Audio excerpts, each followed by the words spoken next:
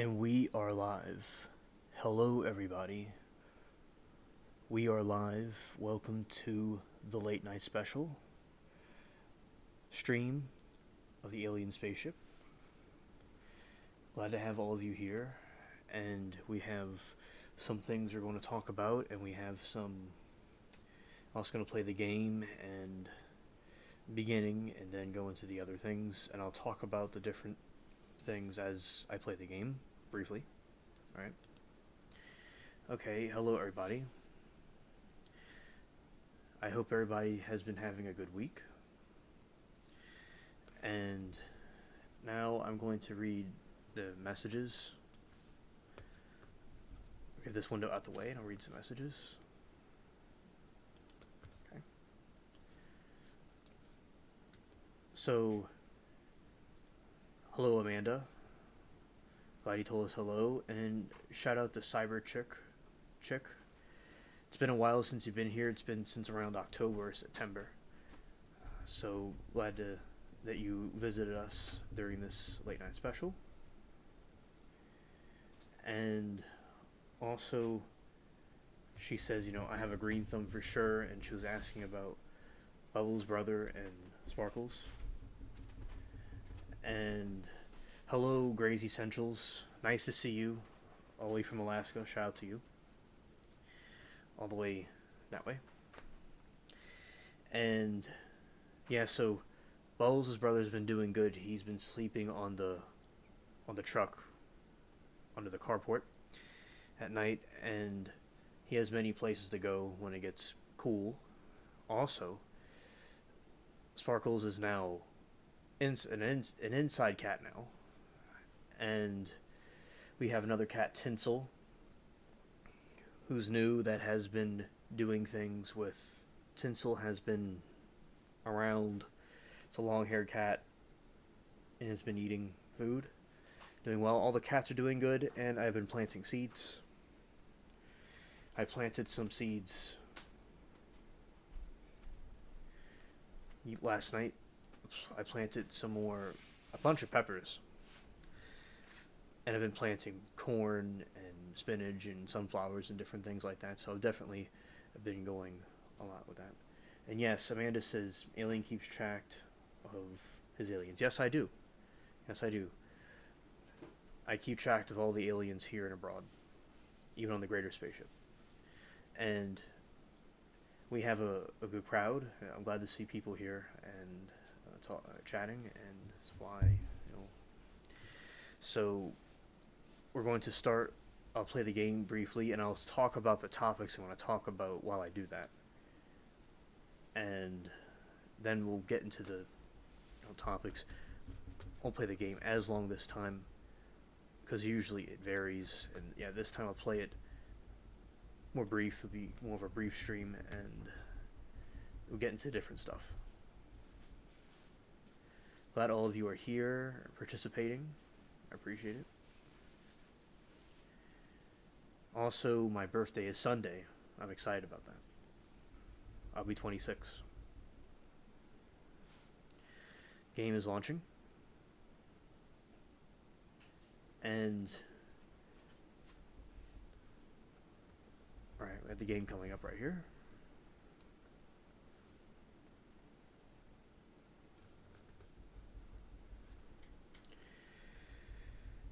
Well, they can't see it. I have to do this.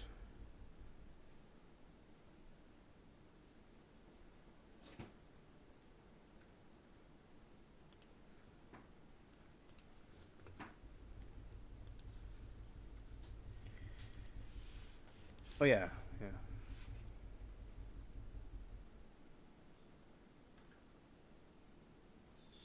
Alright, the game's loading. Thank you, Gray's Essentials. Thanks, Amanda.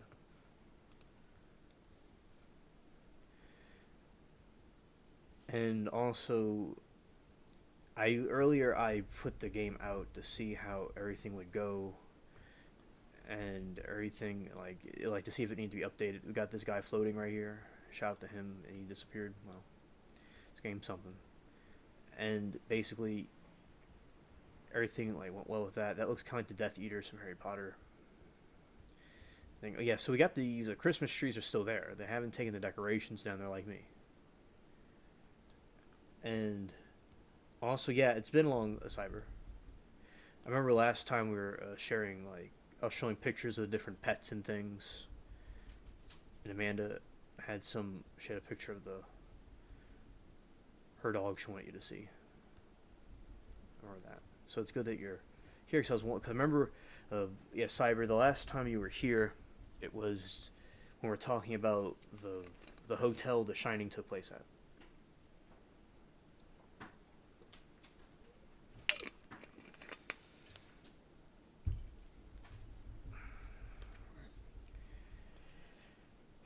Okay. And I like talk about the stuff before I like I'll read articles and things before we like get into that. I talk about it here while I do the game. So yeah, basically, I hope all of you have been doing well. Like you're like having a good day. Also, if y'all did anything interesting and you want to share it, feel free to.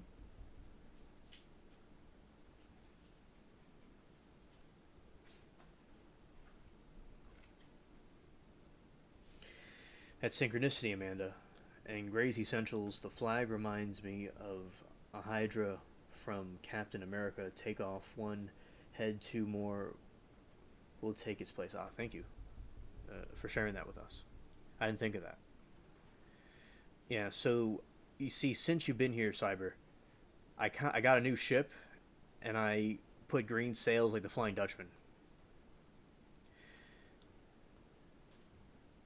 And Bubbles, the main Bubbles, he's playing with a corn seed from popcorn.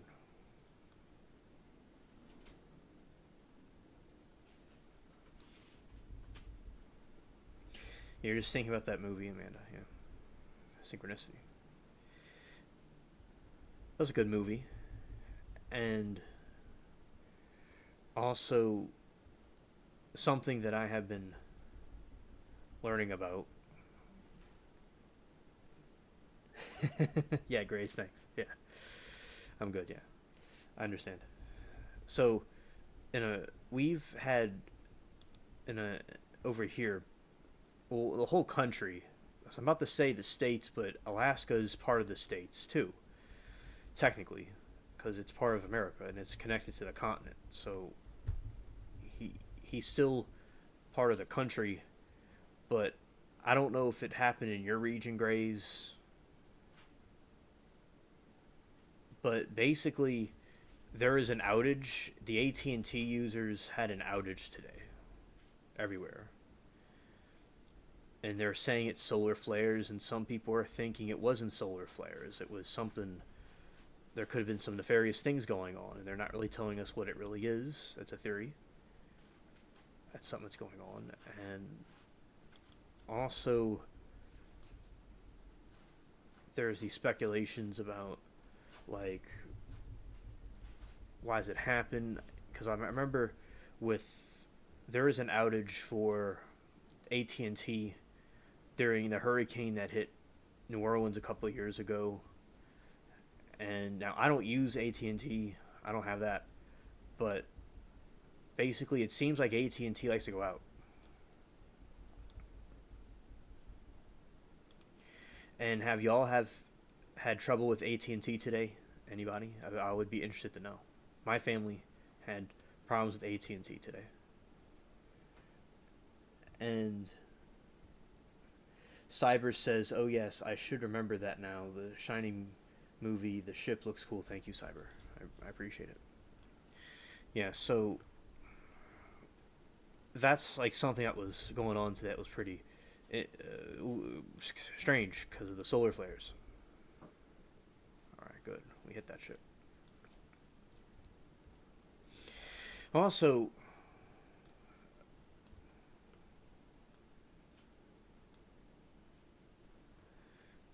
oh, Gray's Essential said something. I'm going to read what he said. And yeah, hello, SE. Welcome, brother. And shout out to Corn, always. Okay, so Gray said, I heard that, but I've heard it was a system update error, but it was around 1 a.m. here, so I didn't know. I have AT&T, but never had issue. Okay, thank you, Grays, for telling us about what happened from your perspective. Thank you. And he's been using them for 5 years. Awesome. That's cool. It's a good service. I'm just saying from down here, I didn't know it's all these problems going on because it happened during the hurricane. But thank you, Grays, for clarifying that because I was in some chat. They were saying about they wanted to, it was a solar flare or something. I don't that's like a conspiracy theory probably. Not that conspiracy theories are wrong. That just was not confirmed. But that's something I thought was an explanation for it. Not that I thought was an explanation. It's an explanation that I heard about it. But of course, it's a theory. I made that clear earlier. All right. So, continuing. Cyber says she has AT&T. It was not affected at all. Okay. Thank you. That's very interesting. Thank you for letting us know. It's just certain parts of the country, it seems, but just like New Orleans in general, there's nothing to do with New Orleans specifically. It was not an isolated incident. It was an incident that was happening all over the. Ooh, it's gonna hit me. Yep, I could have avoided it, but I didn't want to use that power up because it was not necessary. All right, so basically with AT&T, New Orleans, like stuff goes out sometimes and things doesn't work. Sometimes things don't work in New Orleans because the city kind of has problems. But like, so it's notorious for having problems here and there. So, but it wasn't an isolated incident for New Orleans specifically. It was some parts of the country had outages. All right, Amanda. So.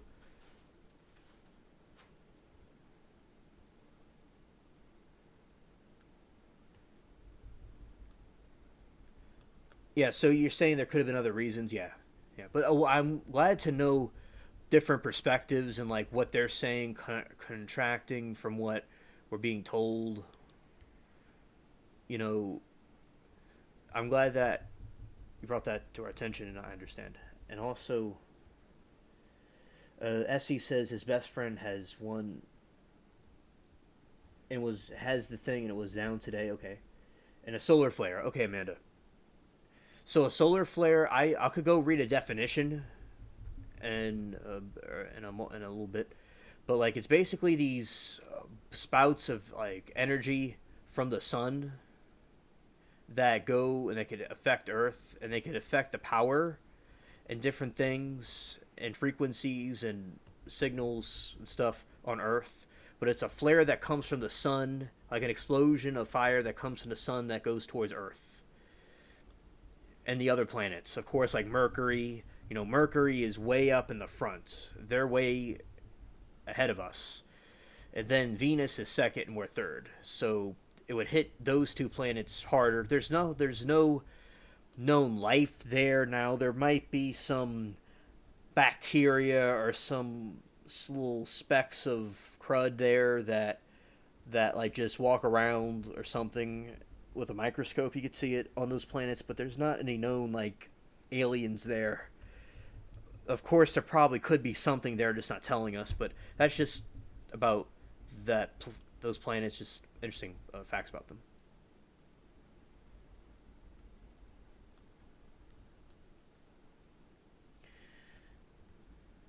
It was a lot in Florida and Texas. All right. And Gray's Essential says Anchorage had a major windstorm last night, so power was more unavailable than unrelatable than AT&T. Okay, thank you. Unreliable than AT&T. Okay. Thank you. And also like the Northern Lights and stuff. I'll show you all that also when I do my thing when I go on the internet.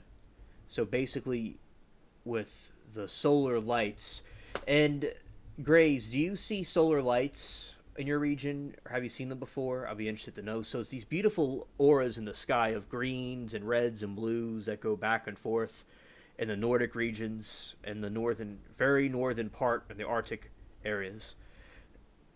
You know, like in Scandinavia or Canada and stuff. That's where they have a lot of those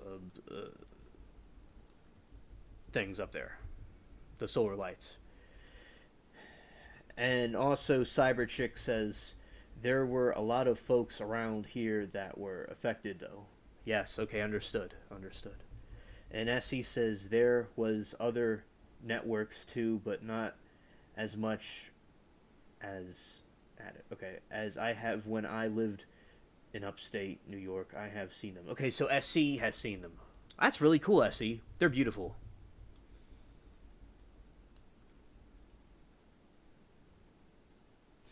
And SC says, I just got done shooting a video about it, editing it right now. Not that any of you care, but I was researching all day about it. Well, thank you, SC, for researching that. And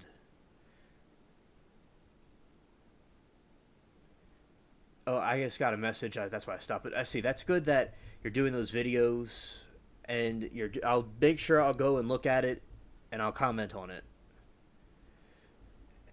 And the other videos you put out that I haven't looked at yet, the ones you just put out. So yeah, shout out to SC. He has a cool channel. He talks about different things like that, like news and stuff, like I do. Really, like my channel is like a variety of different things, like I talk about, so, and news is one of them. And yeah, so okay, SC understood. And Grays says I've watched the Northern Lights on my high school, but on occasion they're amazing. Awesome, awesome. Now we are in a situation where we're going to do a rare detour, and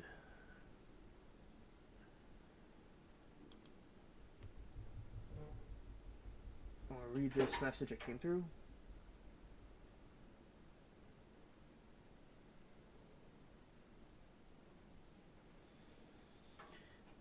And basically, what happened was, I'm going to read Essie's comment, and I'm going to get back to what I was going to say. So, Essie says, when I first moved up north, I saw lights in the sky. I thought it was UFO and called my mom, and she's saying it was the Northern Lights. All right. So, I will quickly, I'm going to keep this game up. See, and I'm going to quickly show the Northern Lights. All right. So Amanda and people can know what I'm talking about.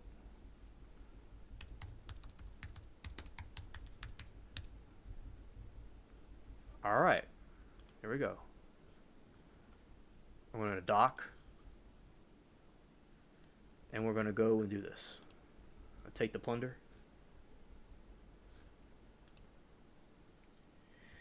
And he says, my cousin and 5 kids came 2 years ago and from Georgia to see Alaska, and he got to see them from my mom's house back deck. They were so happy to see them.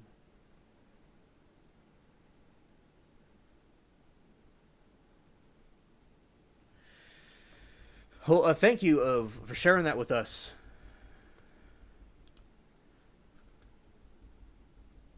Gray's Essentials. Okay. So now this is Port Royal. They have a castle and stuff here. And we're going to go right back to this game. I'm just going to quickly show you all what I'm talking about. We have like a special edition of the Spaceship Show where we're going to quickly show something from another window, of course. Not that one. We're going to go and back to the game for a second while I get this other thing out, because I want to do through the Google thing. Alright, so we're going to go to Google.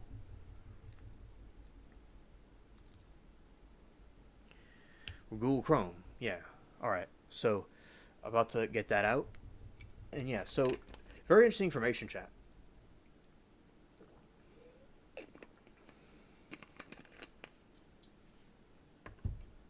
Alright.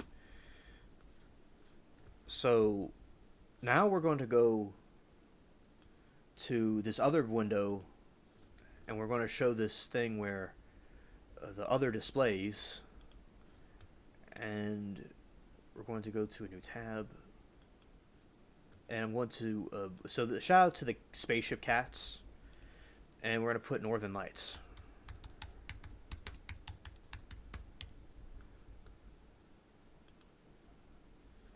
All right, Amanda. So we have right here the Northern Lights. Okay. So when the sun has these flares that hit Earth, it produces these lights in the northern regions. So like for example, like this or this, and it'll be like in Canada, Alaska, New York. You'll have these beautiful lights in these northern regions.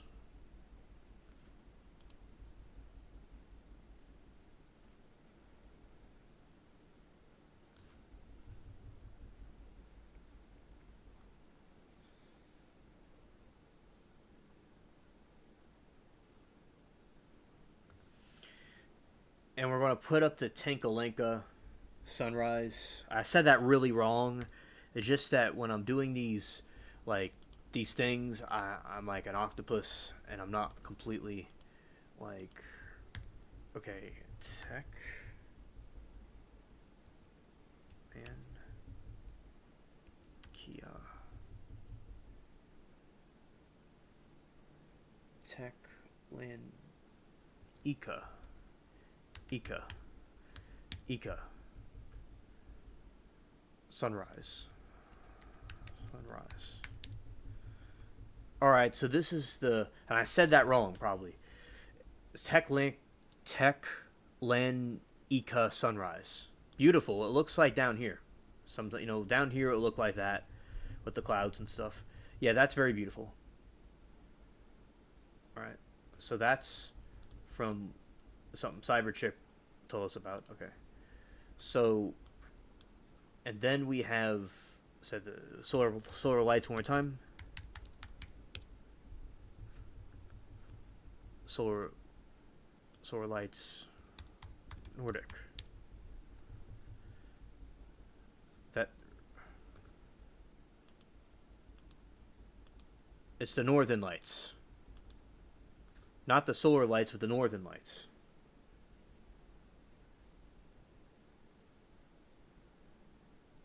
Yeah, it's like the ones you have, Cyber. And hello, DJ. Shout out to DJ, another friend of mine. Welcome to the stream. All right, so we have that. And we have that. Beautiful.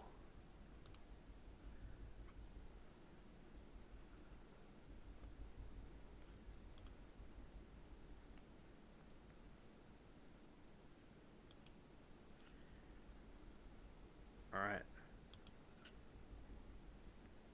And those Nordic countries, very nice. And also, now we're going to do a solar flare.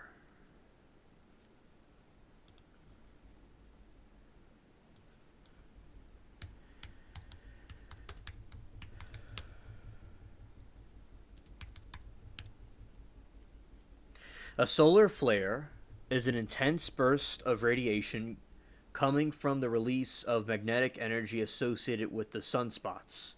Flares are our solar system's large explosive elements. They are seen as bright areas on the sun, and they can last from minutes to hours. Alright. And also, here, so this is the sun. Alright.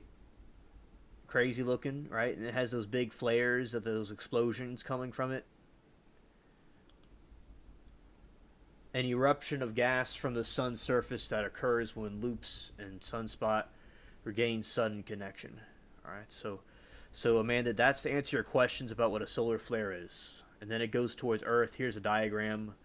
So those are the solar flares, and they're heading towards Earth. as I said, it's going to hit Venus and Mercury right way before us. They get more of an impact than we do because they're in front of us. We're the third planet from the sun, so it's going to that and it bounces off in our hemispheres and stuff, and the different layers we have, kind of like shield and protect us from it, but parts of it go through. You learn about this in like chemistry and physical science about these things, how it just kind of like it's depending on different radiations. So there's different radiations where you could put up a piece of paper and it would block it, or you need like at the dentist those big thick blankets they put over you to block it, or some radiation will just wipe you off the face of the planet, like what happened in Japan. So there's different levels of radiation, and this is a really, really powerful radiation. And but our hemispheres, it kind of blocks it. Our atmosphere kind of blocks it. But as I said, parts come through, and it could cause problems. It could cause a lot of problems, definitely. Right at the mercy of Mother Nature, really. See, that's another image of it. I'm not ignoring chat. I just kind of went on rant for a second. So, Cyberchick says that those northern lights look beautiful, like aura borealis. Nice, thank you. And also, Grays says, I think the northern lights and aura borealis are the same thing. Not really to be picky. I just think they are the one and the same. Grays says, if I remember correctly. Okay, thank you for sharing that information. So, okay, so I looked it up right now to see if we got that right, okay?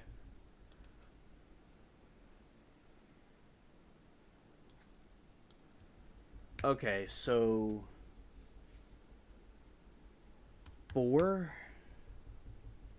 ELS definition. All right, an aura that occurs in Earth's northern hemisphere. Okay. So, right. And also that, and also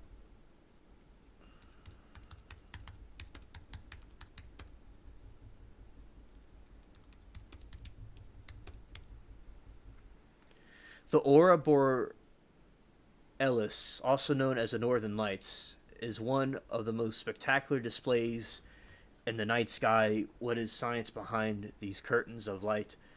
The slight field of the northern sky, immensely of it was scarcely unconceivable. So, the Grays is correct.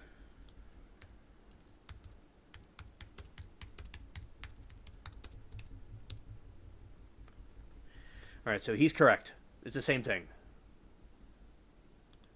Going back, so Borealis is an aura that occurs in Earth's northern hemisphere.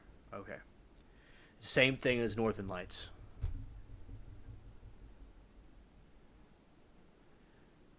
It's really two cajoling words. Like they're just partners with each other. Yeah. All right, so we're going back to the game. Briefly, then we'll go back to the other things. All right. So there we go. Okay.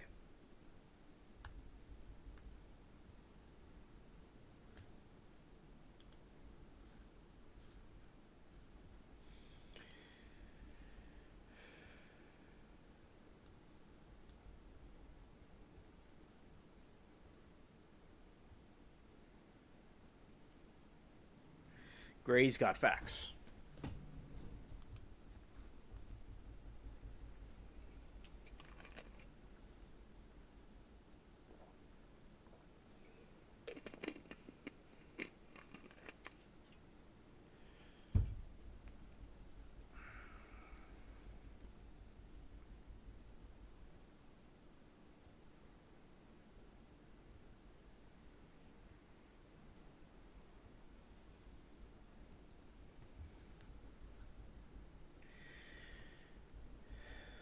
Gray says probably something you hear all the time in Alaska, which is how I remember such obscure facts. Yeah, exactly. You're welcome, Amanda. I was glad to inform you about it and teach you about it. All right, so now we're fixing the ship because we got a little bit of a damage.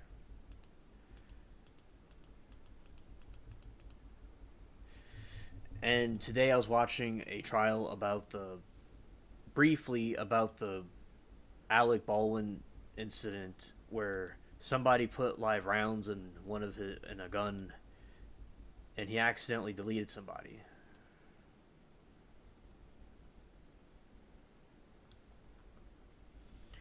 And that was interesting. They're talking about the different bullets and how, like, a real bullet is shaped differently and it has a silver point at the end, and the fake bullets don't have that, and it's shaped kind of differently than the other ones. It's really interesting.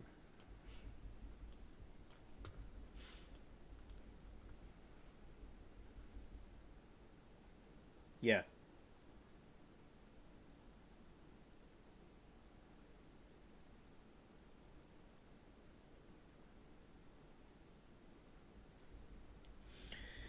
Cyber says she's oxygen deprived these days, y'all.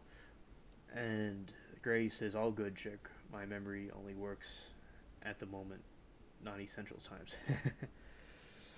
And also, yeah, so basically, same thing with me. Sometimes, like, there's this past, like, these days, I have been, like, I've kind of, like, forgotten some things and stuff. Like, I don't even, like, remember. So I've had moments myself, I don't know, as well. Sometimes I'll be hyper focused on something and forget some other stuff. Yes, Gray's correct. It's what the movies use. Exactly. Yeah.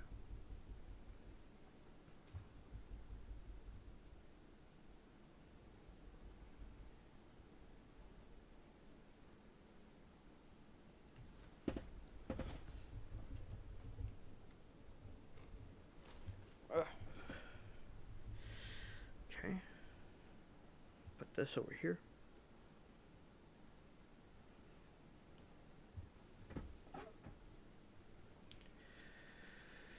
All right.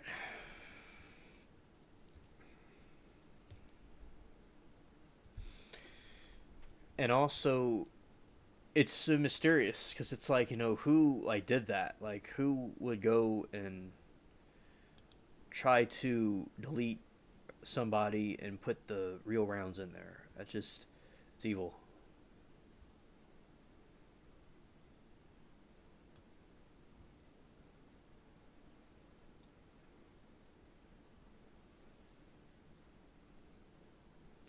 Shout out to Mary Toodles. My mom watching in the distance.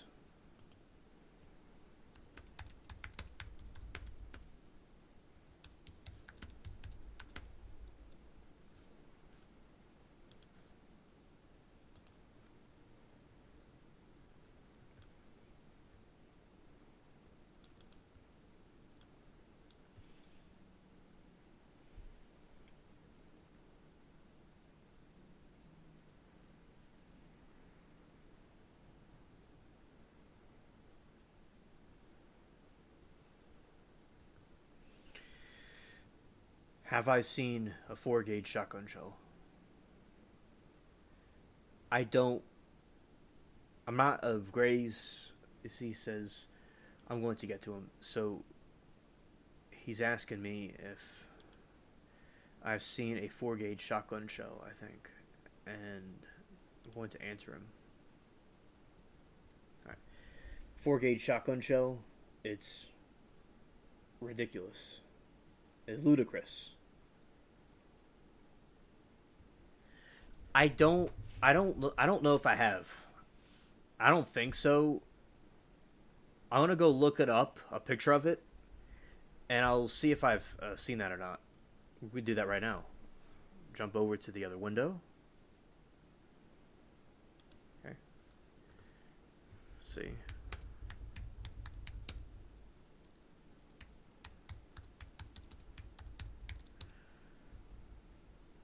Four.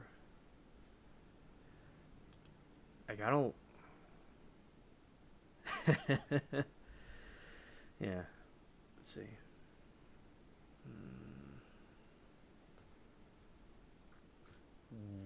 Whoa.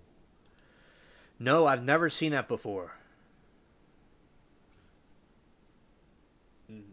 Nope. I've not seen that before.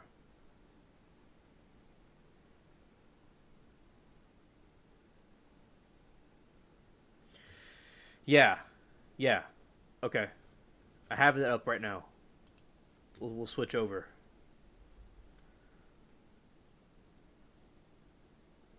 Let's see. Window.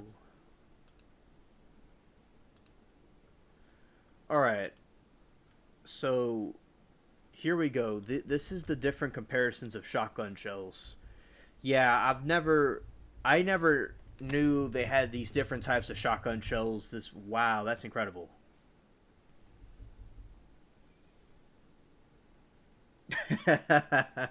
It is the Looney Tunes. Yeah, look at this big thing. This big ass thing. Wow. Look at the size comparison, chat. Like,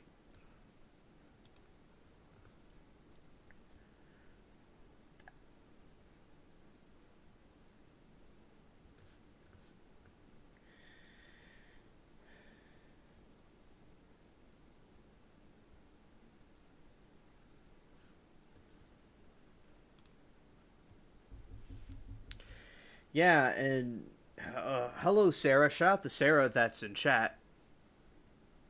Glad that she's here.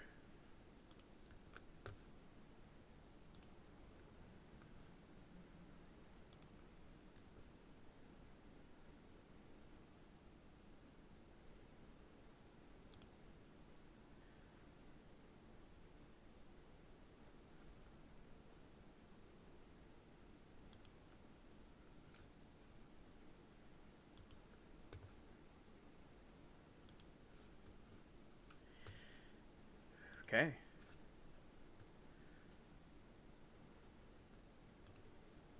Okay, so you're seeing this ridiculously large shotgun shell, which I have never seen a gun like that in my entire life. I never knew about this. It looks like something out of Looney Tunes. Exactly. Wow.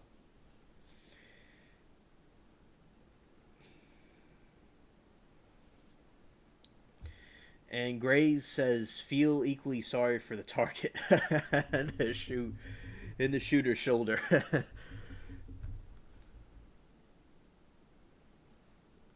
And thank you, Sarah, for our birthday wishes.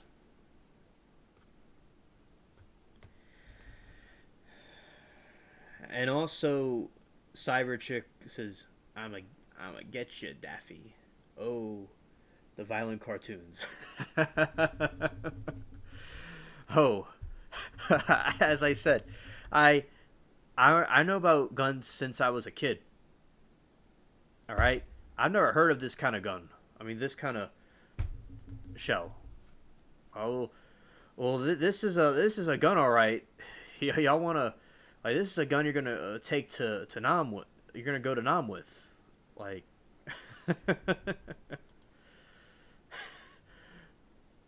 Yeah, it's like y'all don't know about home defense yet until you get one of these. You're gonna have to get a new shoulder. It's gonna be screwed onto you like the cartoons. Yeah, you learn something new every day. They say. There you go.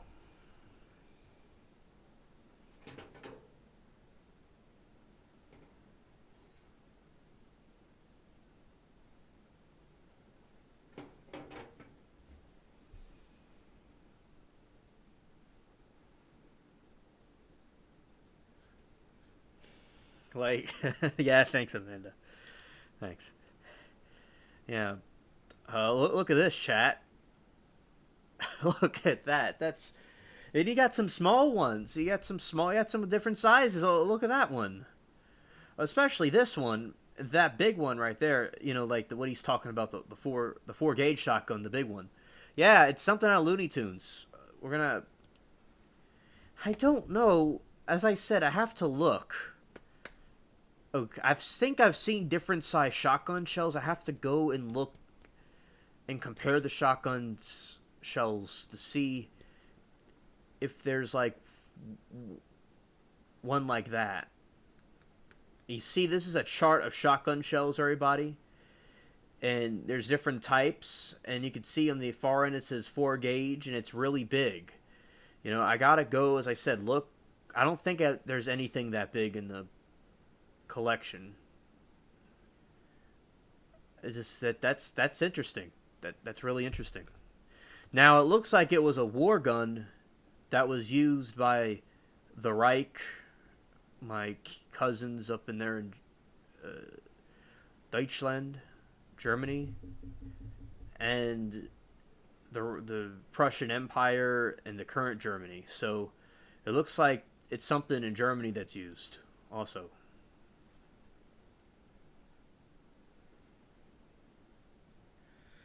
I don't see chat. I see y'all chatting. I'm about to get to you. Oh, we got memes. We got memes. I'll get to y'all after I read this meme. A 4 gauge shotgun shell is 1,052 inches in diameter, or 1.52 inches in diameter, and about 4.5 inches long. This means that a cut down of NAA 225 can be fit into one shell, and a 50 round box of 22 short can be fit into another shell. And he got SpongeBob right here when he had no water. They're using that as the meme face, and they have this thing right here, and this man is like, I don't need it, but he's sarcastic. And you get this thing, you get everything in one shotgun. Okay, wow, that has to really rest in peace shoulder and the whatever's on the receiving end of it. look at that pump. You see this pump? You could pump the Titanic with that pump. Wow. That really is something. Yeah, that's really something. Thanks, Grace, for bringing this up. All right, I'm gonna read chat. Y'all are it's going viral right now.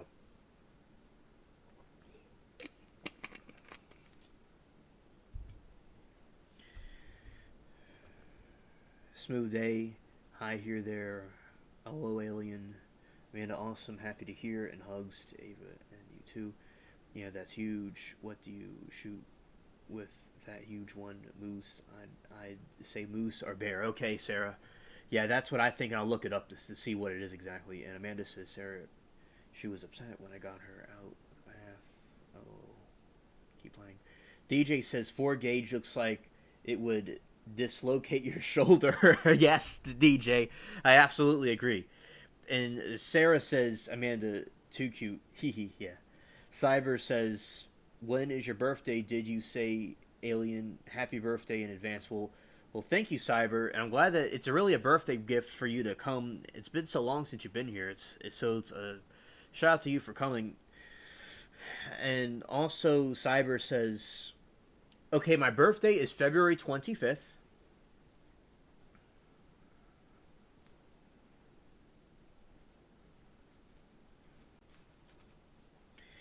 And Sarah says hello to DJ.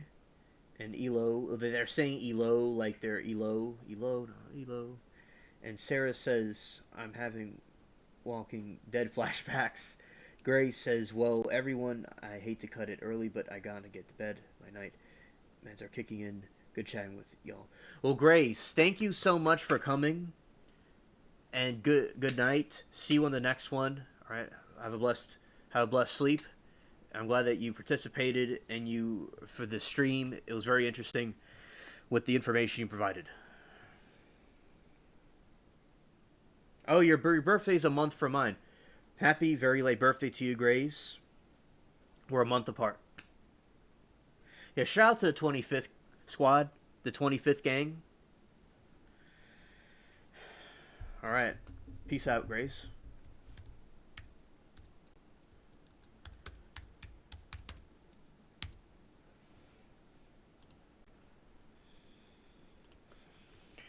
Right, now back to the game. Okay. Alright.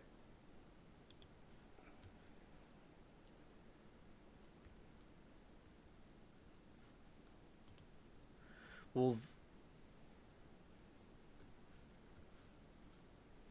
they can't even really see. They can't even really see anything because I don't have the game open.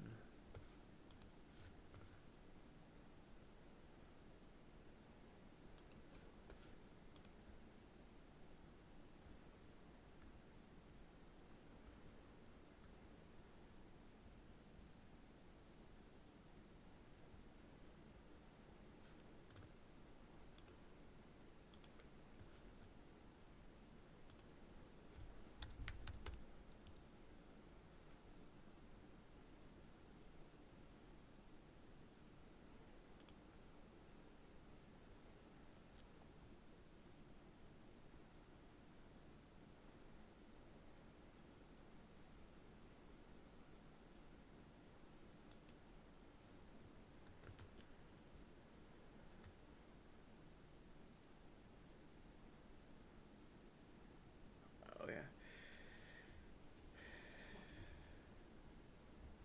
Cyber says, "Hi, birthday to myself and Gray's Essentials." All right.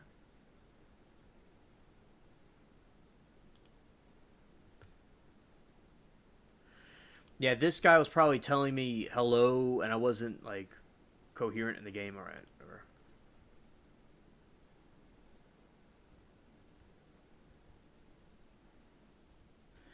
Sarah says, "Hello, Mary," and fixing her healthy afternoon snack. Awesome.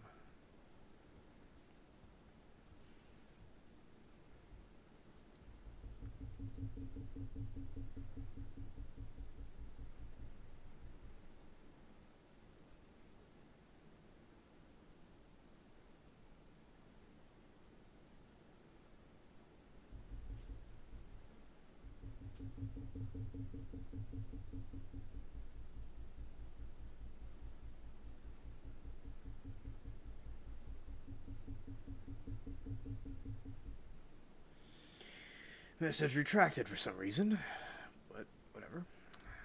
And so,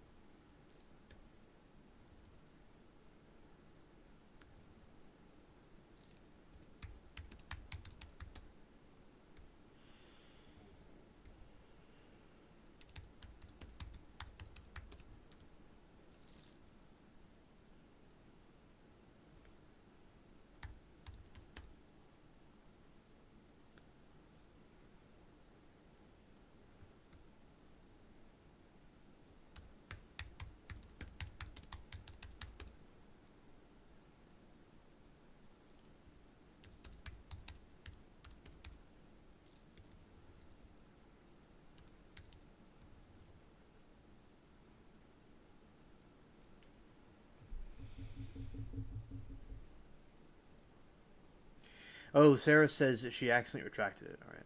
So I was talking to someone in the game. That's why I paused eerily.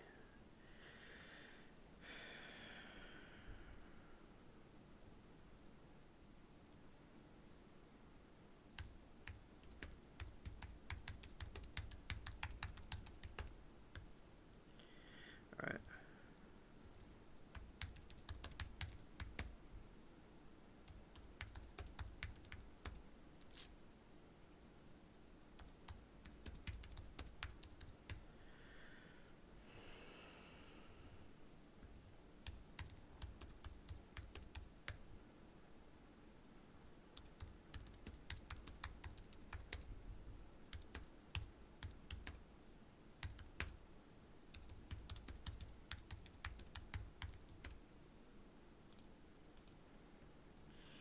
Or I'm telling my friends hello.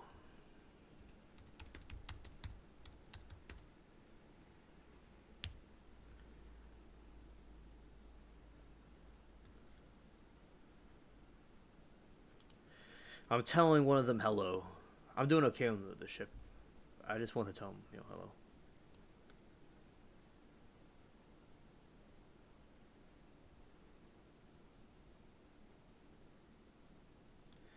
All right, so basically, and DJ, if you're around, have you experienced the outage today?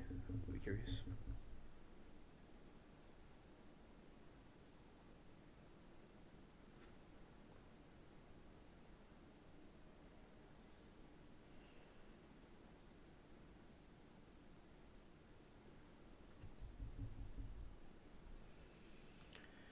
All right, so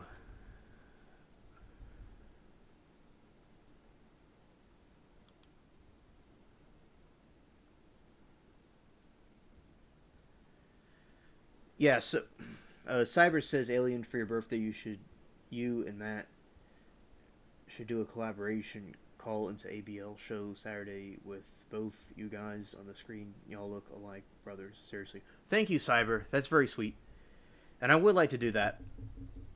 I don't think ABL has the mechanisms for that and all, but that would be interesting to do over there. Or if he came here, I would like to have him on this show too. That would be cool. Either way would be fine. Alright. So we're going to go and knock this ship out.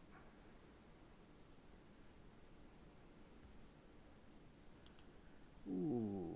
Alright, we're going to hit that ship. And Cyber, what are your thoughts about the game? I'm just curious.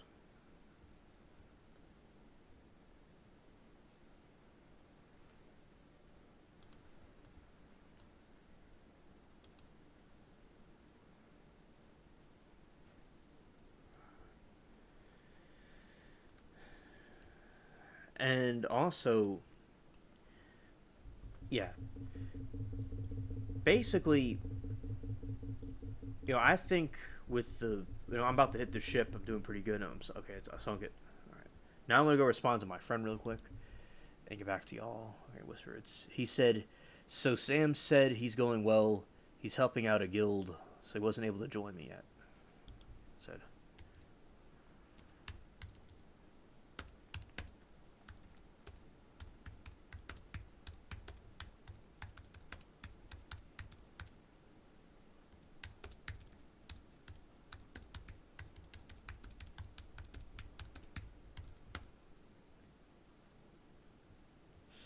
Telling him I wasn't really sailing much.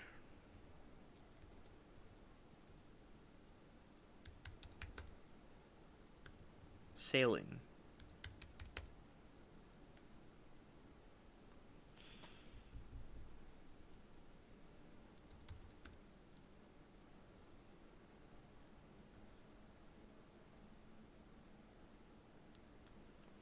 Because I wasn't really sailing that much in the game. I was like showing y'all stuff.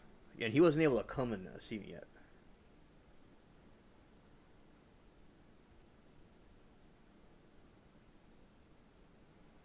Cyber.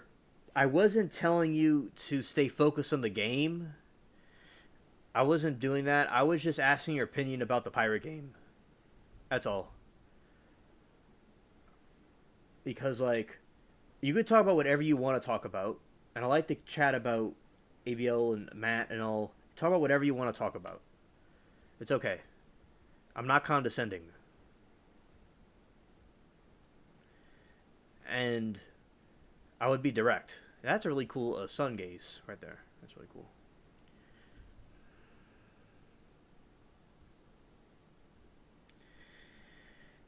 And Cyber says, yes, that would be so cool. Both you guys have great perspectives. Thank you, Cyber. Also, Cyber. Well, hello, it's Billy. Welcome. Glad that you're here. Cyber Chick is one of our aliens that we have on board, and it's been a while since she's been here, but she came back to say hello.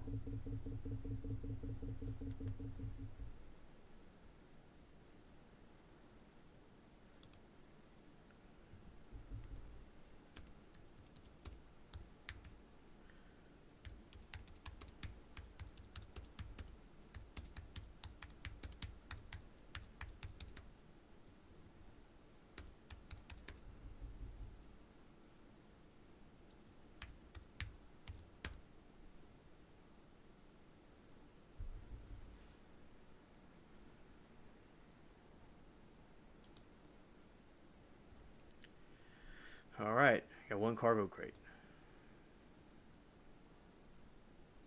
Ooh. They almost sunk me. They almost sunk me pretty good. Well, my ship will sink if I don't quickly go to a shore, because they hit me with some heavy artillery. And my ship is about to die. So I better go to Tortuga where it's safe. If one more cannonball hits me, my ship's going to sink.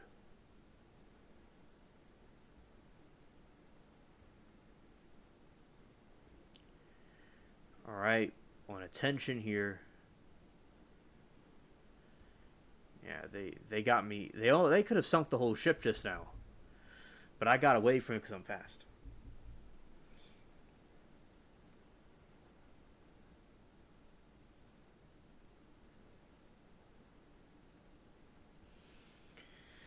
So this is Tortuga, the pirate port.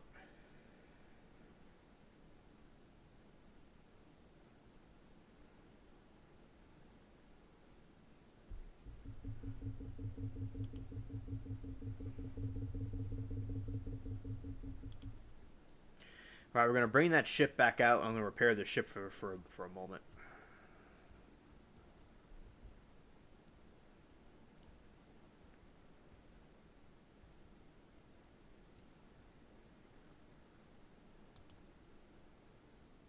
Yeah, Tortuga time.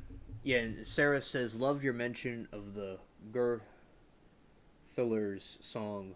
What great memories that invokes. Was perfect for Alien Short. Facts. Yeah, Billy's late. Yeah. Amanda's the hall monitor.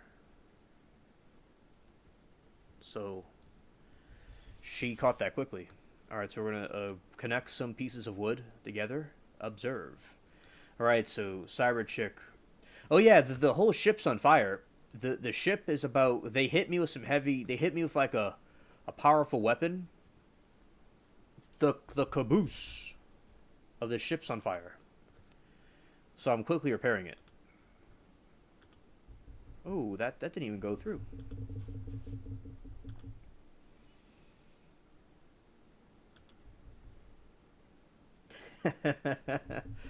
Yeah.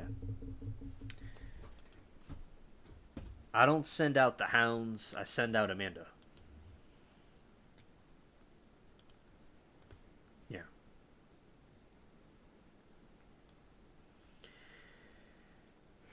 All right.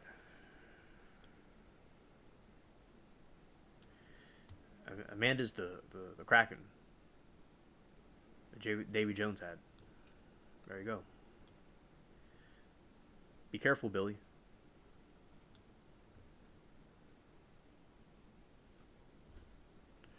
Oh, it looks like he's here. All right, so Sam's here. So Sam is a friend of mine in the game, Cyber Chick. He goes like he's like my sidekick that helps me sink ships and stuff and repair the boat. The ship rather, and he just came here to come help me out.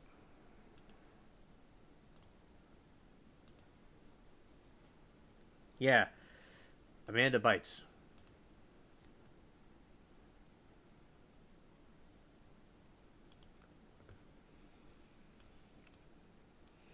Now we're repairing the ship.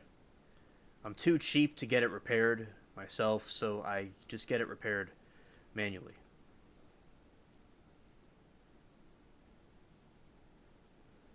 Yeah, exactly, exactly. Cyber.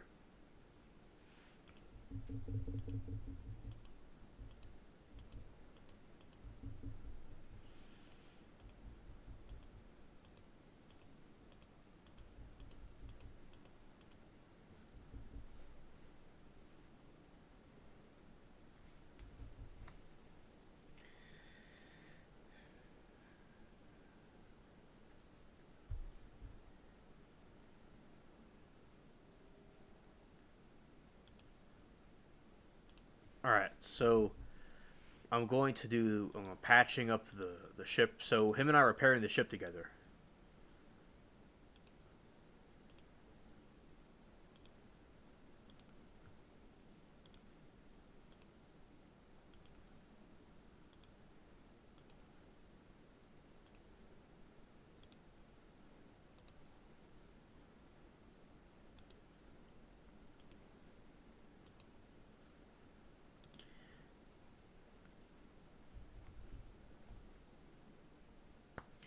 What's my favorite cake?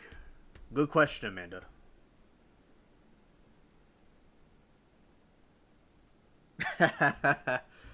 Was he shopping for Alien's birthday cake?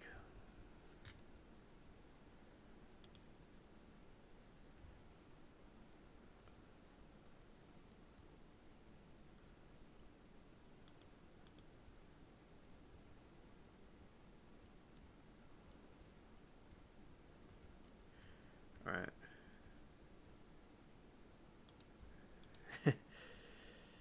All right.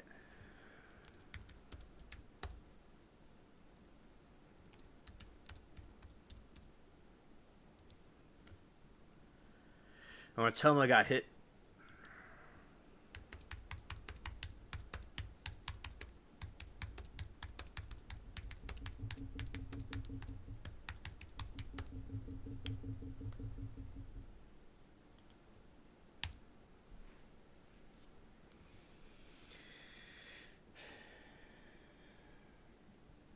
My favorite cake, I like cookie cake. That's my favorite cake. But now, Amanda, I do like. I remember the cakes I would have.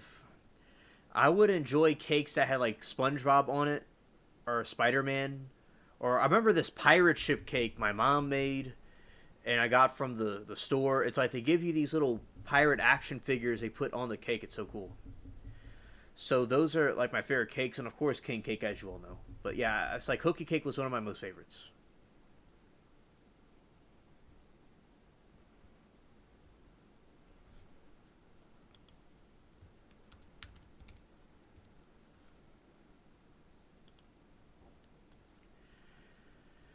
All right, so we're gonna have total war.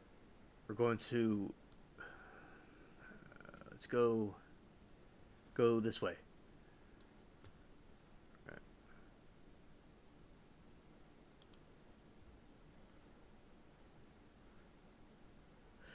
All right, we're destroying ships now.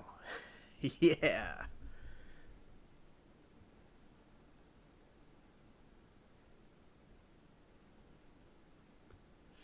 And Cyber says she loved the Alien movie, Alien.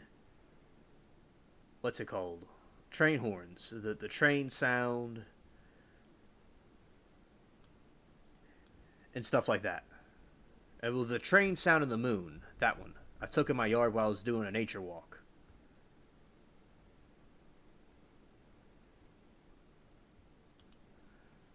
Dodge some bullets here.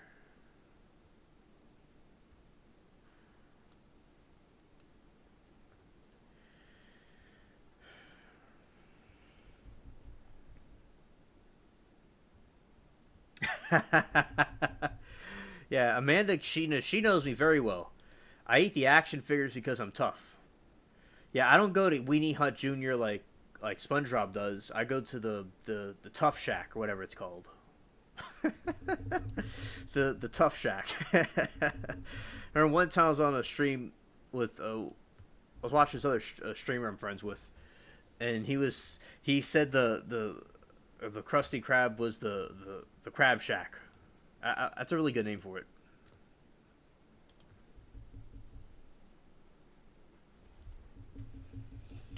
Yeah, but I don't go to Weenie Hut Jr.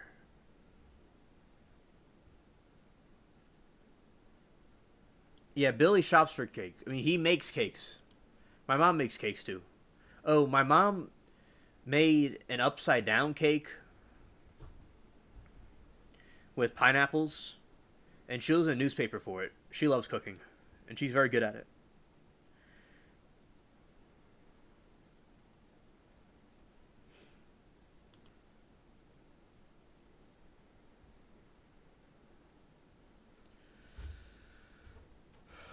All right. We're going to go out this one, and we're going to go back down that way and get the others.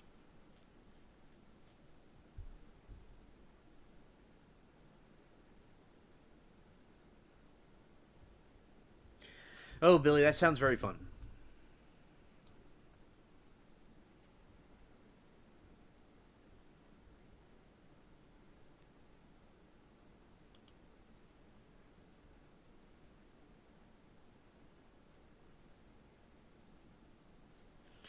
I thought I pressed the button, but I didn't.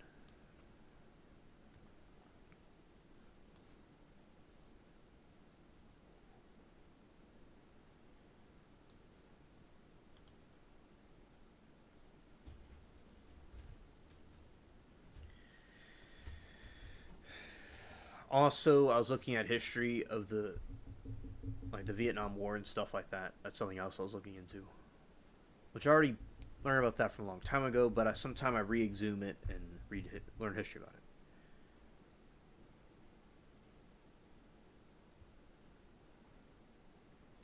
Yes, yes, she definitely makes really good cakes. Excellent.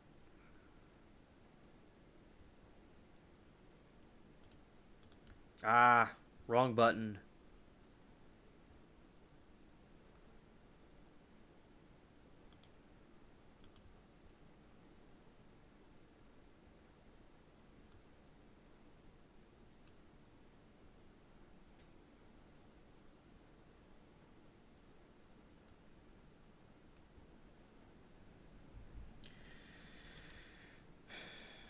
And I missed again.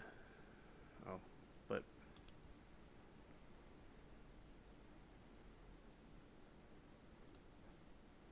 so she asks me just now. She says, "What kind of cake am I having?" Yeah, I have to go and decide a cake. I haven't done it yet, so I'll let y'all know what kind of cake I get in a video or a post or something or a short. Yeah, so I'm gonna get a cake of some kind, and I'm gonna do something fun this weekend for the birthday. On another stream, it was one of my friend's birthdays, and I shot the wrong thing.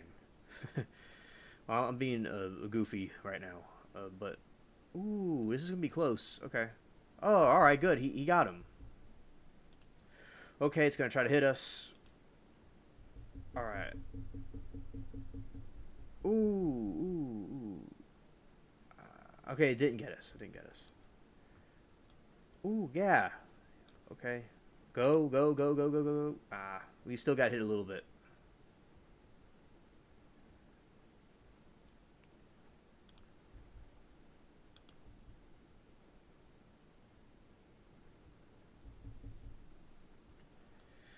All right. Okay, so now I'll see what chat's saying. Action figure in the bubble bath is pretty tough too. And alien salty spittoon. I hope you're having a great day, DJ. Bourbon Street. Yeah, Bourbon Street. Bourbon Street's wild. Yeah, Bourbon Street's a wild place.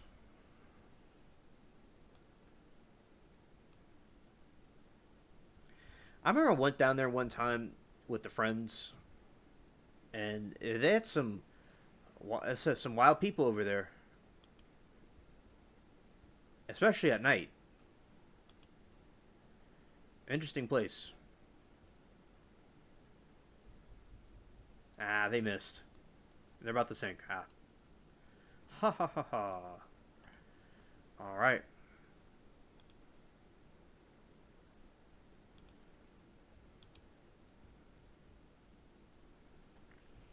Yeah, we sunk it.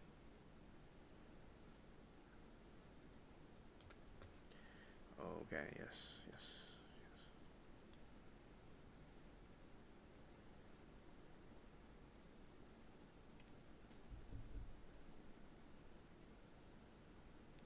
Yeah, King's Cake. Yeah, yeah, there you go. Then it will be. Facts. Volbeat Platoon. Dun dun dun dun. Ooh. Alright.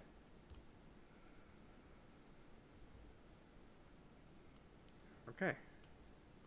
Let's go in here.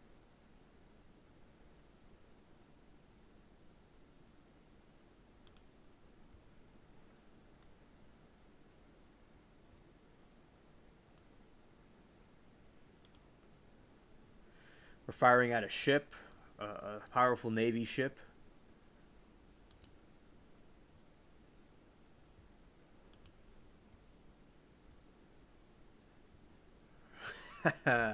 Sunk it. All right.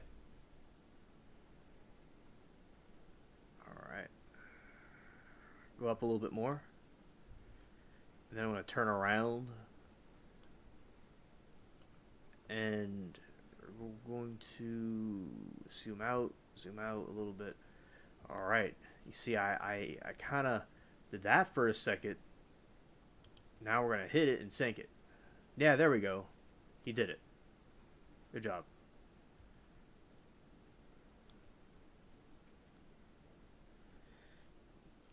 It was fun. I can't believe they let you in those places not being 21. Great music to listen to. Oh, yeah, they're, yes, Amanda, they are like that, yeah.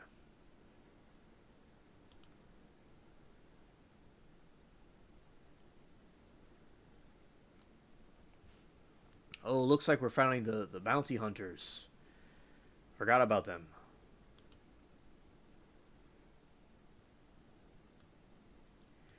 I'm fighting everybody right now. I'm like Nermal the cat.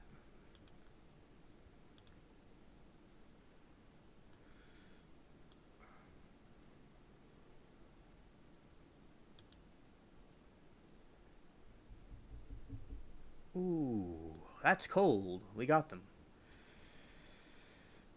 Okay. Okay. So, yeah, the cheesecake, that tastes pretty good. I like cheesecake.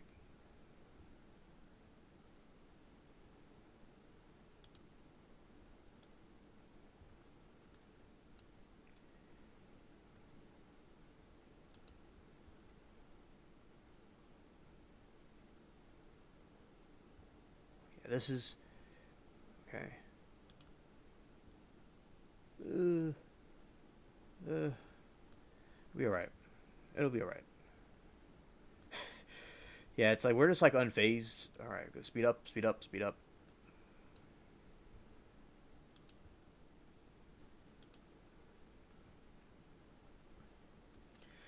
Okay, so chat right now I'm doing is I'm hitting the ship.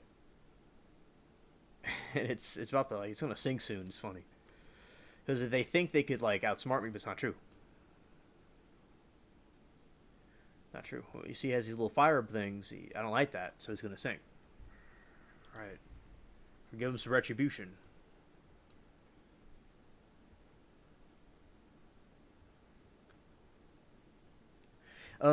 What's his name? Yeah, Billy. I've not heard of Italian hangover cake. No, I've not heard of that.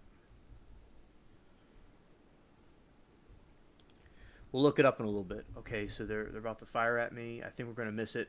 Yeah, we're gonna miss it. All right. Well, it's like the bounty hunters, go take a hike. Like,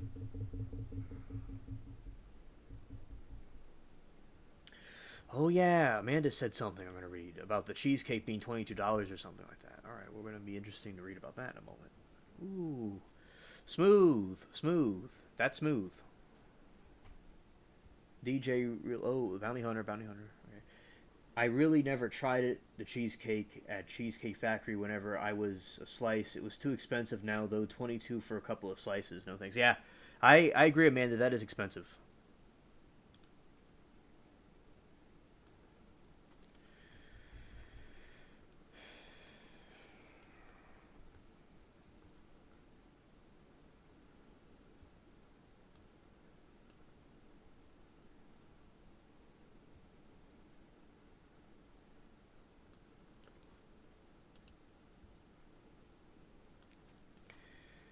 All right.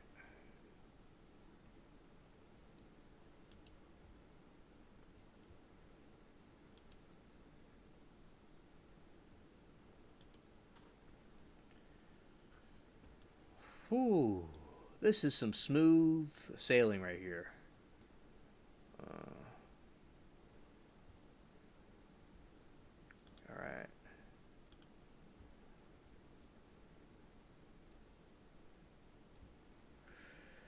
Oh, oh, oh, oh, oh. All right. Distance is great. Distance is good sometimes in these kind of relationships with these bounty hunters. Okay.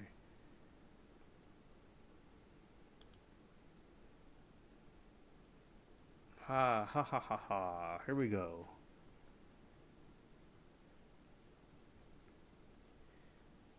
Ooh, ooh, ooh, ooh. All right, good. Now we're going to sink that one and that one. All right. I got them all. Facts. Now what we're going to do is we're going to kind of glide a little bit and avoid the ships because there's some more coming and we have to repair the ship while we wait. All right. Oh, in Cyberchick, the Navy closed down the ports, but Cuba's open.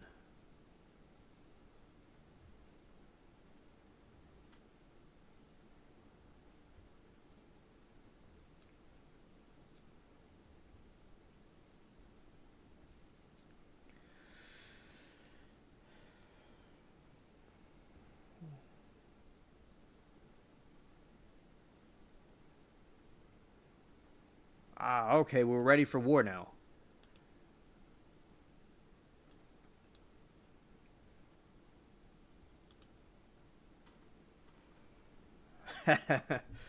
Sam and I are sinking the ship. Hilarious.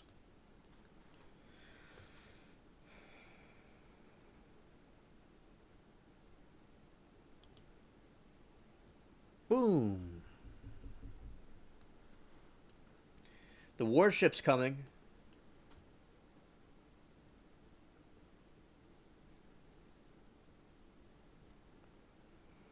Okay. I'll speed it up a little bit. You don't want to get crammed in between the two ships. Alright. Okay.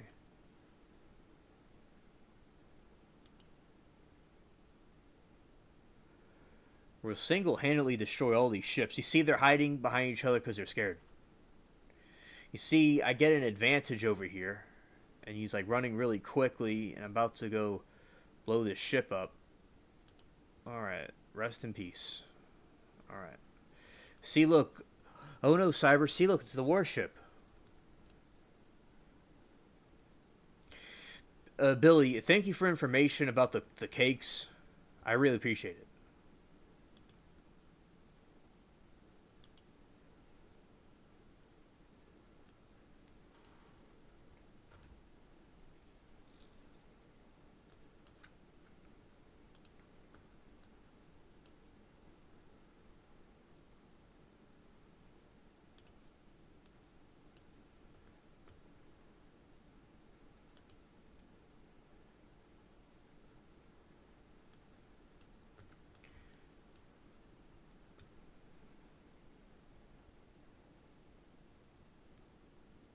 Oh, it has cognac in it.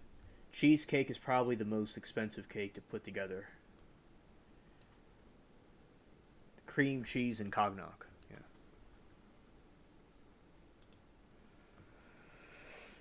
Okay.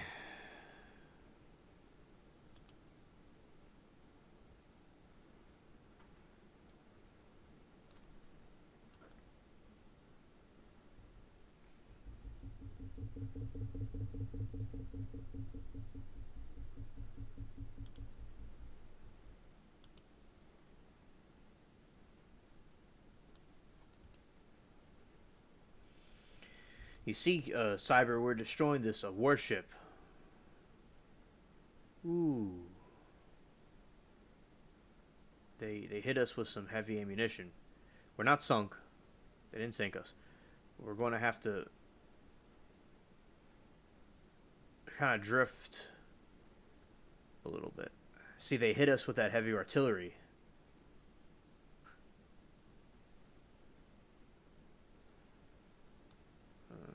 I gotta go back. We're gonna go close to the island.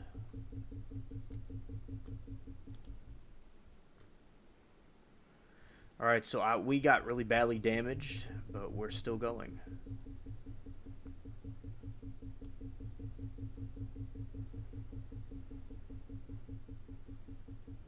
Alright, Cuba's opened. We're going straight to Cuba. You all can see. Cuba's that way.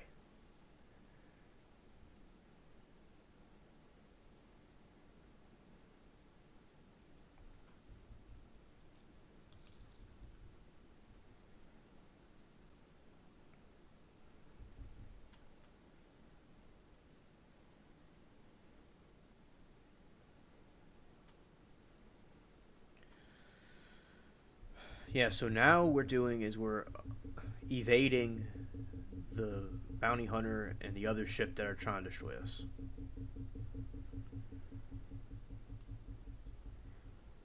We got it more repaired. All right, we're cruising along.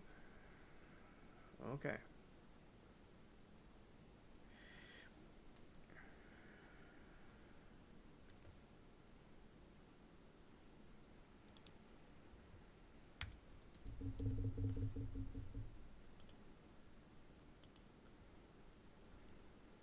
Oh,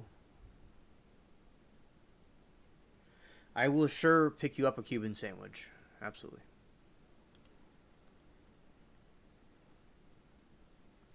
Yeah, Sam said deja vu, eh? And I'm like, yeah, absolutely.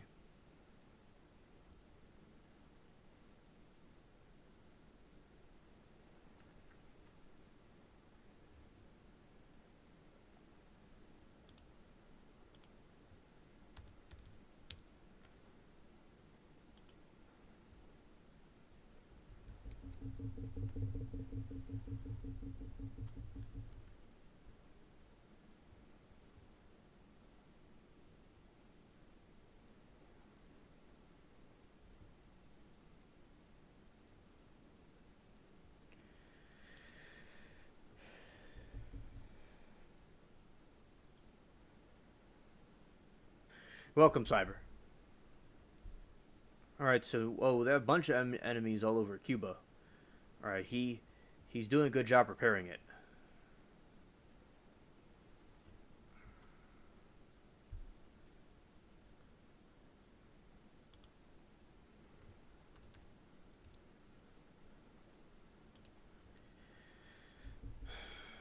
All right, so we're just gonna kind of roam around the island.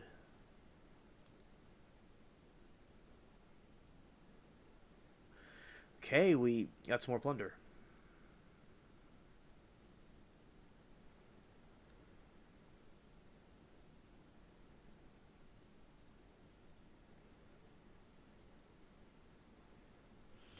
We've arrived at Cuba.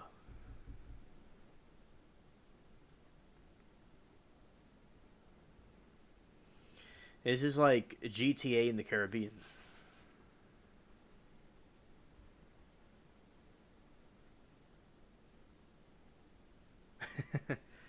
Yeah, she'll take a coffee.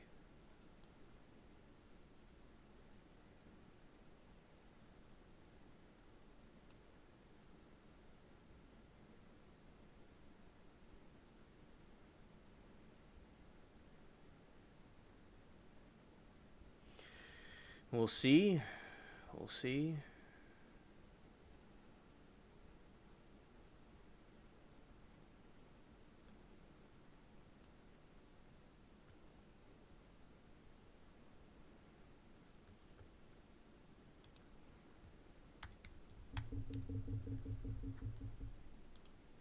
I think we're going to dock.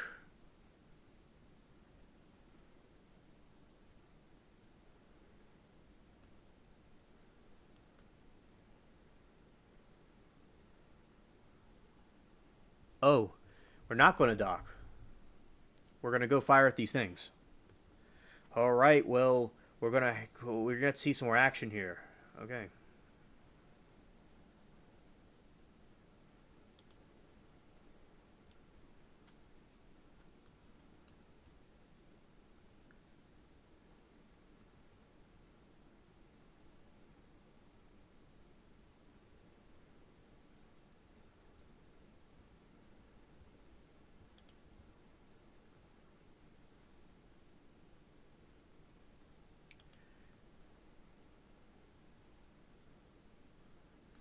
Okay. Okay. We're gonna go a little bit. We're gonna go a little bit. We're gonna go a little bit that way. That way. That way.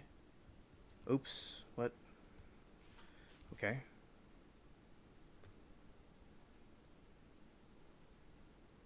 All right. We got out of that.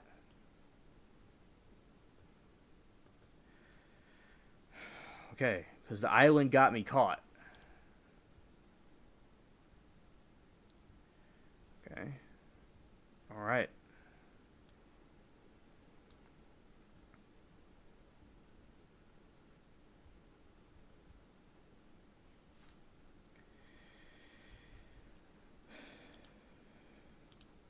All right, here we go.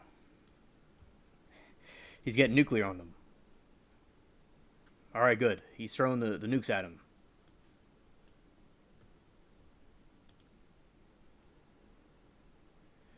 All right. Ooh, warships coming in.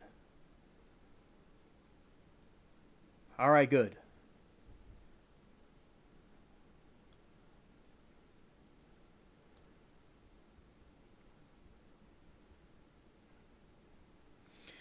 All right, we did good, chat.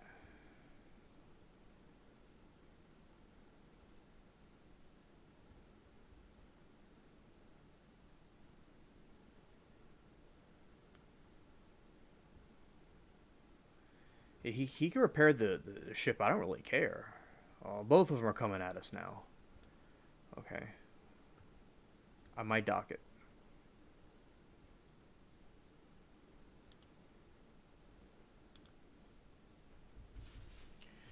Okay. We did it. Alright, so Cyber Chick, we had victory. Naruto. Yeah, Naruto.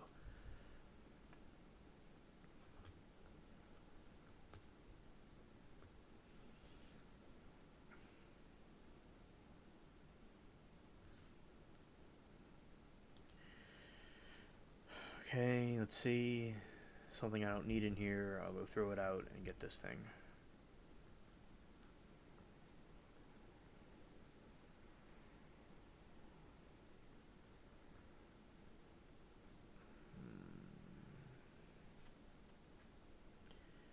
Sounds good.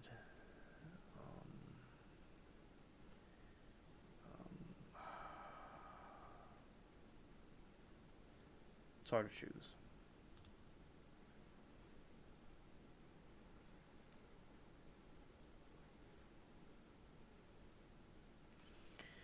Alright.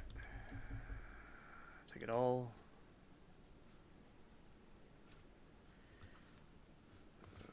Mouse. Okay.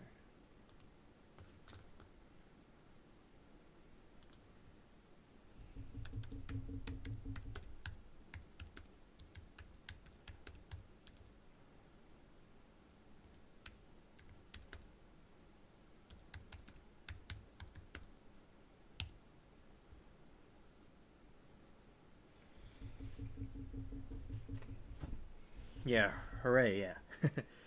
Yeah, that was some ninja moves right there. That was ninja moves.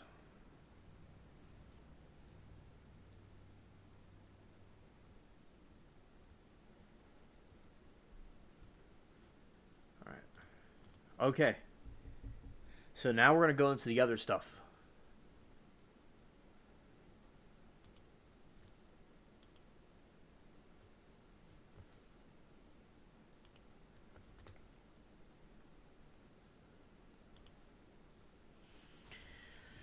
Alright.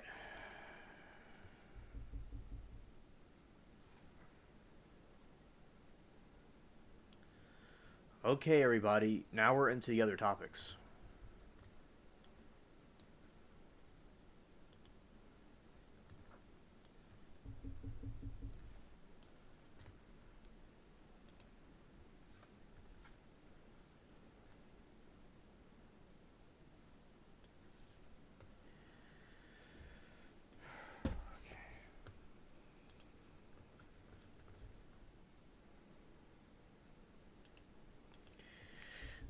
Oh yeah, I'm reading now. I'm gonna read y'all's chats.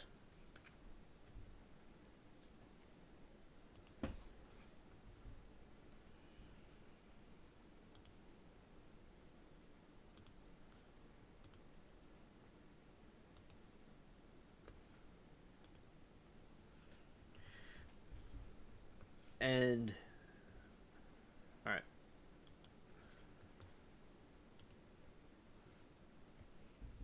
I'm about to read what y'all are saying. Give me a moment. Well, I'm thankful for y'all that are staying here and that have been here talking and chatting with me with this late night special. I appreciate it. And all right, so Cyberchick said, "Here, there, it sounds good to me, coffee." And Cyberchick says, "Yay." And Bluey voice, "Hooray." Sarah says, "Billy, you make, or do you can for sure." Amanda says, "Billy, mine too. I wish I could find a place here like my favorite in Chicago." Cyber says, "Grocery stores are now charging per banana instead of by the pound. Make affordable groceries again." I agree, Cyber. Inflation's going up. Things are getting more expensive. And it's causing people to have problems and with buying things because things are so expensive. Absolutely. And Sarah says, "I like how you guys can chat in the game and collaborate." Oh yeah, there's a little chat window. It would be bigger if I had the full screen, but excuse me, I do good with like I split a bunch of different things. Like my screen, there's so many different things right now. There's a chat window. There's a couple of different windows open. Like there's a OBS. There's a couple of different things going on. So that's the interesting thing about this. So yes, it's small. I have to look a little bit closer to see it, Sarah. But basically, we have able to chat in the game and collaborate. I totally agree, Sarah.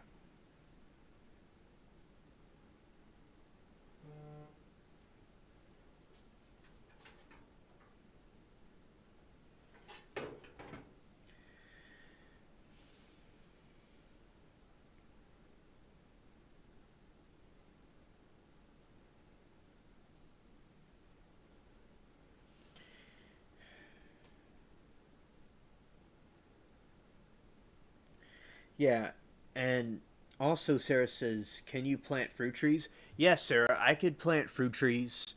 Some of the trees they would have to be covered or put in a pot and take it in during winter. Some plants, like say an avocado, would have to be in a pot. You know, some things would have to be in the pot, like the peppers have to be in a pot to be brought in.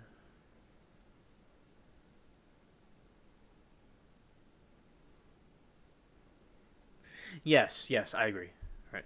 So we're gonna learn more about this 4 gauge shotgun that our friend Grays told us about.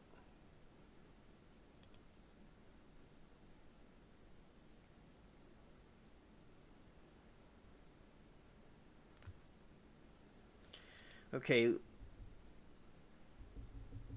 we got more. Look at this. That's a 4 gauge shotgun shell, chat, on $1. At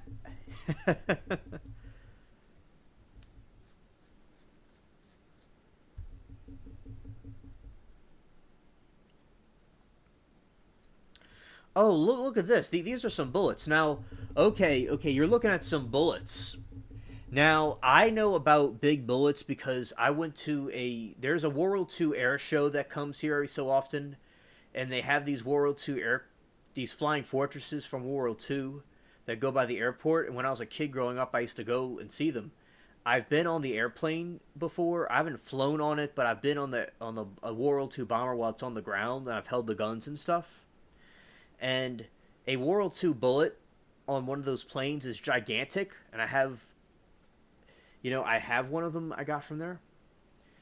At some point, now there could have been some type of a flood or something that washed it away, but at one time it was like it's a big bullet from the World War II. So this is an example of some big bullets in a gun. So you could see it says a bore, so maybe it's to shoot a boar or something.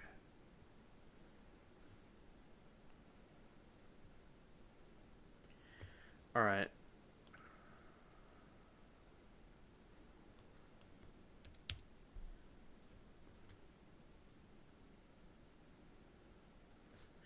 All right. The uses of a 4 gauge shotgun. There have been 4 gauge shotguns and larger. There's larger than 4 gauge shotguns. They were called punt guns. These weapons were made for market hunting on a boat called a punt boat. The punt boat had a punt gun strapped to the bow of the punt boat. I never knew that.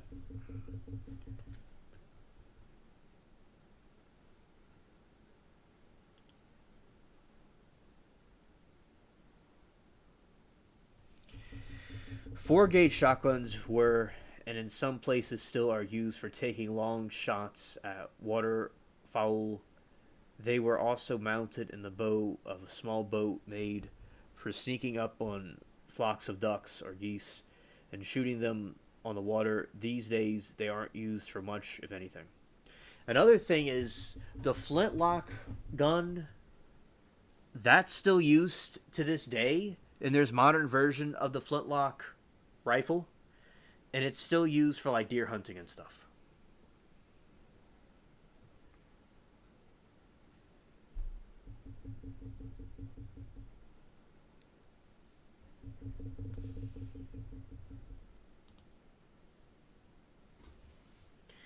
How much recoil does a 4-gauge shotgun have? It produces over 130 pounds of recoil energy. By comparison, 300 a .300 Winchester Magnum produces 4,000 pounds of energy in the muzzle and 26 feet-pounds of recoil energy. The gauge is simply massive any way you measure it.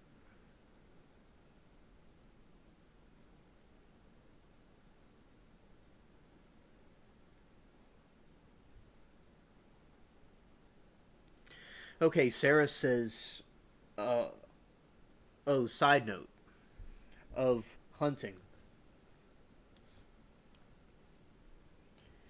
Side note of hunting, scene where there's a zombie virus affecting deer and I think can cross over to humans. Warning to deer hunters, but is this true of WEF types fear mongering? That's a good question, Sarah. There is a deer virus that makes deer into zombies. I've seen videos of it. And they are. It is something real. And it's something to be aware of, yes.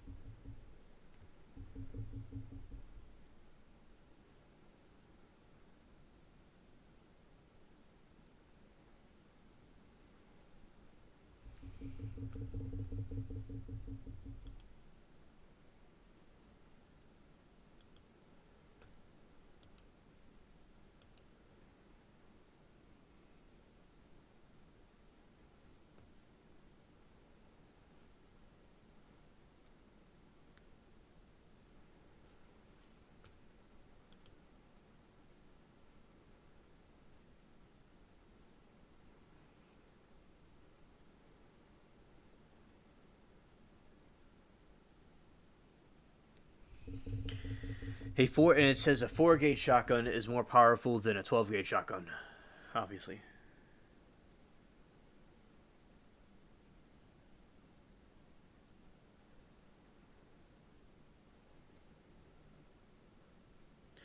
Oh, Sarah, I'm gonna look it up.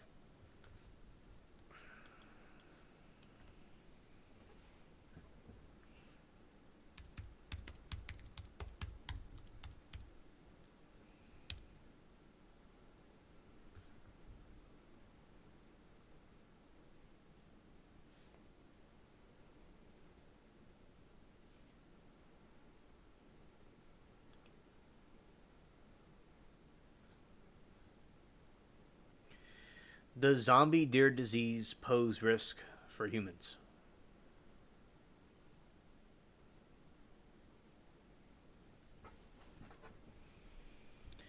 Some are looking to mad cow disease or experimental studies for the answer to whether animal to human transmission is possible. Zombie deer disease is spreading among wildlife, but scientists haven't reached an agreement on whether the condition can spread to humans. So, Sarah, to answer your question, they don't know if it could spread to humans, but maybe they do if you heard something different. And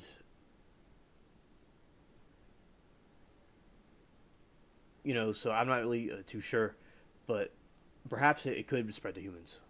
Chronic wasting disease is a type of prion disease. According to the Centers of Disease Control and Prevention in the United States. It's a neurodegenerative condition that infects wildlife, including deer. No cases have yet been reported in humans, but it has most recently been confirmed in deer, as well as moose in Canada, after previous cases were reported in Yellowstone National Park in the United States.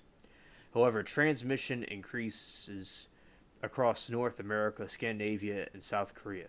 Some experts raise the concern that human transmission could be on the horizon. They're basing their concerns on experimental studies, the history of other prion diseases transmitting from animals to humans, which is extremely rare, and the potential impact of climate change.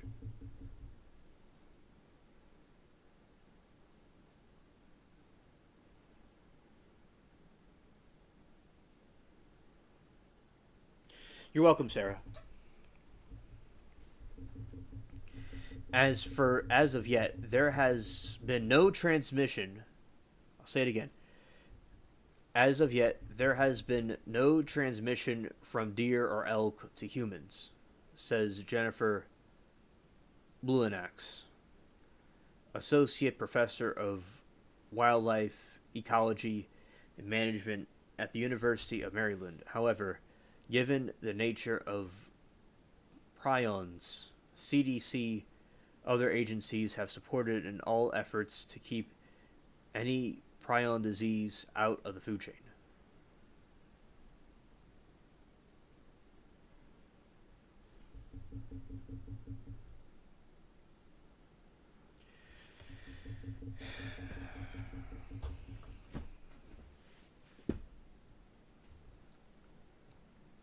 What is zombie deer disease and what are the symptoms?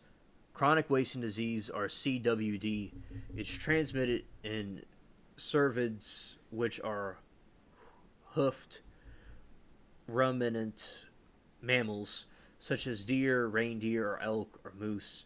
Although it is an infectious disease, CDW is not caused by a bacterium or a virus, according to the U.S. Department of Agriculture, Animal and Plant Health Inspection Service.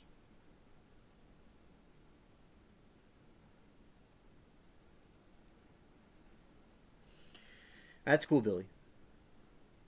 Thanks, chat, for the interaction. Instead of misfolded prion protein causes the issue, but researchers don't yet know what causes the protein to become abnormal. Normal prion proteins potentially play a role in cell signaling, but when misfolded, they cause more proteins to misfold. Misfolded prion proteins in the brain kill brain cells and cause bodily dysfunction, leading to unusual symptoms. Symptoms include weight loss, excessive drinking and urination, poor balance and coordination, drooping ears, and difficulty swallowing. The difficulty swallowing can lead to drooling and eventually pneumonia and death. The class symptoms and image of an uncoordinated, stumbling, and drooling animal have led to the term zombie deer disease. The symptoms can take months or years to manifest, making visual diagnosis difficult. When prion proteins are misfolded, they become infectious, which leads to the spread among wildlife. CWD spreads from animal to animal through direct contact with bodily fluids and waste, and through indirect contact with contaminated soil, water, and food. Can zombie deer disease spread to humans? The CDC estimates that in areas where the prion disease is endemic, infection rates range from 10% to 25%. In 2023, surveillance results from Canadian province of Alberta suggests a 23% percent positivity rate for mule deer.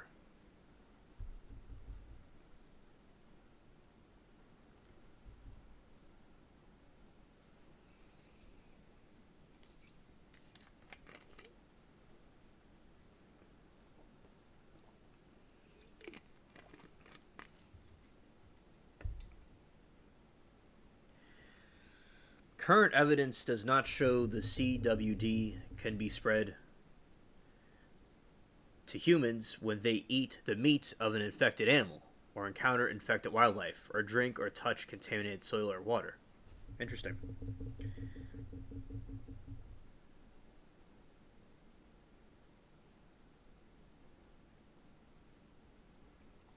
Current evidence does not show that the CWD can be spread to humans when they eat the meat of an infected animal, encounter infected wildlife,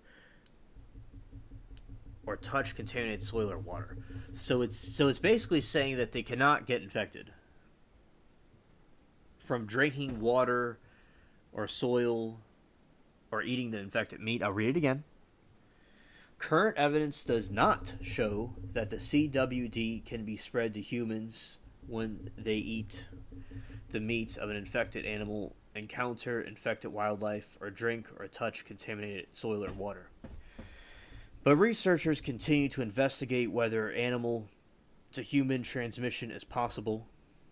The current body of research is mixed bag, meaning we don't know yet, Mule Enax says. Older research from the CDC published in 2011 used the Foodborne Disease Active Surveillance Network 2006 to 2007 population survey to assess exposure risk. The survey included results from more than 17,000 participants. More than 65% of the total respondents reported eating wild game at least sometime. The researchers were looking at the prevalence of potential exposure, but the report had no evidence human transmission had found to date. You're welcome, Sarah.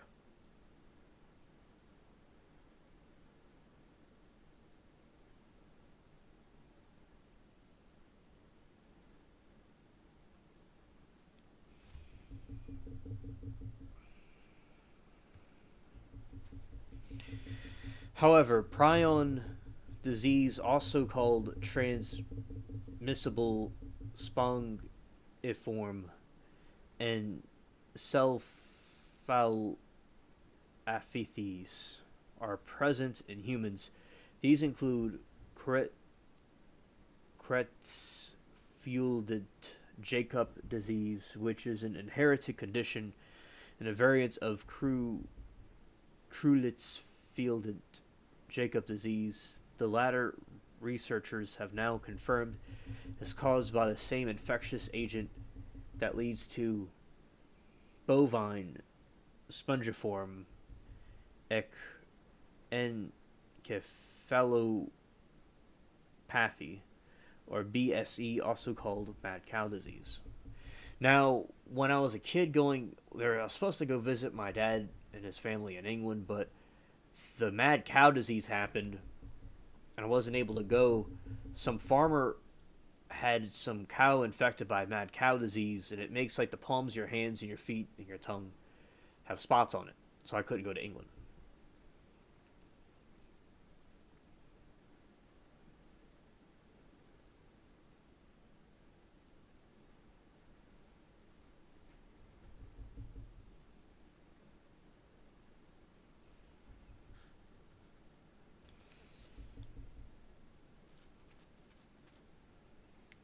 Alright, so Amanda has a very good question. Alien, how did you first hear about this? Has it spread to other animals? Alright, so mad cow disease, as I said, I heard about the mad cow disease because of it was the reason why I couldn't go to England when I was a kid. And also another reason, so that's like how I heard about it, and I learned more about it later on with the internet. So another thing, and the deer disease. I remember a long time ago a YouTuber that reacts to crazy videos, Chills. He was talking about the deer disease, and Sarah brought it up, and we're like investigating it because it's something that's going it's having an outbreak of it again in deer. So we're just trying to give the hunters and the people that are in the wild like an idea of what's going on here.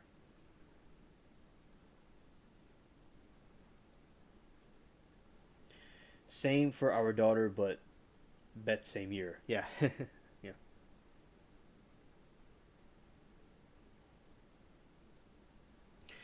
Variants Creutzfeldt Jacob disease, or VCD CJD, was first discovered in '96 in the United Kingdom, but mad cow and cattle was discovered about a decade prior. About 230 cases of VCJD had been reported globally across 12 countries. The situation with VCJD caused by zoonotic transmission of the BSE prion from consuming infected beef serves as a perhaps the best example of what a potential crisis of CWD transmission to humans could look like, says Michael Osterholm, director of the Center of Infectious Disease Research and Policy, University of Minnesota.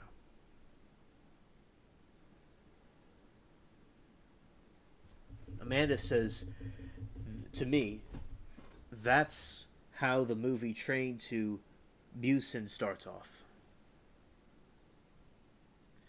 Oh, Alien, yeah. So, yeah, it was the same year, Sarah. It was around like 2000. I'll look up the year. Shout out to the Spaceship Cats.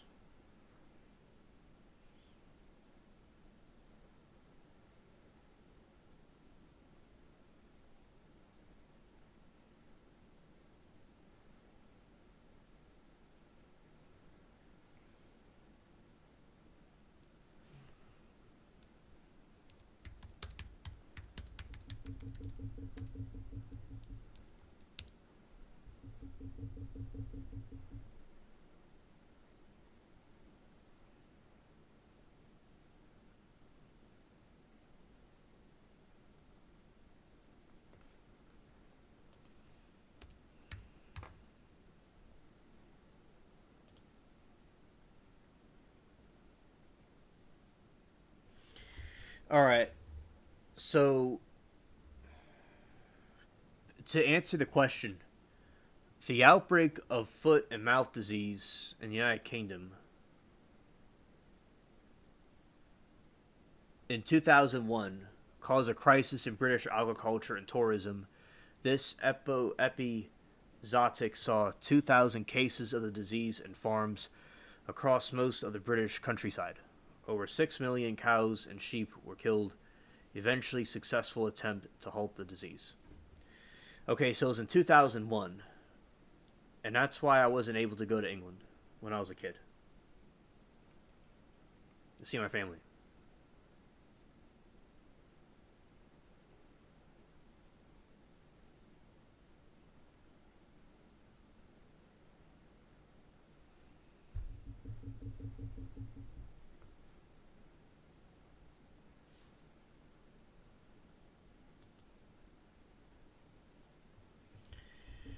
All right, Billy sings some ingredients. He said, makes 24 bars, shortbread, base, 1.5 sticks, cup, unsaturated butter, cut into the 1/4 inch piece, 2 cups of purpose flour, 1/3, I can't really see, it's too small, cup of packed light brown sugar, teaspoons kosher salt, lemon filing, 4 large eggs,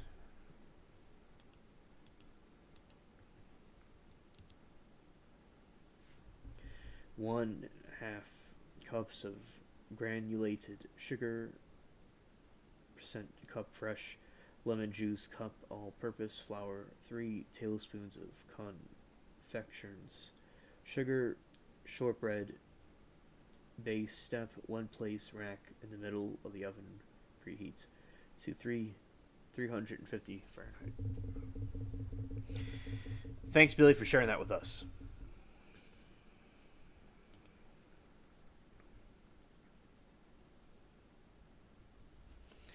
All right, now I'm going to further read more.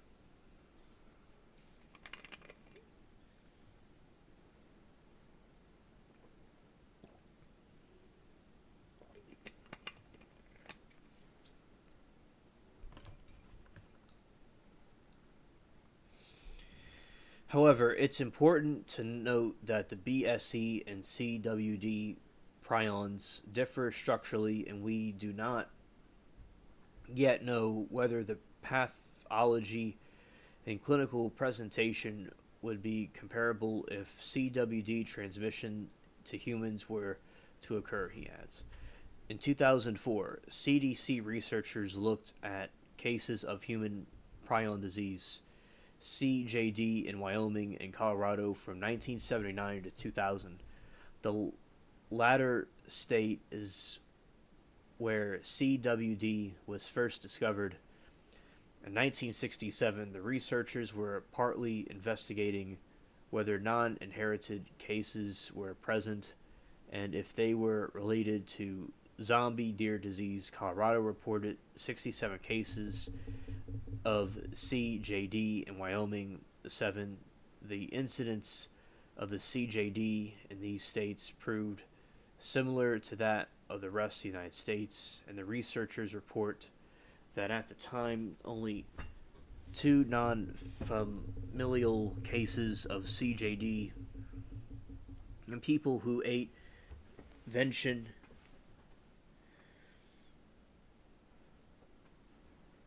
in epidemic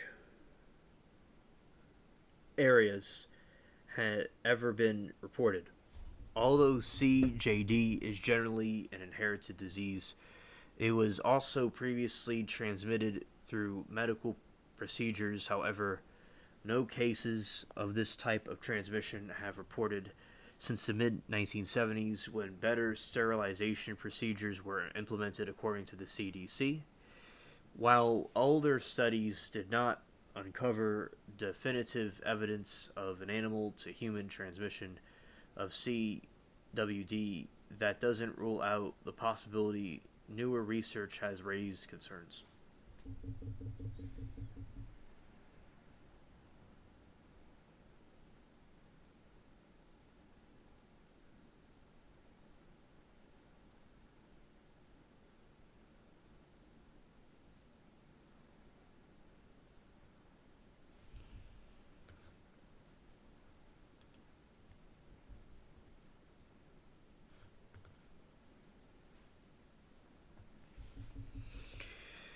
Although CJD is generally an inherited disease, it was also previously transmitted through medical procedures. However, no cases of this type of transmission have been reported since the mid-1970s, and better sterilization procedures were implemented according to the CDC. While older studies did not uncover definitive evidence of animal-to-human transmission of CWD, that doesn't rule out the possibility new research has raised concerns. Alright. What experimental studies of chronic wasting disease show?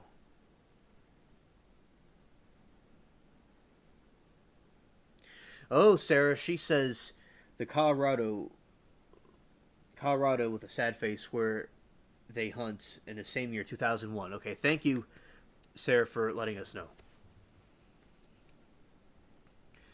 What experimental studies of chronic wasting disease show? Lab-based and animal-based testing have had mixed results depending on species and methods used to attempt transmission. Moule and Axe says, what we know is so far is that each species has a unique level of resistance or barrier to infection by CWD prions, and species more closely related to humans have been completely resistant. In 2018, a study conducted by National Institutes of Health researchers exposed 14 macaque,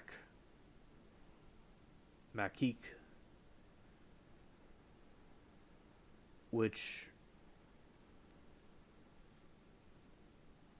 macaque, which share about 93% of their genome with humans, CWD infected brain matter from deer and elk. They monitored the he monitored the macaque for more than a decade, screening tissue through various tests. They found no evidence of transmission from the infected cervid tissue to the macaque. However, other experimental research, some unpublished, suggests possible transmission from cervids to macaques.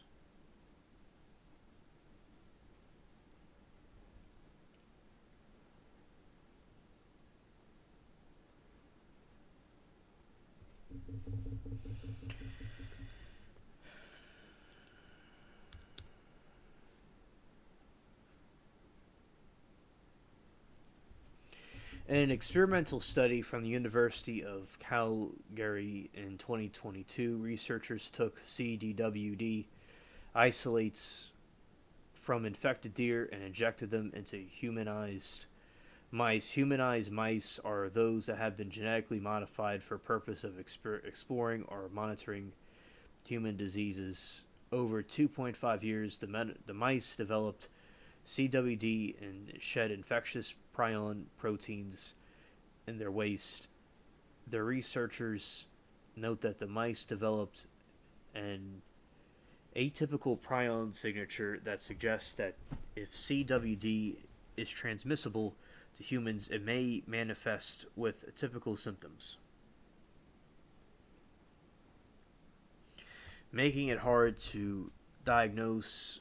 The researchers also raised concern about facial shedding of the mice, and animal transmission ever proved possible. An infected person could spread it to others.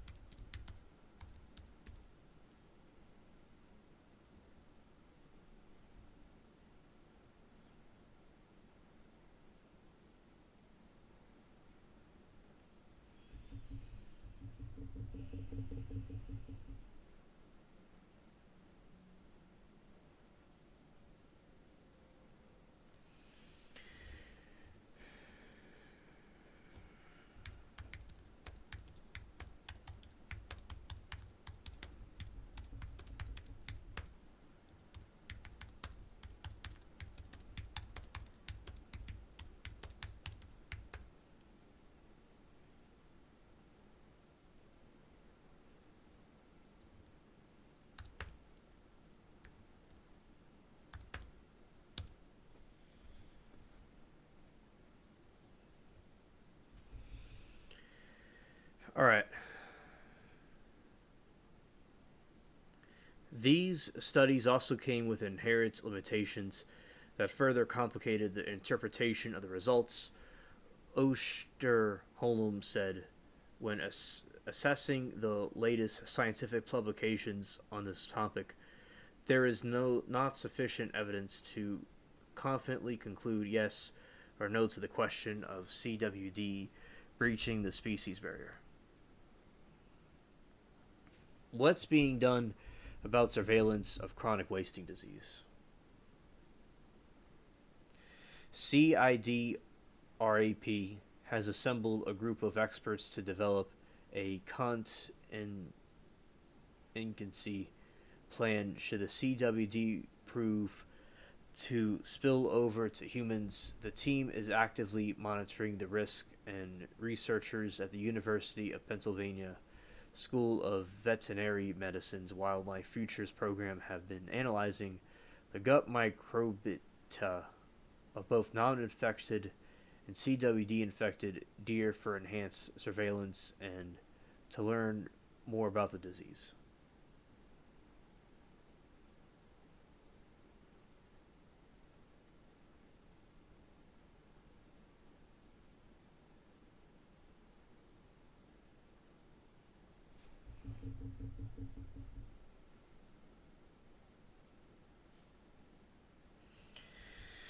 Many academic and United States Department of Agriculture researchers are working on potential live tests on CWD, mule and axe says, which would be incredible help to mitigate the potential for humans consumption consuming infected deer. Meanwhile, we will keep trying to better understand how CWD prions might mutate and what animals include us could be impacted.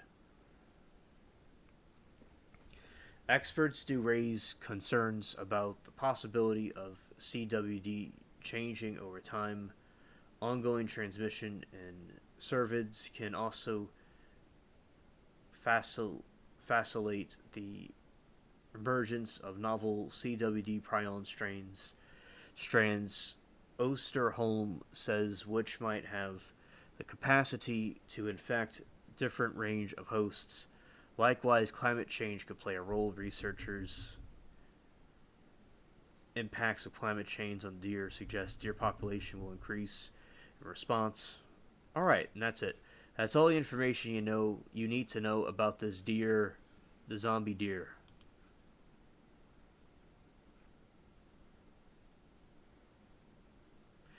Graphic imagery, viewer discretion is advised.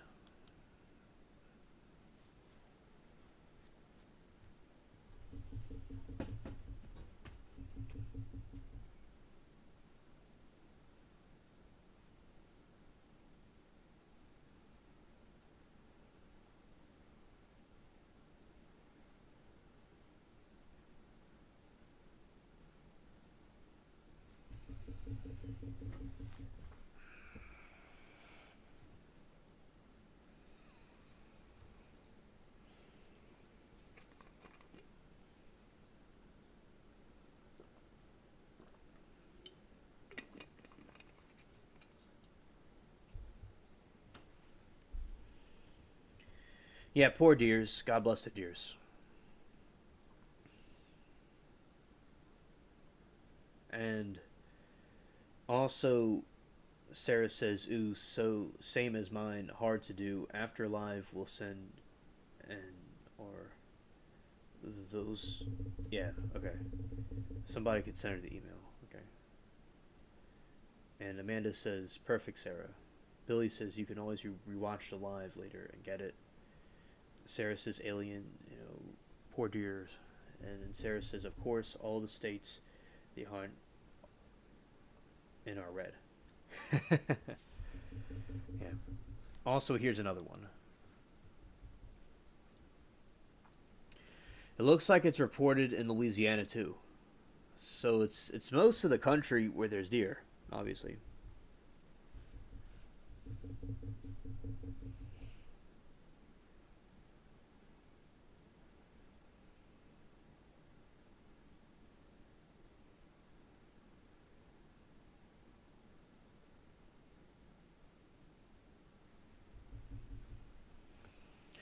Oh yes, Amanda, I agree. Deers are beautiful.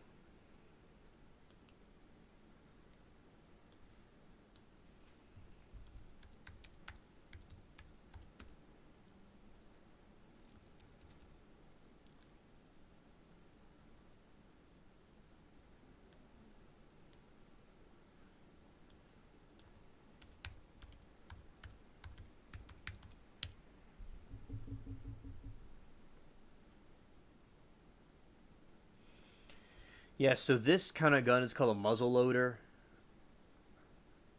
You see, so it has like it has gunpowder, and it's like a flintlock gun. It's like a modern version of it. It's pretty cool.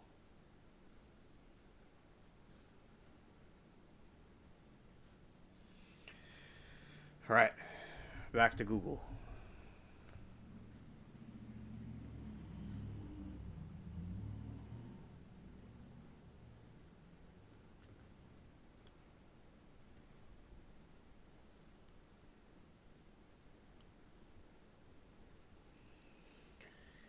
All right.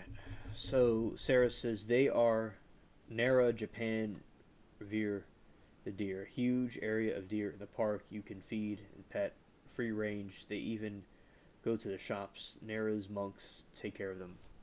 Oh, that's so cool. We'll look that up.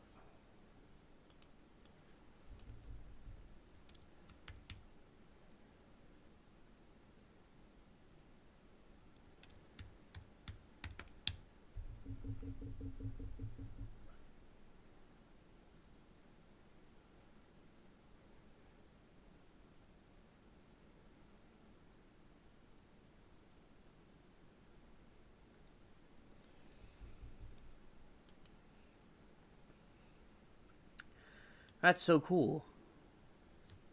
Look at all of them.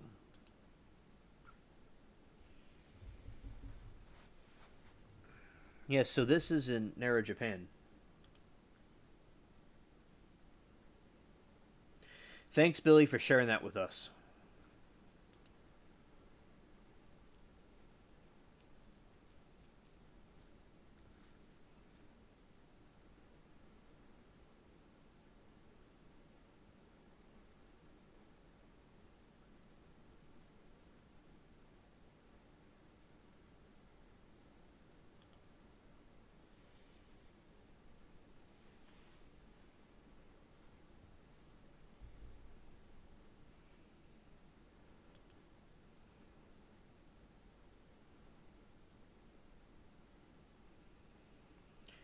They really are beautiful, yes.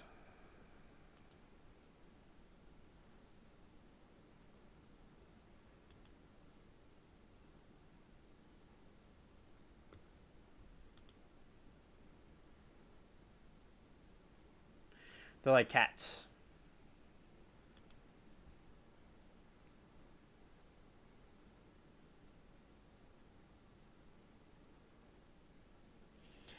Yeah, and the deer walking everywhere. That's so cool.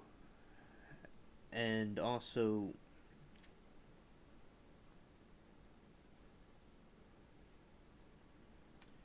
I see a possum right now out the window over there, and he's coming under the house. So shout out to the possum that crashed the stream.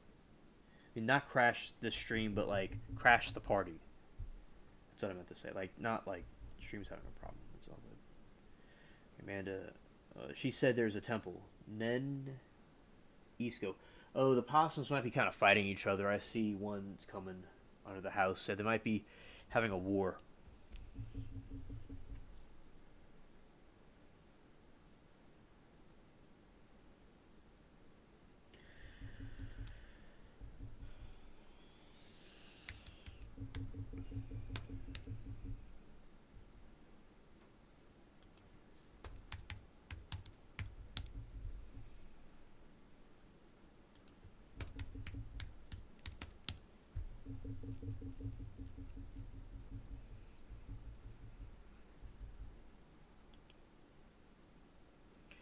Yeah, that's the temple.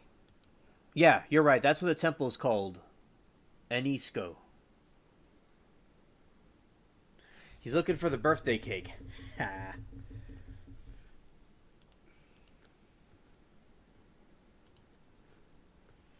that's the temple where the deer go to chill.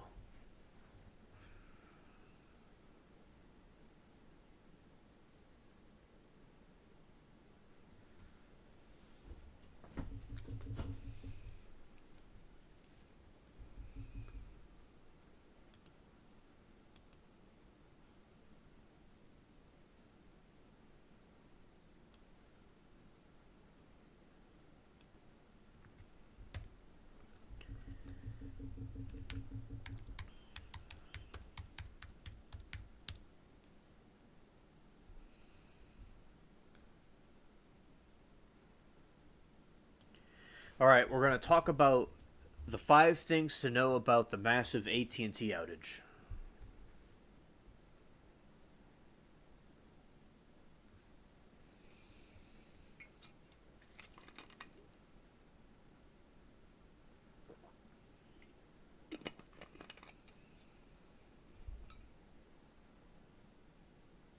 Yeah, possum fights can be loud.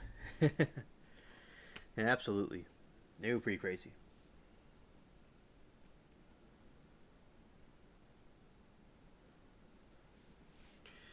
All right, so tens of thousands of Americans had trouble making phone calls, sending text, reaching emergency services, or even accessing the internet on Thursday because of a nearly 12-hour AT&T network outage. And at least one police department reported that its 911 line was briefly flooded with people dialing to see if their calls would go through from their cell phones.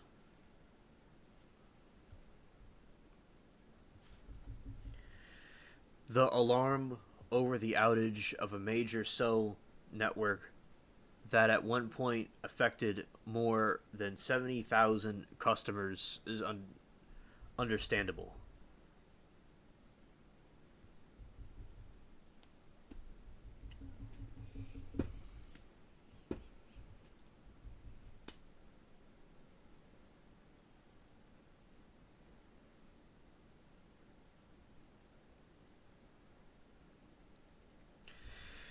People have become deeply reliant on their cell phones for keeping in touch with work and family, getting directions, accessing the internet, marching for comfort. I made that one up, just a joke.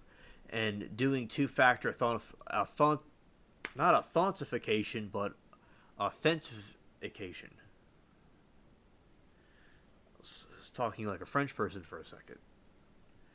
For website logins, not to mention more serious tasks like calling for help when in danger. The incidents also quickly raised questions about whether malicious activity could have caused the outage and could present an ongoing threat to the U.S. cell networks, although there is currently no evidence that bad actors were behind the outage. AT&T finally resorted to wireless service to all customers by around 3 p.m. Eastern, and the company said it was sincerely sorry to customers. Here's what you need to know about the outage. Who was affected? Number one.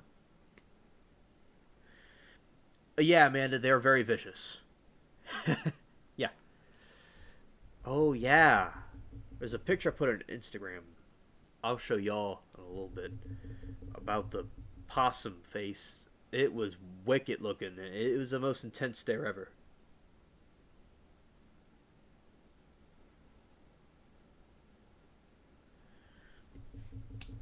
And Sarah says we and banking through phones.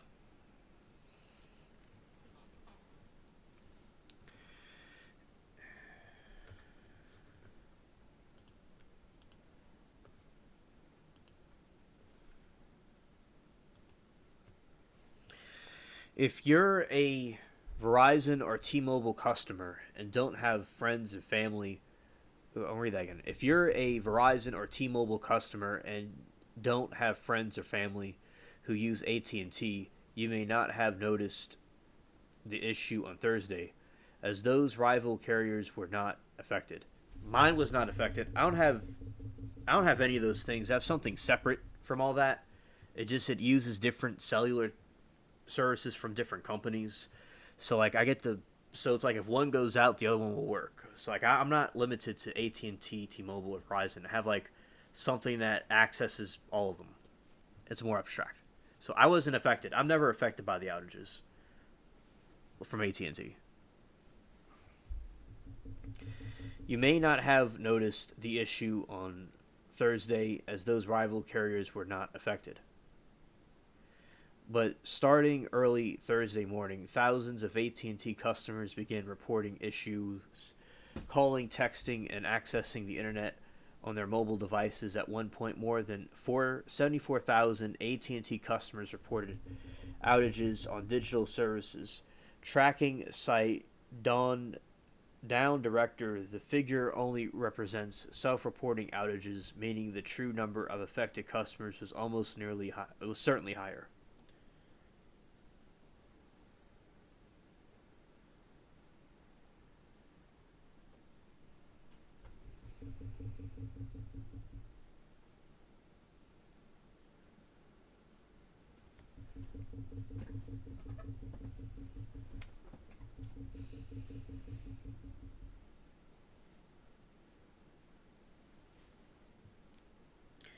Amanda says once walking through an alley in Chicago, one popped out of a garbage can, scared the bleep out of her and her friend.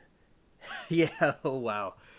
Yeah, yeah. I mean, I had these possums, and you'll hear them hissing and trying to fight each other, and they go really fast running through. One time, I saw them like coming down like the hill, like it wasn't a hill, but it was kind of like a slant, and I saw the possums gradually coming towards my direction, so I got out the way, and they just like a tsunami. They just like washed right past me. Yeah, the possums can be vicious, and they're very intense and wild.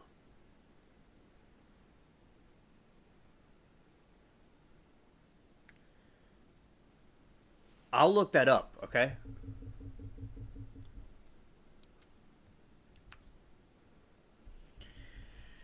Shout out to the spaceship cats. All right.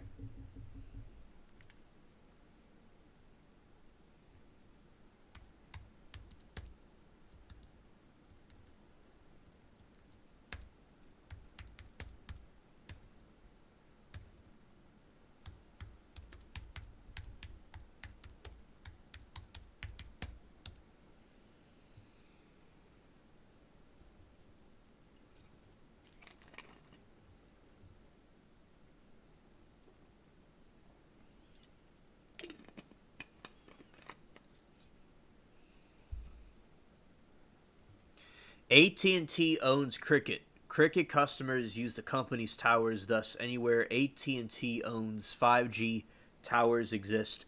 Cricket Wireless customers will have 5G service with a compatible device.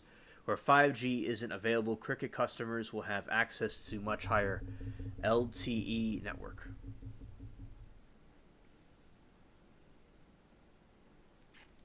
Yeah, possum tsunami, teeth everywhere. Look up this cake.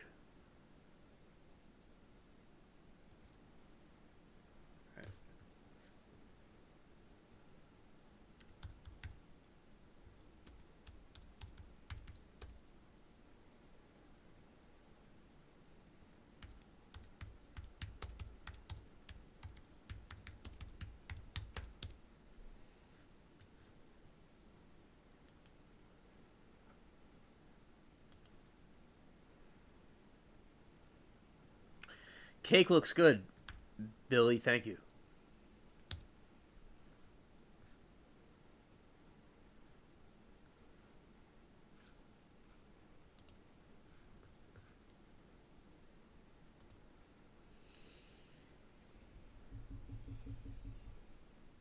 Yeah, the spaceship cats are rocket scientists. Facts.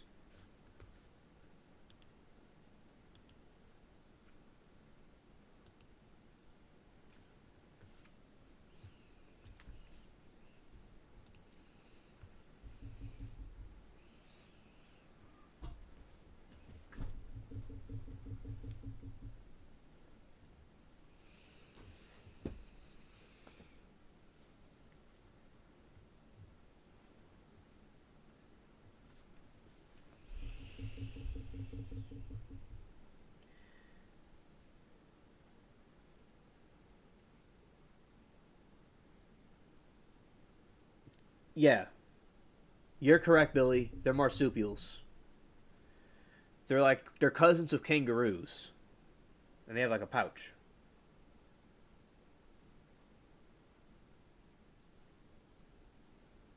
Oh, Sarah, really? Your daughter found a cricket phone? That's cool. I don't even know what a cricket phone is, really. All right. I have to look up what a cricket phone is, right? TBH. I don't know what a cricket phone is.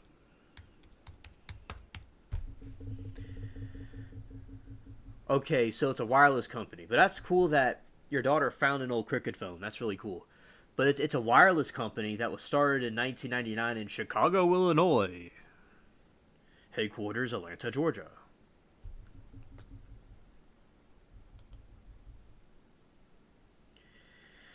All right, this is cricket phones. All right.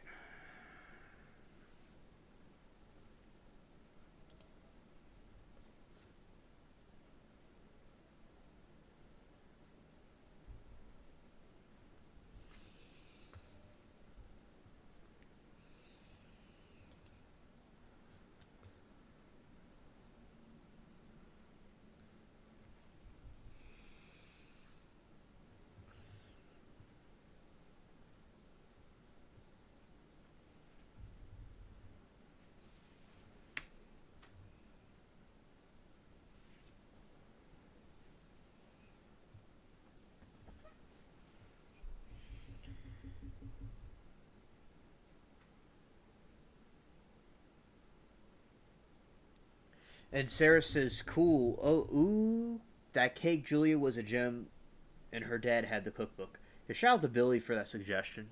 I'll definitely look into that cake.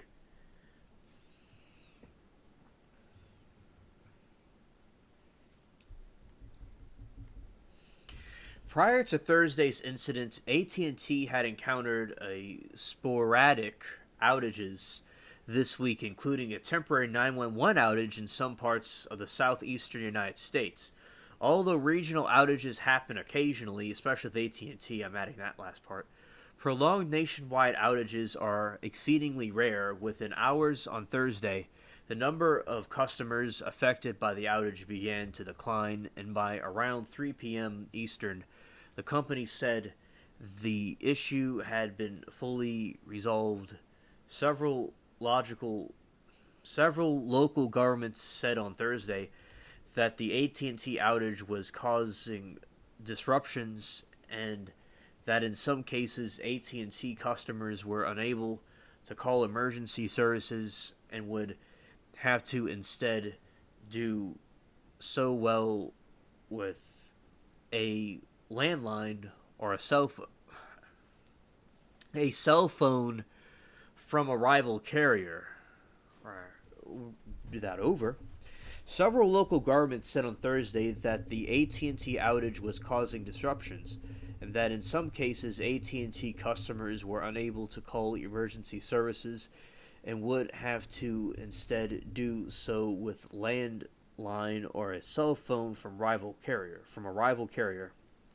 New York Police Department officials told CNN that they were not able to make calls or utilize emails on AT&T phones Thursday morning unless they were connected to Wi-Fi. However, an AT&T spokesman said the company's FirstNet network remained operational despite the outage. FirstNet provides coverage for the first responders, including police and fire departments, and advertised as more robust network than AT&T commercial network.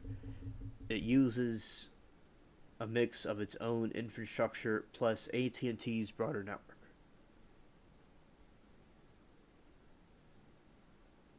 Thanks, Billy.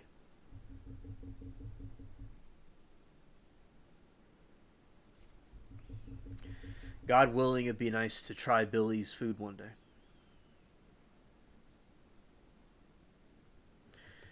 I am thankful for my mom's cooking that I have every day. My mom cooks great food.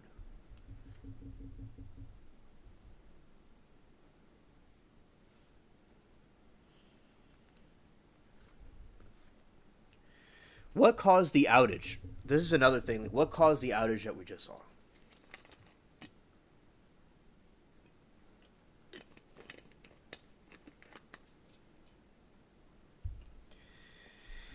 AT&T posted an update on Thursday evening saying that the company does not believe the outage was due to a cyber attack. Based on our initial review, we believe that today's outage was caused by the application and execution of an incorrect process used as we were expanding our network, not a cyber attack. We are continuing our assessment of today's outage to ensure we keep delivering the service that our customers deserve, the company posted.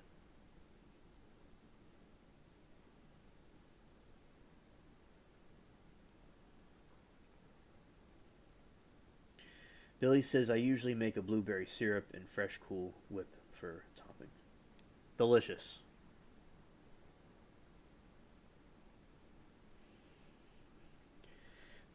What did government officials have to say about this incident?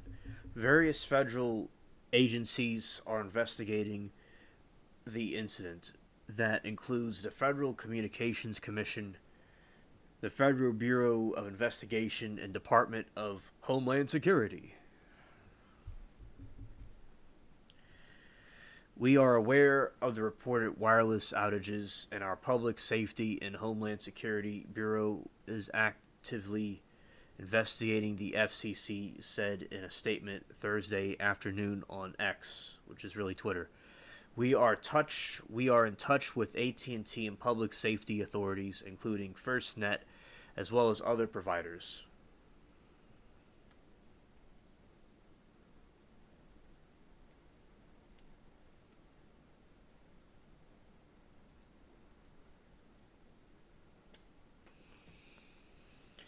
The FBI.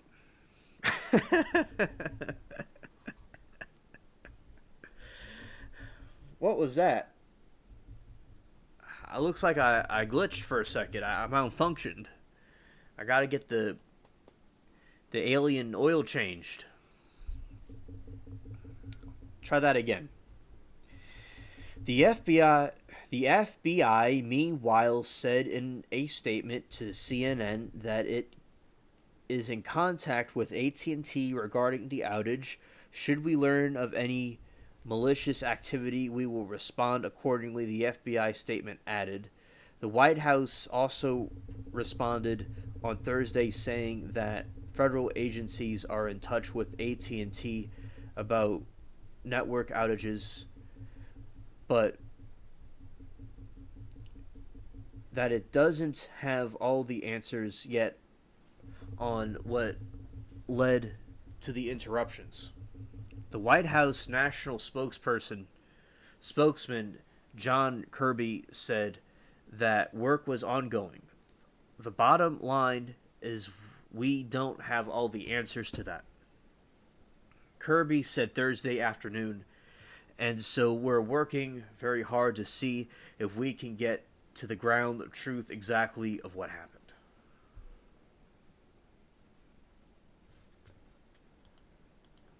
Exactly. Blame the solar flares.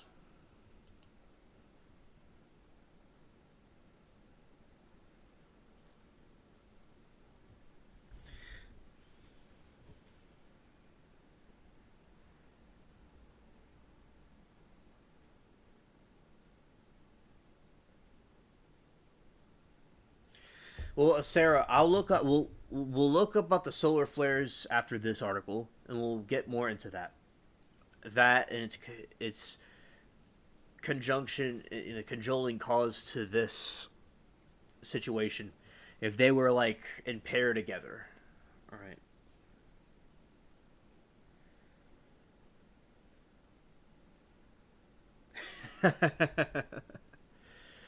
Yeah, yeah. It seems like Alien had some Italian hangover kick. Yeah, you never know with me.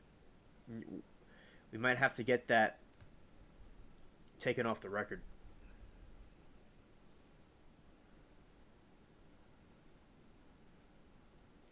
We may have to redact that part. What I if I did that cake or not? Yes. And Amanda says blame the solar flares.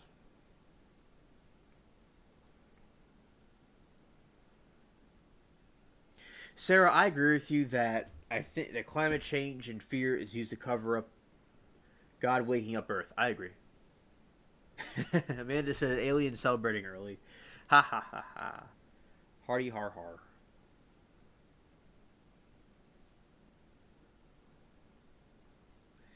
Happy late birthday, Billy.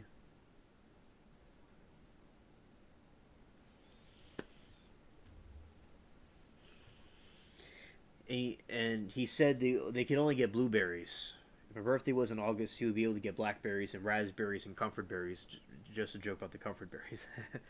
So blackberries and red raspberries are the ones that you get in August, and blueberries is the one during the season. All right.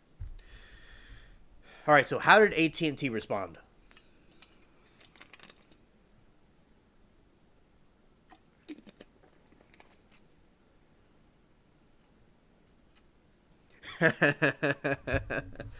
Yeah, Sarah. Yeah, facts. And that's what Hardy har har. I got that from Flapjack. Actually, it was a cartoon on Cartoon Network. Flapjack, and they said Hardy har har. It was kind of creepy but cool. It was like a. I'll show you some pictures from it later.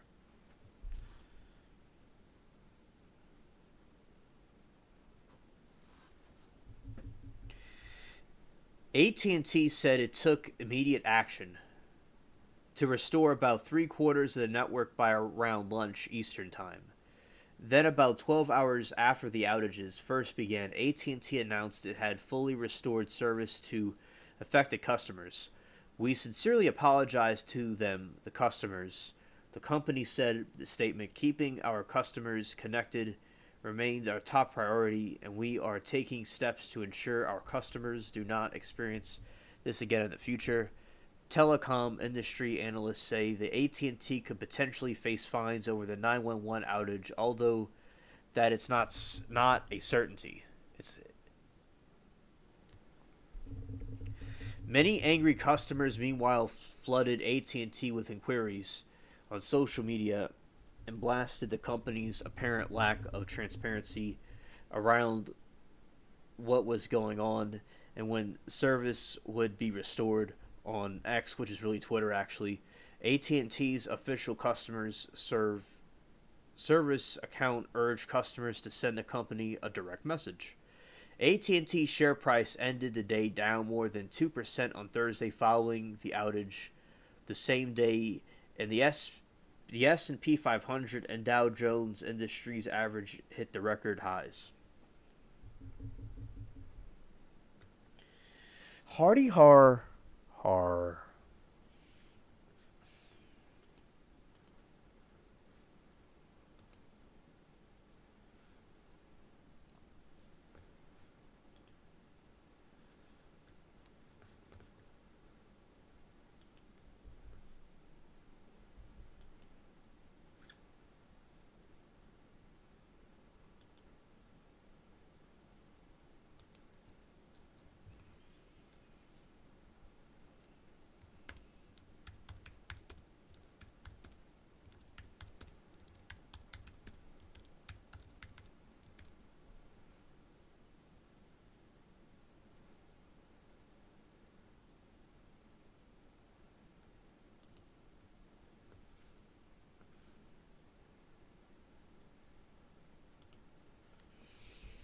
All right, what does this say about the security of U.S. cell networks? At this point, federal authorities and an industry official says there's no evidence of a cyber attack. The industry official told CNN the problem appears to be related to peering or the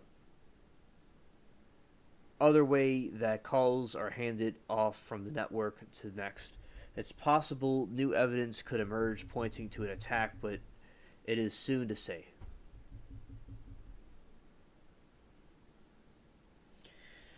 And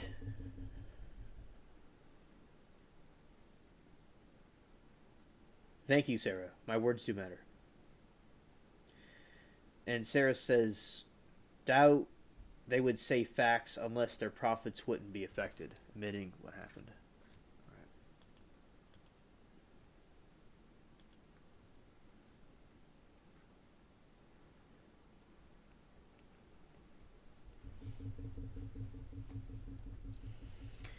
All right, we'll talk about one thing we'll look up is this.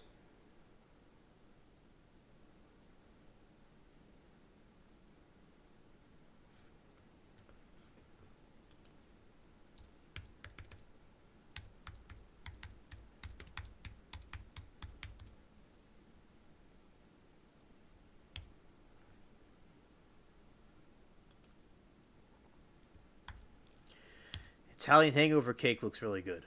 All right.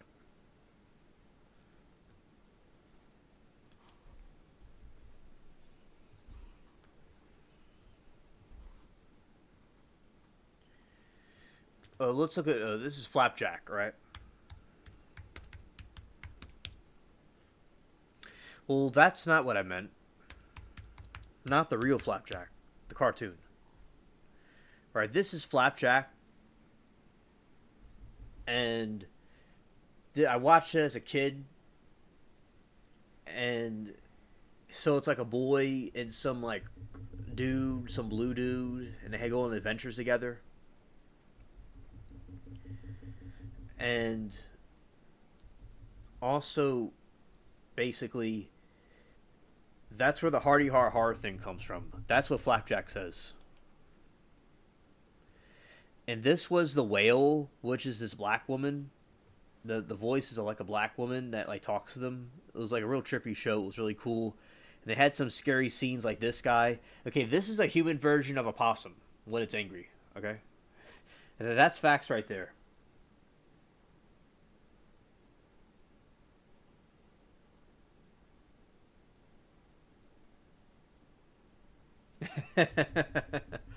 Funny, Sarah.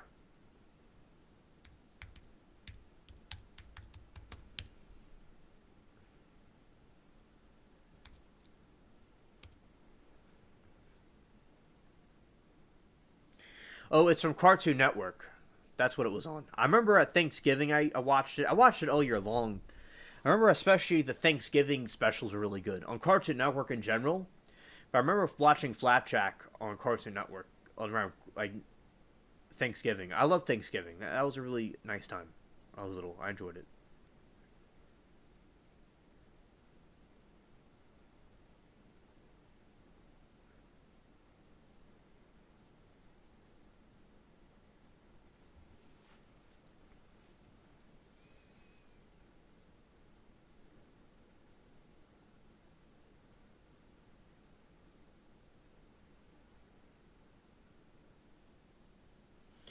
We gotta put bourbon in the cake. All right. So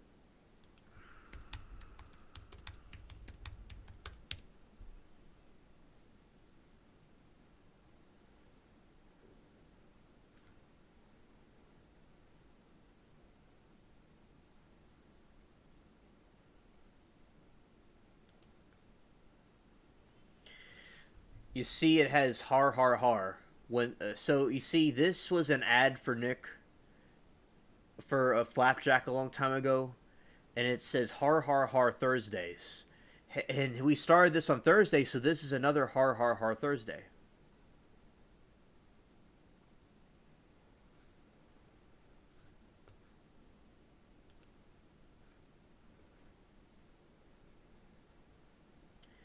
Yeah, he goes hardy har har. It is a foodie day.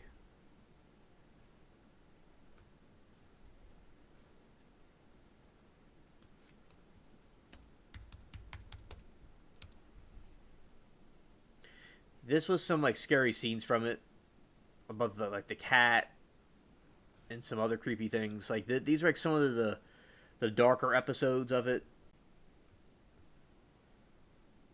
And this thing,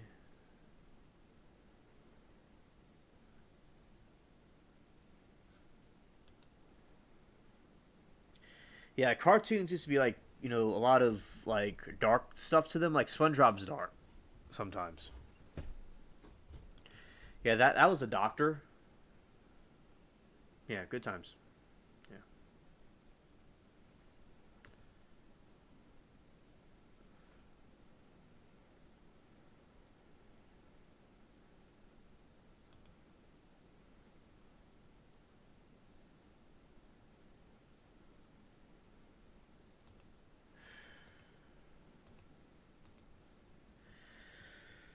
Okay.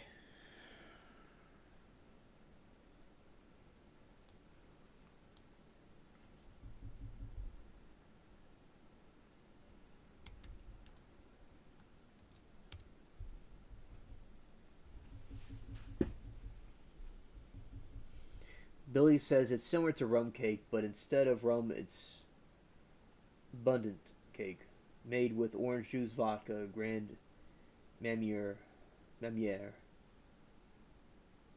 and this are ano amrito. Oh yeah, yeah, like that one too. I watched Looney Tunes when I was a kid.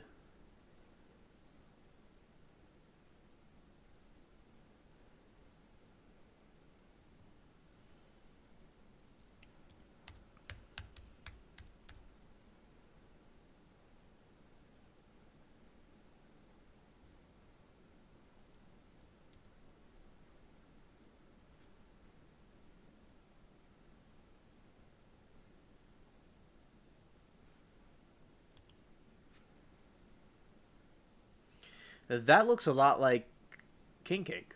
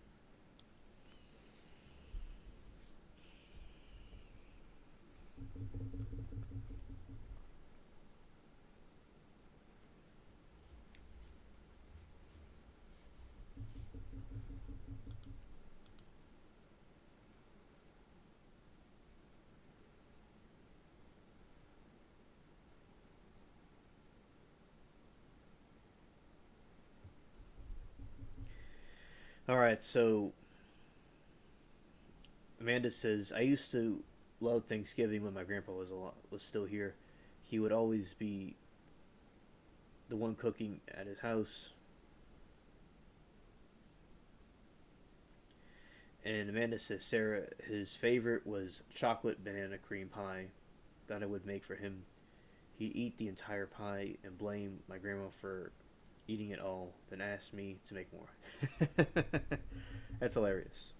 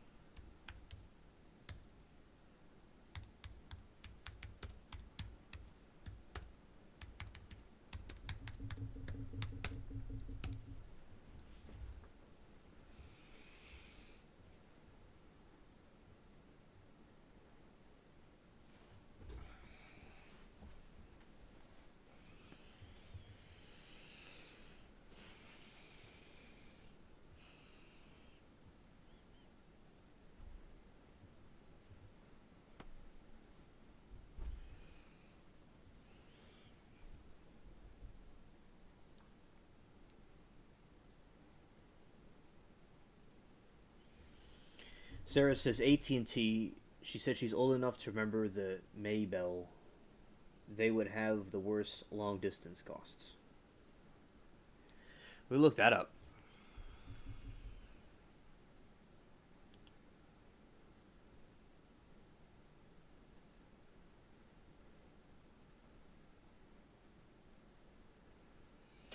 Well, Amanda, that looks really good. Facts. Oh, I like moon pie. That's really cool.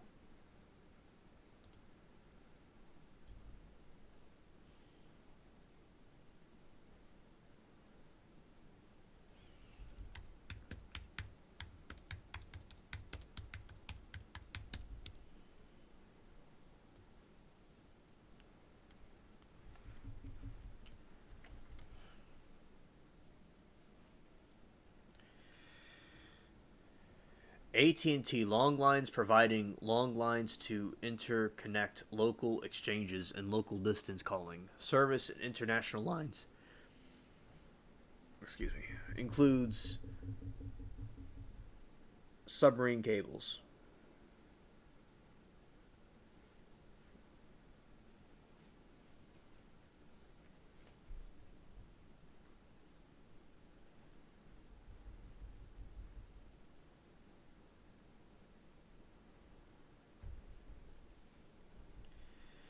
Billy says Maybell. I haven't heard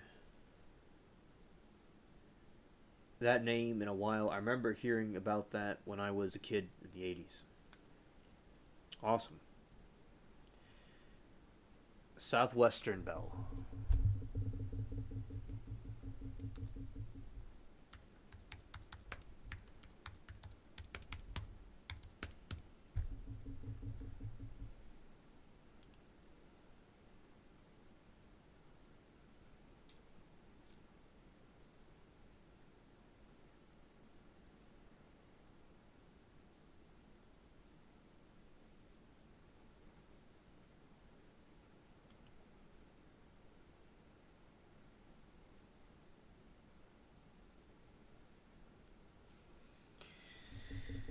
Southwestern Bell System. Look at this chat. This is some ancient information right here. Wow. Well, that's not the one I meant to click, but it's there. Southwestern Bell Telephone Company.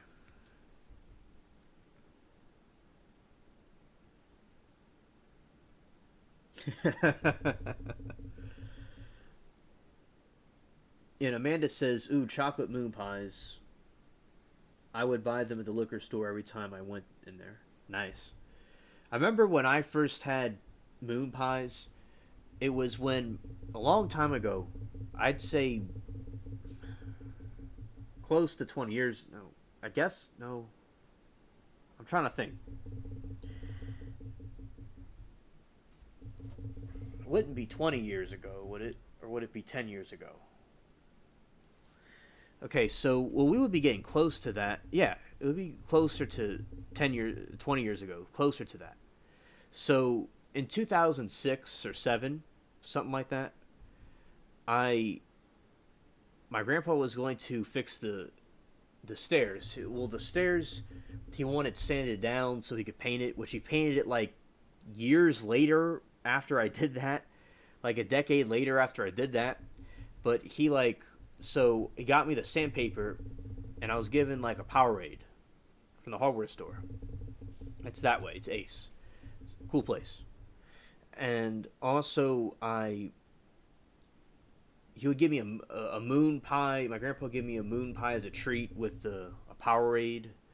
So when I went down there with my mom, Mary Toodles, I got some more sandpaper so I could get the stairs finished, and I got the moon pie and the Powerade. So that's something that I would eat when I would do like stuff with my grandpa. It was like a little bit of a treat. So that's like my experience with moon pies, and I still like to eat them. Good memories. Also the Zero Bar. That's good too. And Amanda says, "Alien, my sister every year tells me how much she misses my pies. I tease her with picture of mine when I make them." Wow. That's hilarious.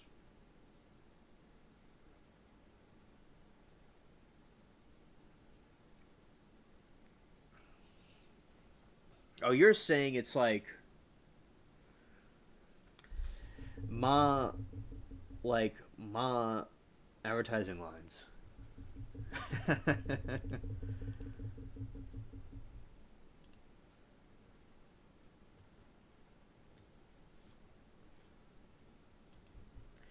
It's like we're getting to hieroglyphic territory right here. We're about ancient Egypt right here.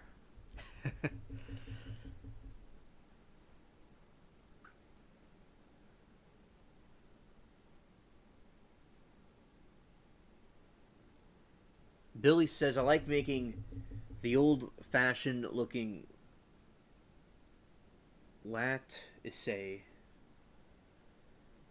top crust on my double crust pies. Billy says, I almost bought a Ma Bell today at work but couldn't remember the name. We were talking about the corporate monopoly. Sarah says, Zero Bar, Billy, the best fruit pies. Amanda, moon pies, last time I had them, have gotten so small. Amanda, thank you. I totally agree. They used to be much bigger, but now they're smaller. I totally agree with you. They've gotten so much smaller. They used to be so big.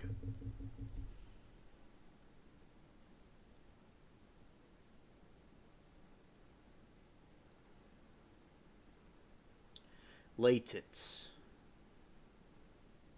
Latis, rather. Latis.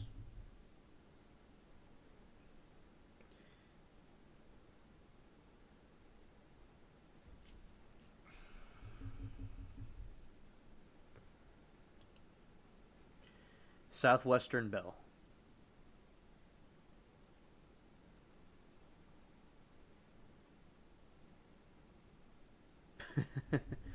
Shrinkflation. Yeah, thanks, Grandpa Joe. Exactly.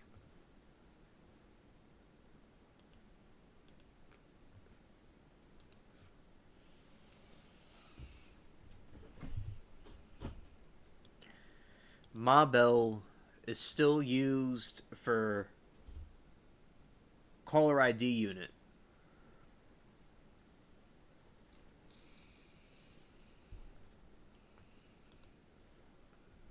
Damn.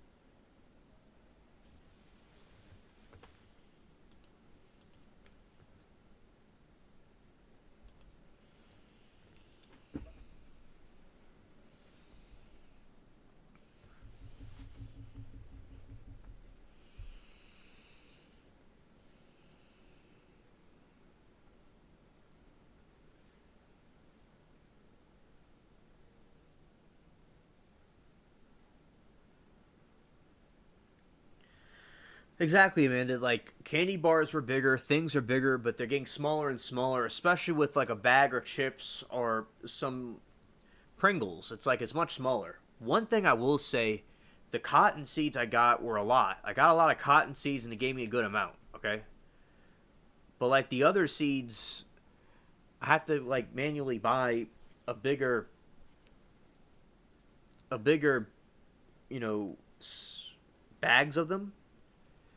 But like basically with the seeds, that's still going well. It just varies on which size you get.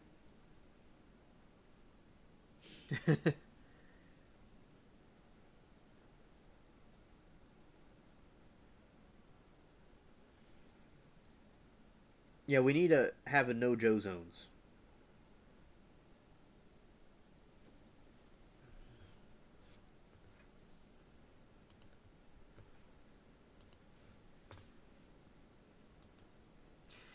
Yeah, with a Sleepy Joe. Yeah.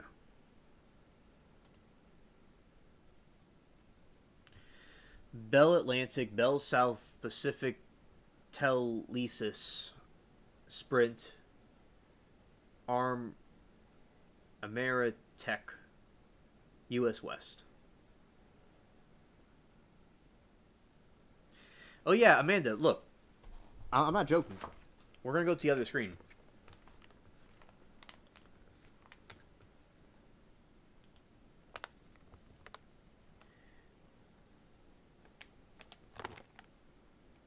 These are cotton seeds.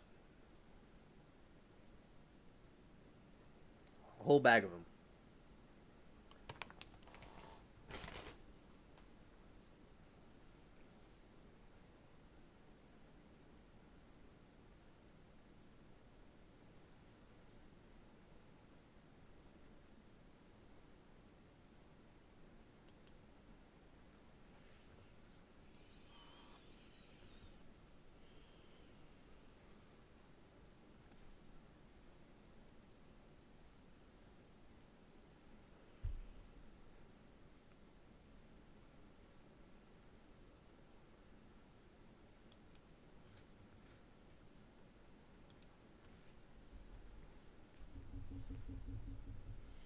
Yeah, thanks, Amanda. And Sarah says, I know, right, Alien, you need to make thread, then clothe, then close. Yeah, exactly.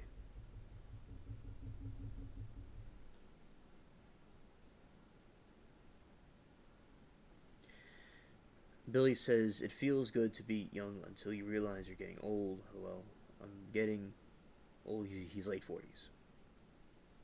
All right.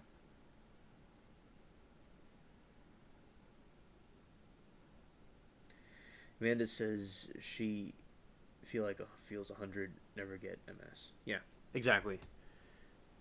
Yeah, Amanda, that is really rough. What you have.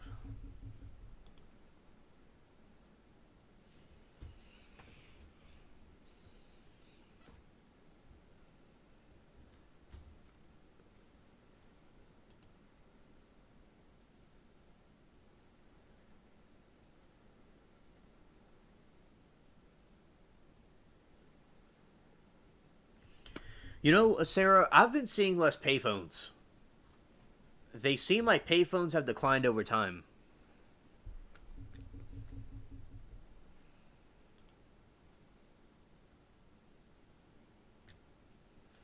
London still has the phones, though.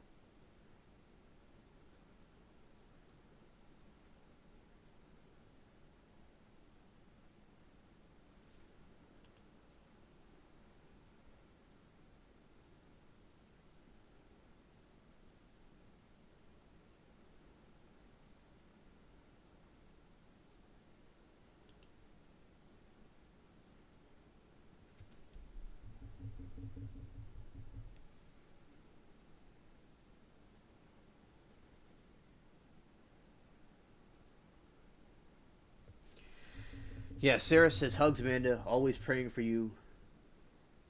Husband not have MS, but a little somewhere.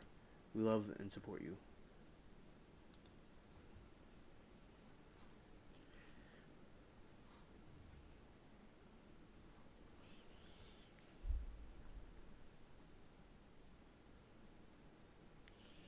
Amanda says, Alien is going to feel old coming Sunday. I hate birthdays. I never celebrate mine anymore. Well, I don't really think the age thing. It's like they're like people in their like 20s, their early 20s, kind of like one of my friends thinks I'm kind of like makes a joke that I'm real old, but like yeah. So it just like I don't really think about it. I'm just me. But yeah, I understand what you mean, Amanda. Time is our enemy, and we're getting older. Yeah.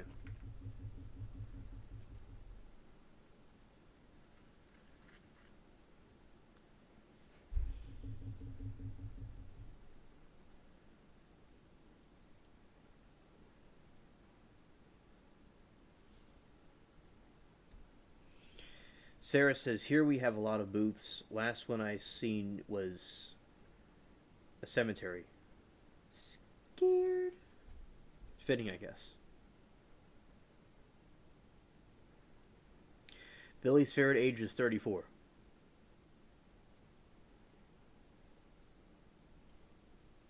Nice.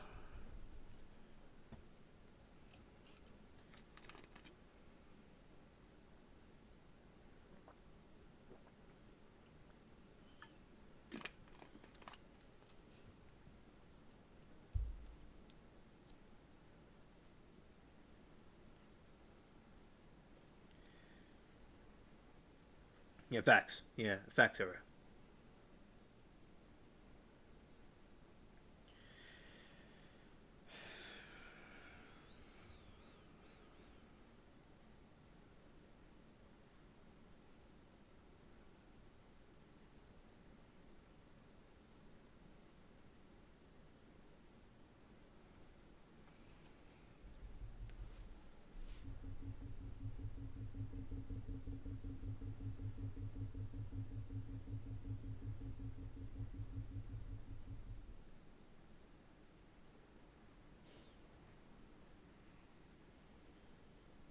Yeah, Amanda, I agree that it should progress fast.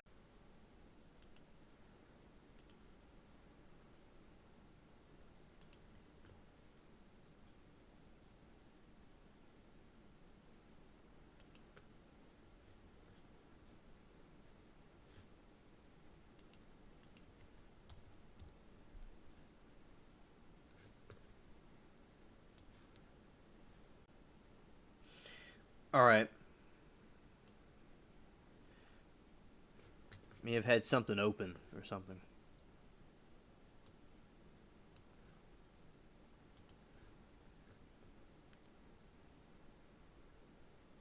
Yeah, okay, thank you.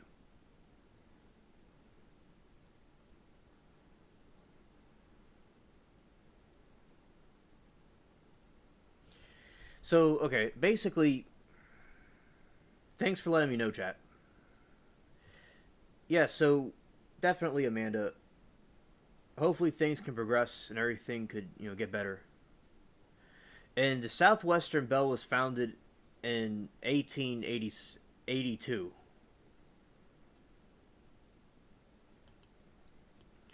Something I want to talk about briefly is the Vietnam War.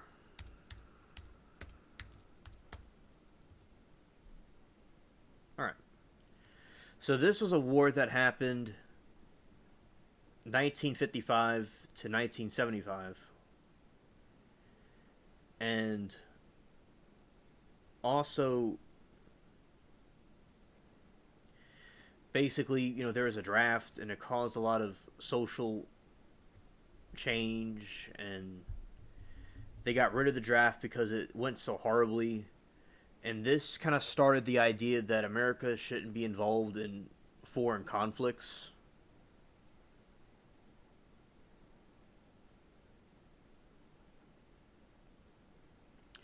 Because they want to stop the spread of communism. Communism is bad, of course, and in my opinion, this country's like all the way over the other side of the world, and they want people to go and fight in it for this group of people. So it caused a big issue, and then like we see now, they're getting involved with Ukraine, and they got involved in Afghanistan in the early 2000s and stuff. So this is one of the biggest examples of our country going downhill when it was involved in a other country's war during the Cold War.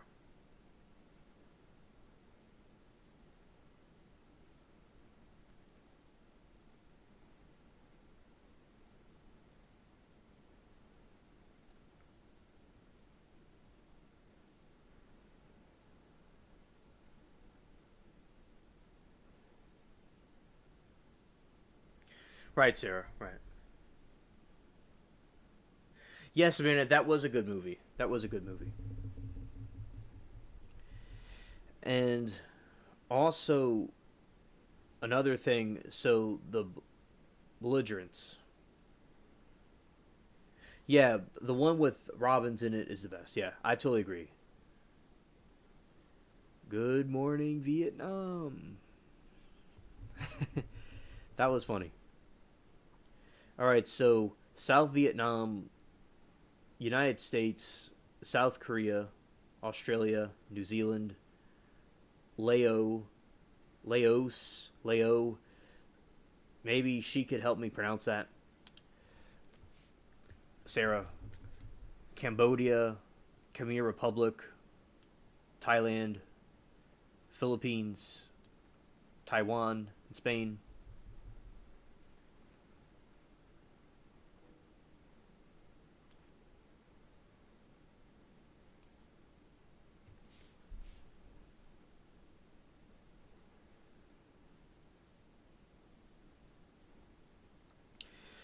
Versus North Vietnam, the Viet Cong, Pathet, Lao, Khmer Rouge, which means red. That's what rouge means. Grunk, China, Soviet Union, North Korea.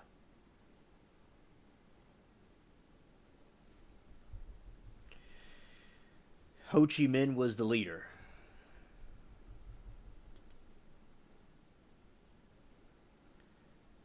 And then this was the the final prime minister of South Vietnam.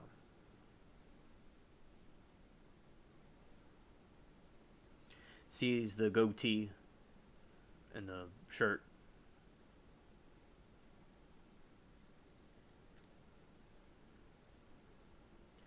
Lyndon B. Johnson, and then Nixon, McNorma, William, Abrams. Yeah, so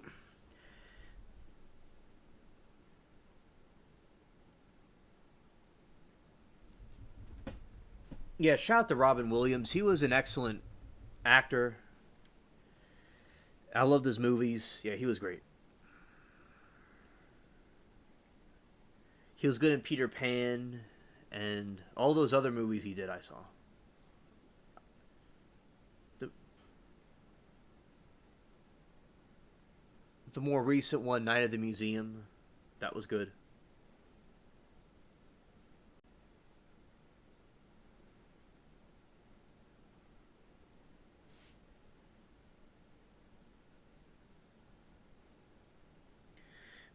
Hook, yeah, Museum Trilogy. Oh, very interesting, Sarah. And this was a French colony,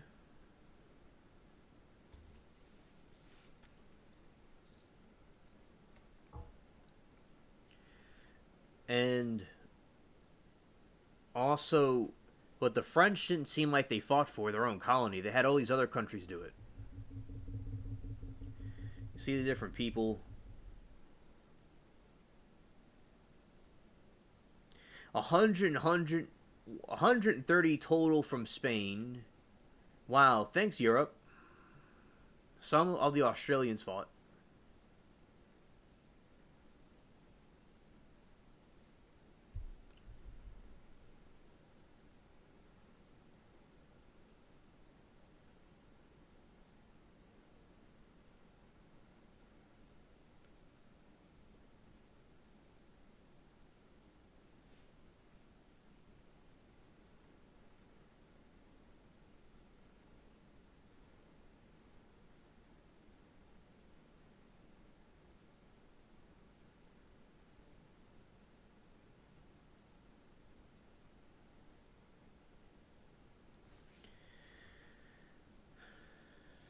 58,281 dead from our side.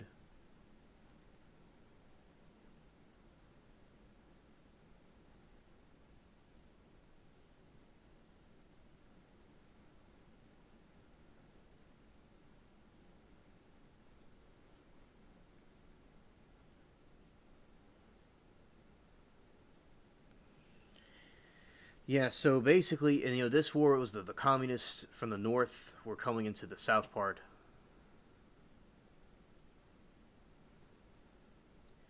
and it has to do with back in World War II, the Japanese came in to invade the French Indonesia, and then when the it ended, it caused this schism because they're part of France, then they're part of Japan, and then like you had the Russian side and the Western side, and then it caused so it's sort of like North and South Korea. That's what the situation was. Then it like the people from the north part invaded the whole thing, and it caused the war.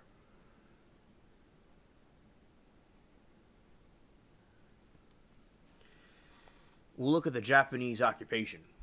In September 1940, the Japanese Empire invaded the French Indochina, not Indonesia, Indochina. Having taken advantage of the German invasion of France, French influence was suppressed by the Japanese, and in 41, Kung, now known as Ho Chi Minh, returned to Vietnam to establish the Minh, an anti-Japanese resistance movement that advanced for Vietnamese independence. Throughout the war, the Viet Minh received aid from Allied powers, namely the United States, Soviet Union, Republic of China, beginning in 44. So he received help from the Allies before they broke up during the Cold War. The U.S. Office Strategic Service (OSS) began to provide Viet Minh with weapons, ammunition, and training to fight occupying Japanese and French forces.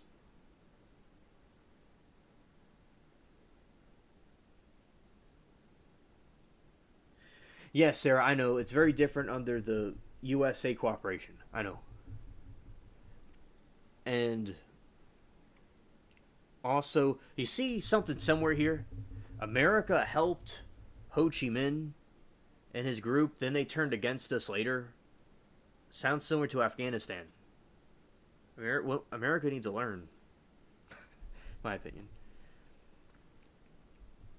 Now, of course, they're against them, probably attacking them. I'd say America was attacking them to stop the communism. That's what I'd say. Pretty much it was. President Franklin D. Roosevelt artend support for Vietnamese resistance and proposed the Vietnamese independence to be granted following the end of the war. Which makes sense. And as I said, I'm against the communism, but I think we should never gotten involved in that. In my opinion. Nothing against the Vietnam soldiers. They're veterans. They weren't really treated that well, and they should have been treated better. Any of the people that served the country should be respected. The Viet Minh. Let's see.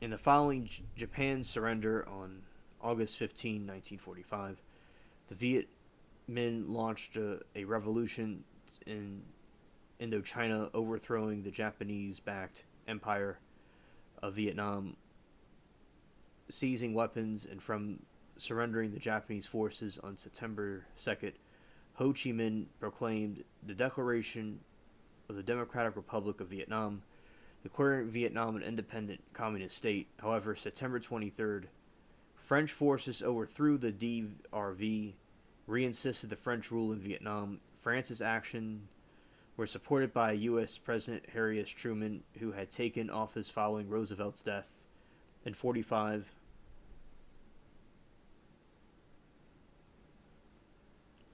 And whose administration had adopted more hardline stance against communism. Cooperation, not coup. Thank you. You see, it's like, Sarah, you got, the friends you have, America does better with, Japan does better with America than it did with Germany. Yeah.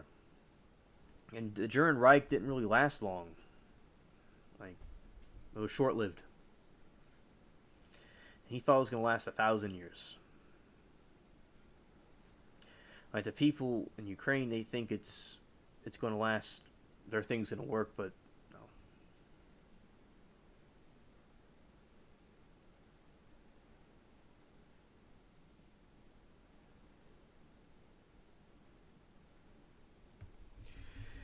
And Sarah says, 1945, not long ago, communism still everywhere, and government officials, Taiwan, Okinawa, need to keep on top of it. Yes, exactly.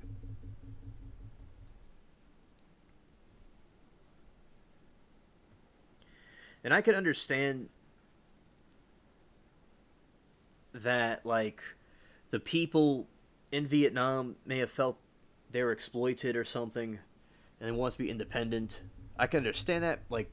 America was independent of Britain, and it became its own country. And although I disagree with communism, I think that, as long as they're not persecuting the Christians, which this Ho Chi Minh individual was not persecuting Christians from what I did research on.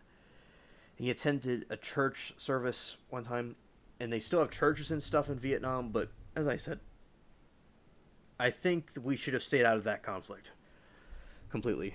It's not really in your business. Now, if America itself, when Antifa and BLM, during those riots that happened, really, riots from the right or the left is not good. America, we should fight something that's directly harming our country, but something way over across the world, I think it's best to stay out of it, because a lot of people didn't want to be drafted. They didn't really fight that. Some people weren't cooperative, And yeah, it just caused a lot of problems. And it's good now we have good relations with Vietnam and we're good friends with them. But, it just was a horrible situation. And really, France should have fought that war. The NATO should have fought that war, not America. They always want, like, you really see this under Trump, how he was able to get people to Europe to help fund themselves, and he wasn't going to get us involved in things because our country was used for a long time. But as I said, and where I'm in New Orleans, there's an area like east of me where there's all the refugees from Vietnam, and the area looks just like Vietnam. It has the Vietnamese writing, and it has the Buddhist statues and the Catholic churches. So Vietnam's Catholic.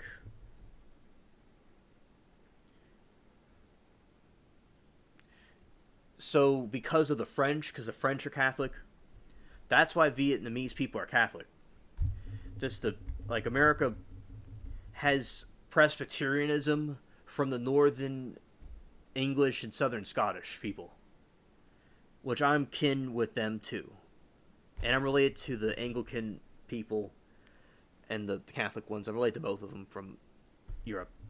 So basically that's what happened, and the good news is Vietnam's I'll show you some pictures of it. It's really a prosperous place.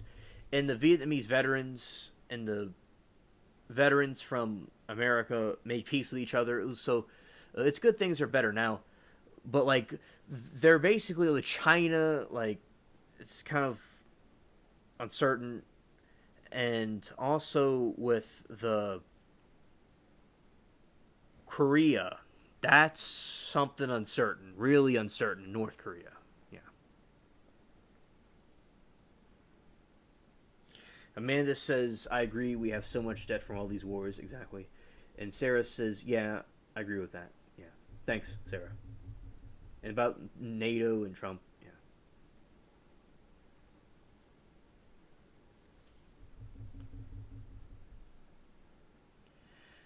The outbreak of the Korean War in June 1950 convinced many Washington policymakers the war in Indochina was an example of communist expansionism directed by the Soviet Union. Right.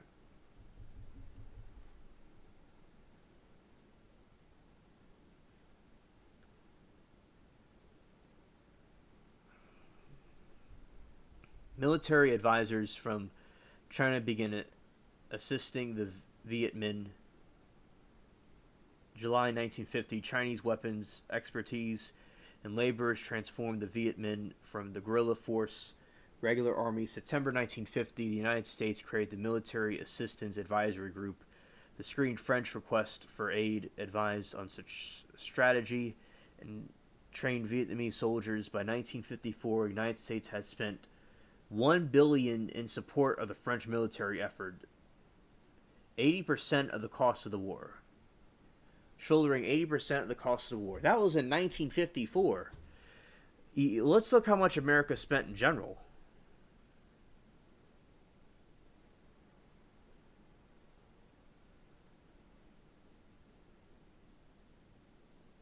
Oh yeah, Sarah, I knew we had an exchange student or something from South Korea, and he told me about the kidnappings that happened. And also, graphic warning, if your discretion advised for what I'm about to say, is that they do trafficking of, like, allegedly, of organs and stuff. Like, they'll kidnap people and take that. So, yeah, there's a lot of that going on in North Korea. Yeah, 80%. Amanda's going to like to see this.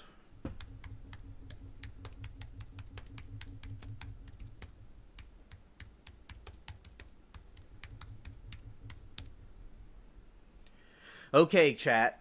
The estimate cost of the Vietnam War during the Kennedy, Johnson, and Nixon administration was $176 billion. As a whole, 60% of the draft-age American men did not serve in the military between 63 and 74. 98% did not see combat.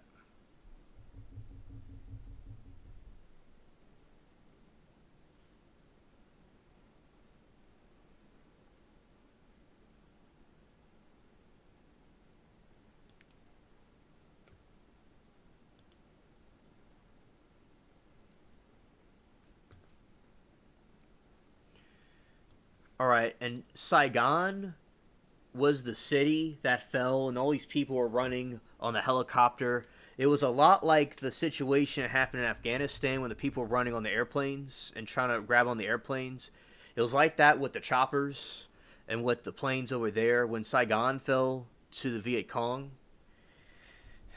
And also, what happened now, it's called Ho Chi Minh City after the revolutionary Ho Chi Minh. Amen, Amanda. Amen.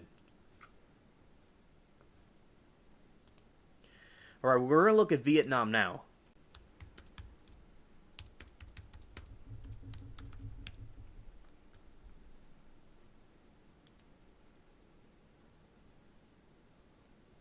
Awesome. All right, so this is North. This is Vietnam now. That's Ho Chi Minh City. It's stunning.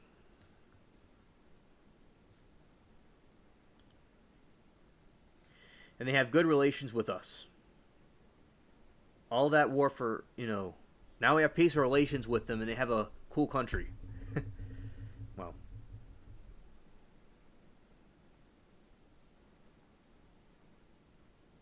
and that's really cool that they have good relations with us. And I read something recently that Vietnam would be on our side in an event with China. Because Vietnam and China don't get along. They had problems. But North Korea is like the new Vietnam. And the potential problem in Taiwan.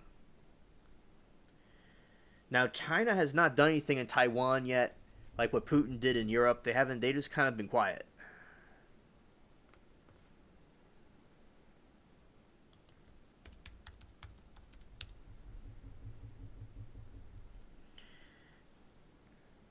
And you see, this is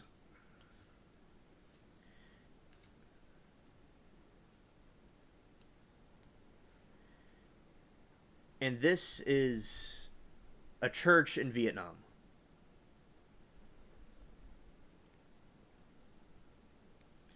So they have churches there in this communist country, and the people could still practice their faith and all. And he attended a church, a mass. Ho Chi Minh. Ho Chi Minh. All right. I'm not saying he was good or anything. He was a communist, but like the communism, it's not black and white. Some of them have this or that. Like they don't all follow the same thing. But historically, especially in the earlier days of the Soviet Union, a lot of Christians were persecuted and stuff by the communist people because it's an atheistic state.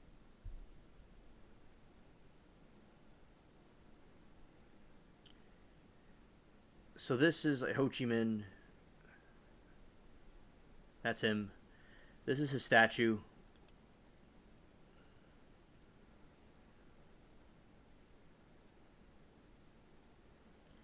So it's kind of like Lenin's statue that you see in like Europe, and he has the flag, the red banner, and the star.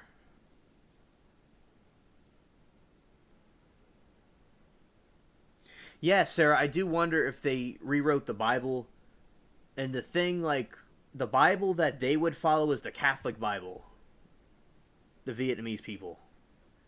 So so unless because it's not the King James Bible, it would be the Catholic Bible. I do wonder if they influenced the church or something there, like they do in China. That's a good question.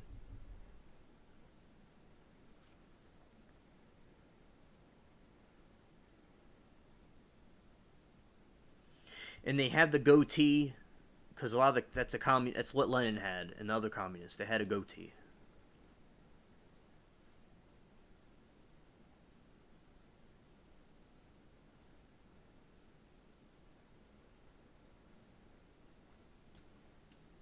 All right.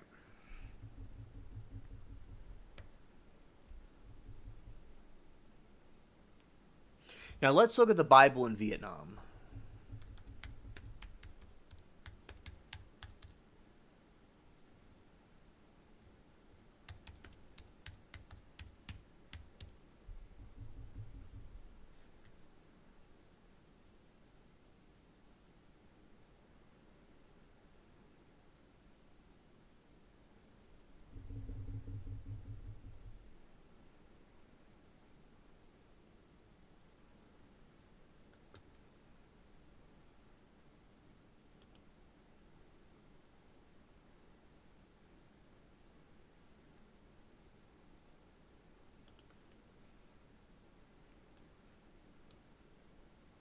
I can't really find anything about that.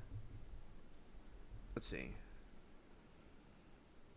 Now let's see Catholic Church in Vietnam. Let's see what we get. Let's see, get some more information. See if there's the same situation as happening in Red China.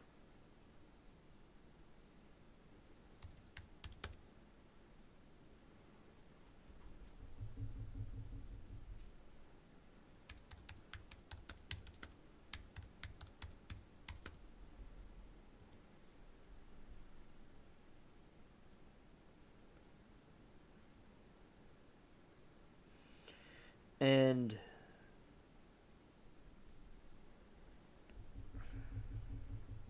the Catholic Church in Vietnam is part of the worldwide Catholic Church under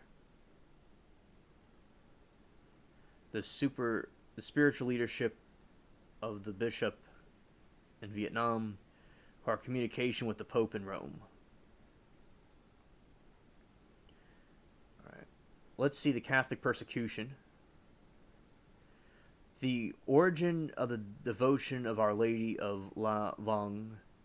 In the 1700s, Vietnam was ravaged by power struggle, rebel uprising, and political unstable environment. The government was particularly concerned about the potential intrusion of the Roman Catholic Church and brutally persecuted Catholics in the country. That has to do with maybe with Buddhism in the 1700s.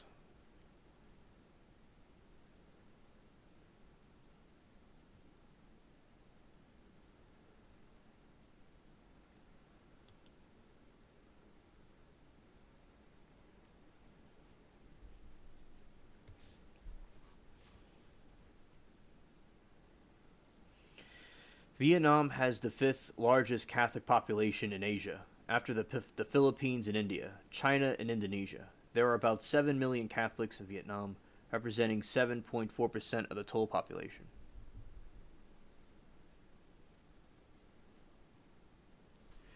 And let's see, persecuted.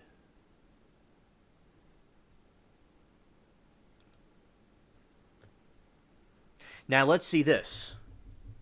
We're going to see if Bibles are illegal in Vietnam. All right, let's see. The government allows religious organizations to print Bibles in Vietnam using government printing presses. Obtaining official recognition can be very slow, given the large numbers requesting it and limited resources. Many churches are operating without official recognition. So, Sarah, to answer your question, they allow Bibles, but they print with government printing presses because there's no private ownership. It's the collective ownership of the people's, republic. It's not People's Republic, but that's like what it is. Like in communism, you have the system where the people say, they put their fists up in the air and they overthrow the evil imperialist and they create their own system. There's no private ownership of anything because it's all ruled by the central committee of the comrades of the party to make sure the people are treated right. See? And you get an interesting system. Yeah, it sounds like Hong Kong. Yeah, right. So I don't know if the Bibles being printed are canon or not, but I don't see... It's suspicious, but we don't have any evidence or really that they're doing what the Chinese are doing. I don't really know about that. So it's just unconfirmed, but all the Bibles there being printed from the government printing presses.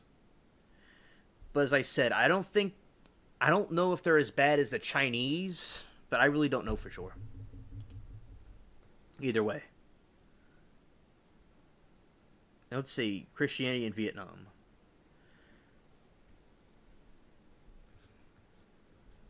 Now you got to remember, with Vietnamese people, they're Buddhists, and these Asian countries persecuted Christians before Karl Marx came, before communism was there. Christians were persecuted all over Europe and the world, and they're persecuted in Asia and in Japan. Okay, they were persecuted by the emperors because they believed in different gods. Right. communism's an atheistic ideology, but there are communist countries that can be more lenient towards Christianity. It does happen, but it's like not like this kind of country though. It's not the same thing.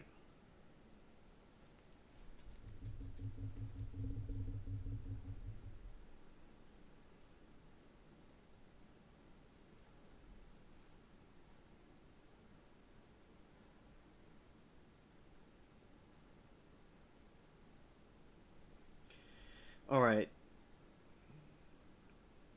Sarah says Catholics here are okay, but for a long time were underground long ago. We're trying to find out on Vietnam. Now, Sarah, in Vietnam, yeah, because there's many Catholics and Vietnamese Catholics, especially out here where I am. They have a lot of Catholics out there, and I have been to their like New Year's event they have for the Asian New Year and ate the food and stuff. It was very very nice over there. Also, I have some of the statues, the Asian statues. My family has a lot of. We're not, Buddhist, but they have some of those like Vietnamese Buddhist statues and things like collectibles and stuff. So that's I always was interested in Asia in general. Yeah.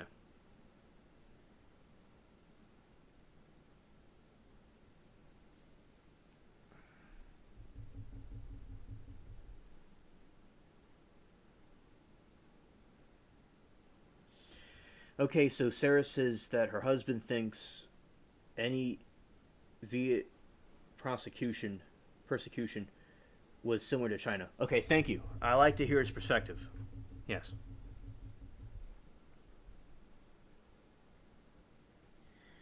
Yes, Sarah. Yes, the Buddha said not to worship him after he died, and there's theories that Buddha believed in God.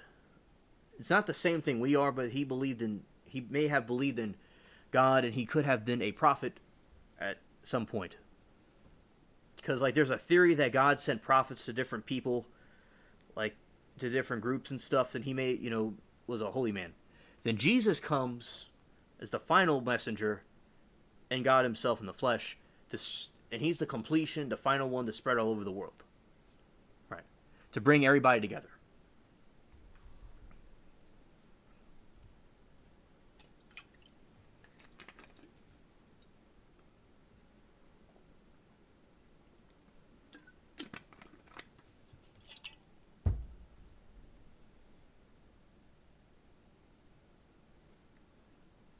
Yes. Yes.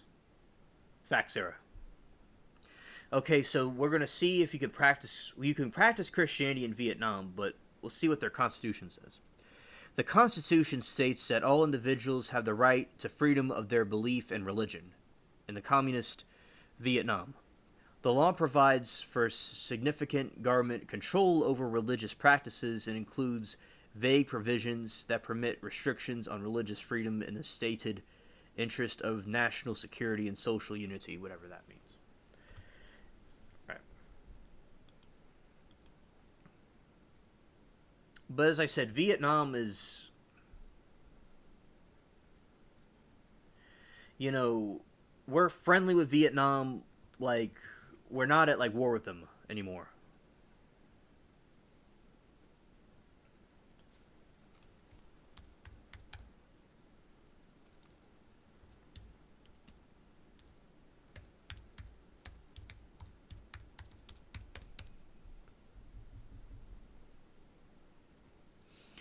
Relations between the two countries, us and Vietnam, continue to improve into the 21st century. Vietnam is now considered to be a potential ally of the United States, especially in the geopolitical context and territorial disputes in the South China Sea and the containment of the Chinese expansionism.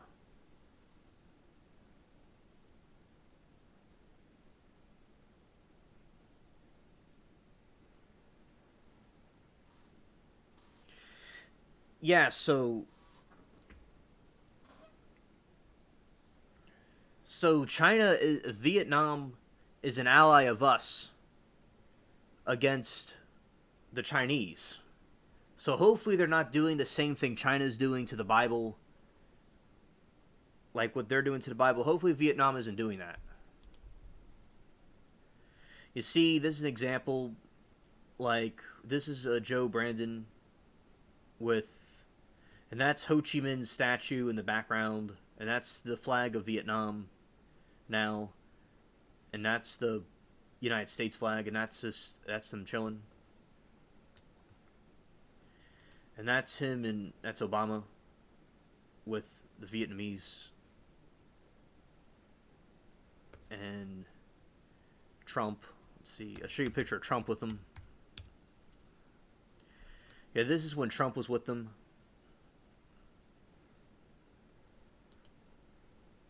He went over there.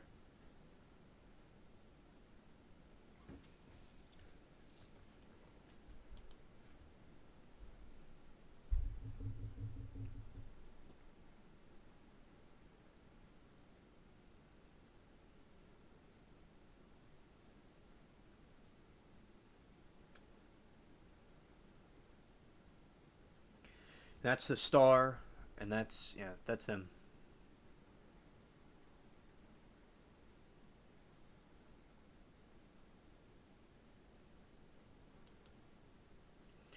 And you see they're holding the different flags of the United States and Vietnam.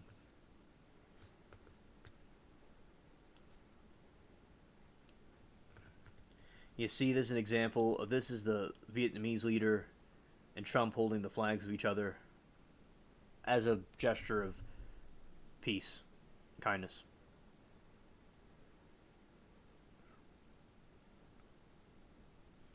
And this is him meeting the North Korean one. You see, you see how he deals with things. He just likes to make peace with people, but other people don't want to have peace with people. Some people want to have constant wars and stuff.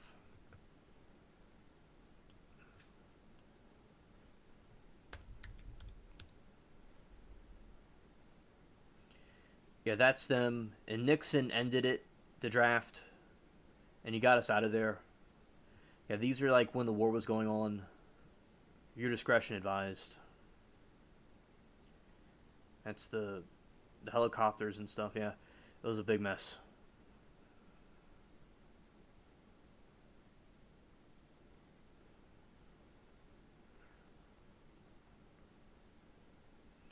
And they had Agent Orange, and Agent Orange caused a lot of people to get sick. To this day, there's people in Vietnam born with defects from it.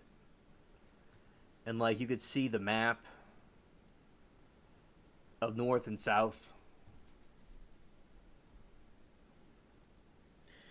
Sarah, which flag? Okay, let's look at that now. Okay, the Vietnamese flags.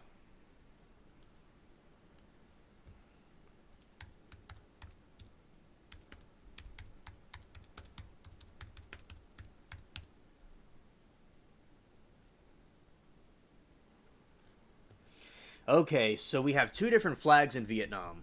Okay, so the North Vietnamese were communist, so they're kind of like a colony or a state, sort of inspired by the Soviet Union. So you have the red flag of the people, of the. This is not me speaking. This is what they say. Okay, the flag, the red flag of the workers, the blood of the workers, united together. And like a red flags everywhere symbolizing the end of borders, a borderless, stateless, classless society that never, in my opinion, happens because you need a party to enforce it, so you just get a dictatorship, in my opinion. So Karl Marx even said in the Communist Manifesto, the dictatorship of the proletariat. The dictatorship, so it's a dictatorship. That's what it really goes down to. So then you have also, you have the South Vietnamese flag.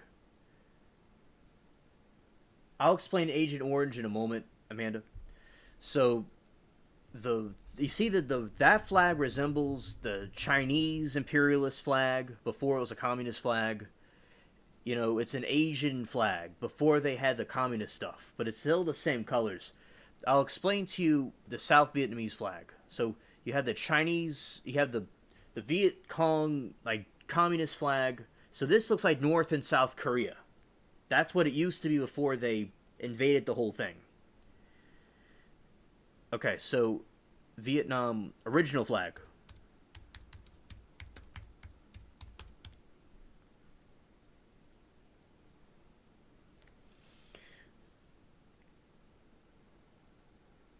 So this flag of South Vietnam,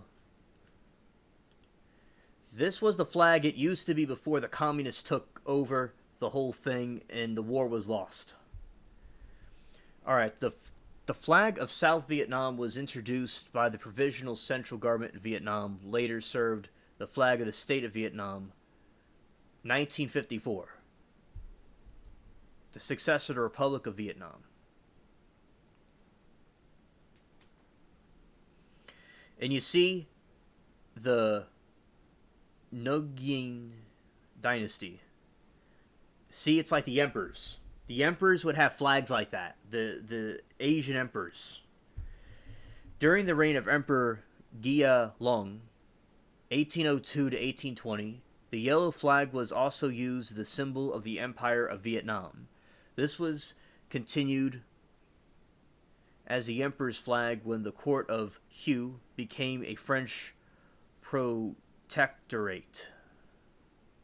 Alright, so you see this flag right here, everybody? This is like the French colonial flag of the Vietnamese people. So, say, I'm not trying to. So France wants to have a colony in Vietnam because they like the area. It's cool. It's like a swamp, kind of like what you all think of New Orleans. It's very similar to New Orleans, and a lot of people from Vietnam moved to New Orleans. So it's like they're New Orleans, another New Orleans for them. And the French had New Orleans at one time, so and they could grow peppers, they could grow opium, they could grow tea and coffee and send it back to France. You know, they could do that too there. So, like, I like this place to grow stuff. Y'all like to see me grow stuff here. You know, say hypothetically, y'all would get stuff from things I grow here, and it would be transported to where y'all are. So that's why they like these tropical climates. So that's the French variation of it.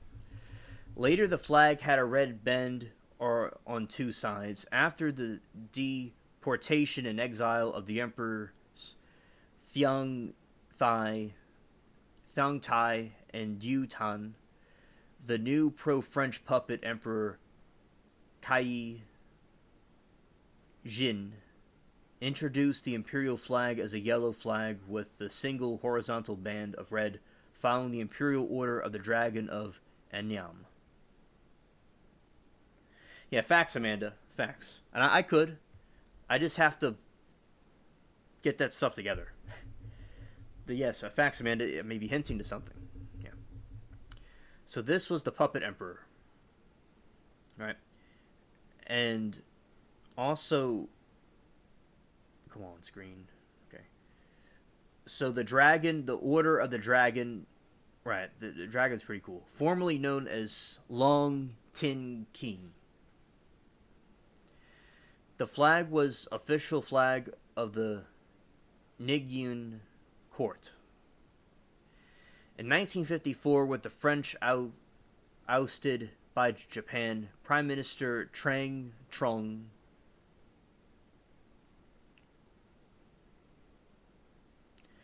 Kim of the newly restored Empire of Vietnam adopted the variation of yellow flag, including 3 red bands. So you see, it has to do with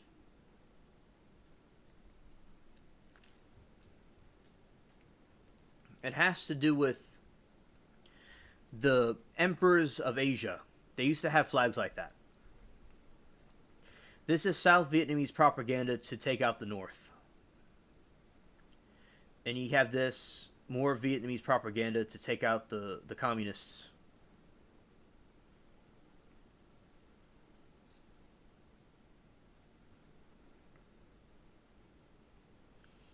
And this flag is used all the time. It's used a lot in different things. So that's an explanation for it. Now we're going to look at current flag.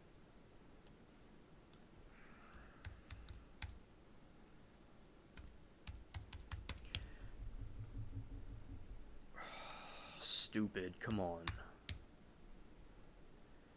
Oh my goodness, I brought the flag. So that's the Viet Cong. Those are the soldiers that, you know, this man will be hiding in a tunnel, a giant hole, and he comes out the ground and he out of nowhere and he like attacks you.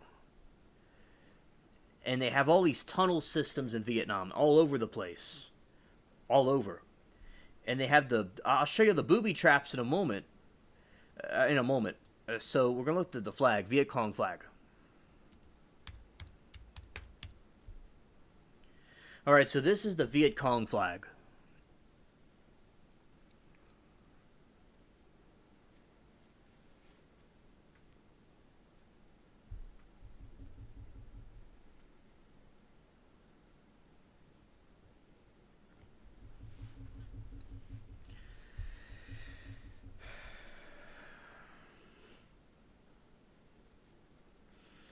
So this is the Viet Cong flag. So this is the militia, the communist militia that helped take Vietnam and make it into a communist country. And then they used it as their national flag later. See, well, not later, but that was like a military force of the North Korea, not the North Vietnamese. So that's the flag of North Vietnam and the Viet Cong. Kind of like how the Confederacy, you have the regular Confederate flag, then you have the West Virginia Confederate flag, the one with the X on it, St. Andrew's Cross. All right, so you have Viet Cong flag, Vietnam flag, right?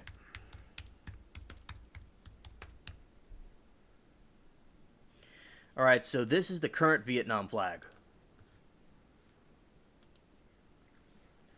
The national flag of the Socialist Republic of Vietnam.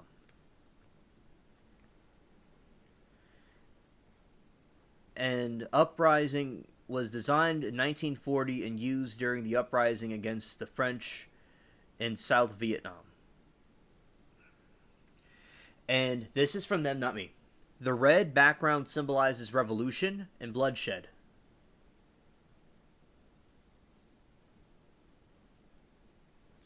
Yes, and Billy says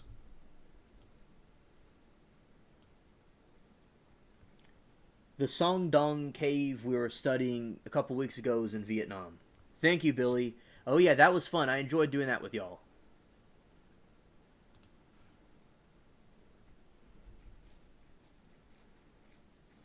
So the red background symbolizes revolution and bloodshed.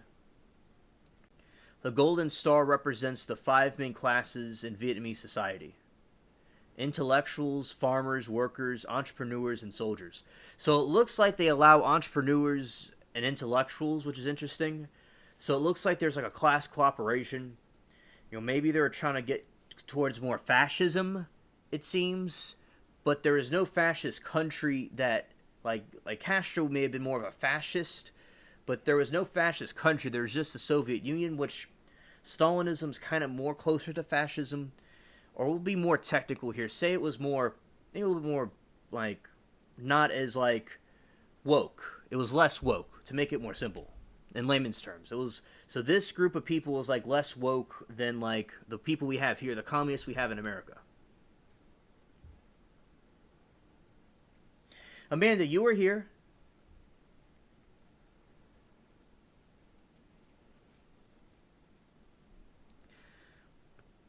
Flag of the Democratic Republic of Vietnam.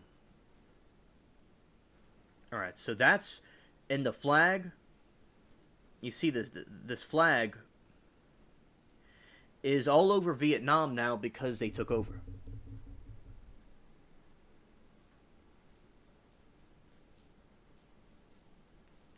Exactly.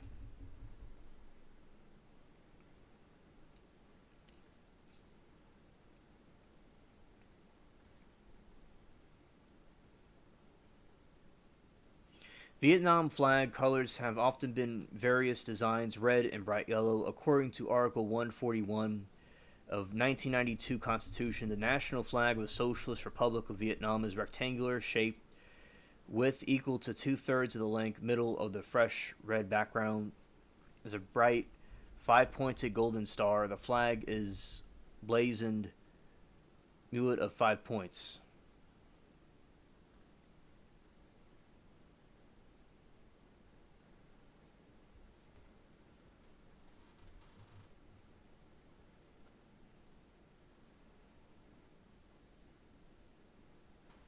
Yes, Amanda, you'll be able to rewatch it. That's good.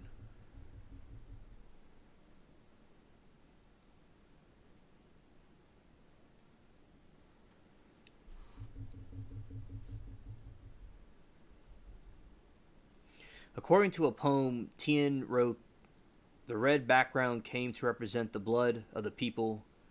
The yellow foreground came to represent the color of the people's skin, which was written during the times of oppression of Japanese rule. The 5 points of the star representing intellectuals, peasants, workers, traders, and soldiers." So, like, say people mistreated the Vietnamese people and some of them thought communism was the only way out. Some of the fascist thinkers, like in England, were saying, like, China was thrown to communism and these different countries were becoming communist because they were treated so badly, or they thought they were treated badly, that they thought that communism was the only way out. So it's like, it is good to, like, kind of empathize what led people to the conclusions they made. Even if they come from a different ideology or religion than us, I think it's good to see, like, what caused people to go to these ideas. And I think there'll be more peace. Yeah, so that's the Vietnam flag, everybody. And I'll show you all the Soviet Union flag, which is not the current Russia flag. So this is the Soviet flag.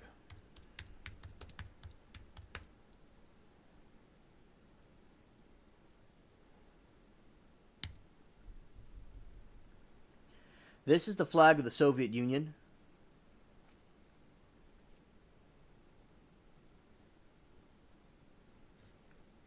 Amen, Sarah.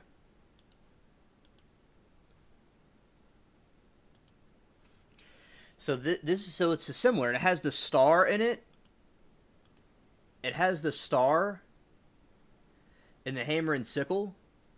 You see, this is very similar to the Vietnamese flag because it's like a state of it. It's like inspired by it. Like, say if there's like a purple flag with an alien symbol on it, and say each of you took the alien symbol on your flag with a variation of it. Like, Amanda could have like a flag, an alien flag with like a green heart, and then like Sarah has like a red heart, and have these people, and like Billy's flag will have like, let's say, like a rifle in his flag. It has the alien symbol because y'all are like parts of like my thing. So that's an example of these flags, how they derived from the Soviet flag.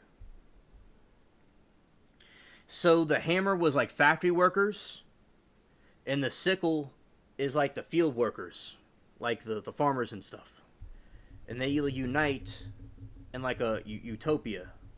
But it doesn't really like work out that way, and the Russian Revolution was, that's kind of sketchy. It wasn't the same thing like the American one. Now, this is the flag of the Russian Empire. This was the first country to fall to communism.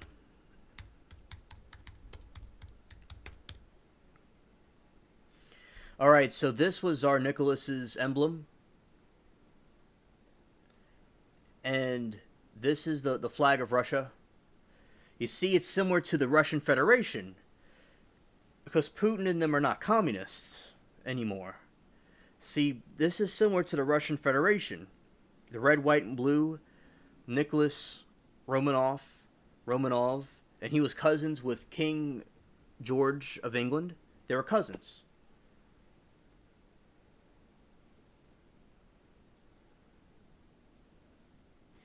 And Amanda said her flag would actually be... no, Amanda says Billy will have a cake on his flag.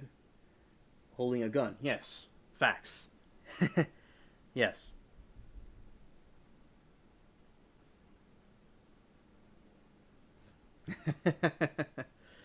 Yeah, do the aliens have the picture of me on their flag already? And Amanda, so this is how the flags work. If a regime comes over and takes the country over and they are a different political philosophy or something, they would replace the flag of this country with something else. Like they replace this flag you see here with the hammer and sickle, the red flag.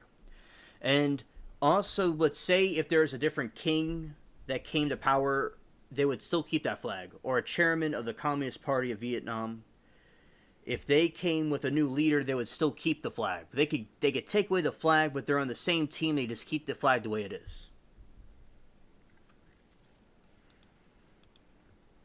And this is a variety of Russian flags. You have the imperial flag of Russia with the Russian Federation type flag, which was a flag of the Russian Empire. And there's even a picture of Tsar Nicholas II. Like you see, like with the beard like I have and all. You see, it's similar to him. He has kind of like the style I have with the beard. That's what at that time the Tsar of Russia looked like. Now I'll show you all with him with the King of England. And he was killed in the Revolution.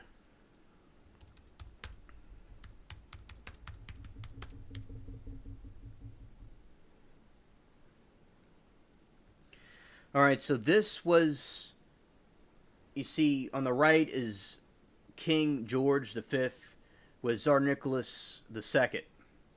They were cousins. And they look identical. And King George V did not save him from the communists, and the Tsar was killed was deleted along with his family. Yeah, he's copying me. I know, these people copying me is a cringe. And Kaiser Wilhelm in the middle, he was a cousin of them too. So 3 of those people were cousins. And they had World War I, and then Lenin and his communists came in, they ended the war, and they had the revolution, and Russia went into chaos. And it became communist. Then it spread all over Asia. Now World War II happened, what's his name? Hitler had an alliance with the communists, briefly, but he wanted to get rid of communism, and he had was really suspicious of Stalin because he was paranoid, and they invaded them. But Hitler was really evil and bad. He needed to go for all the stuff he did. But basically, he wanted to get rid of the communists and thought the West would fight with him, but they didn't. And now one thing was, the communism spread all over Asia and China and all. Then again, it would have been Nazism that would have spread all over Asia, which, as I said, it's so those are alternate history scenarios. You see, Queen Victoria, and those were her, relatives, offspring, descendants. Amanda, I've had the mustache before. And also, the goatee, sometimes I wear the goatee, I'll show you all Lenin. Alright, so this is Lenin. You see, this is Lenin. He was the communist revolutionary. And that's him with his cat. He's copying me too. And this is Lenin's corpse. So, Lenin is entombed in Russia in a tomb that's on display. And he was never buried. And he's embalmed in there. And his body's still there. Entombed in Russia.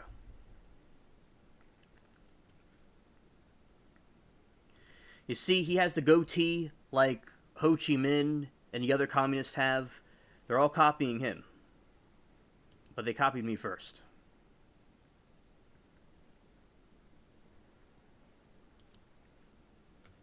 And this is a picture of Lenin in his... It's an epic picture of him.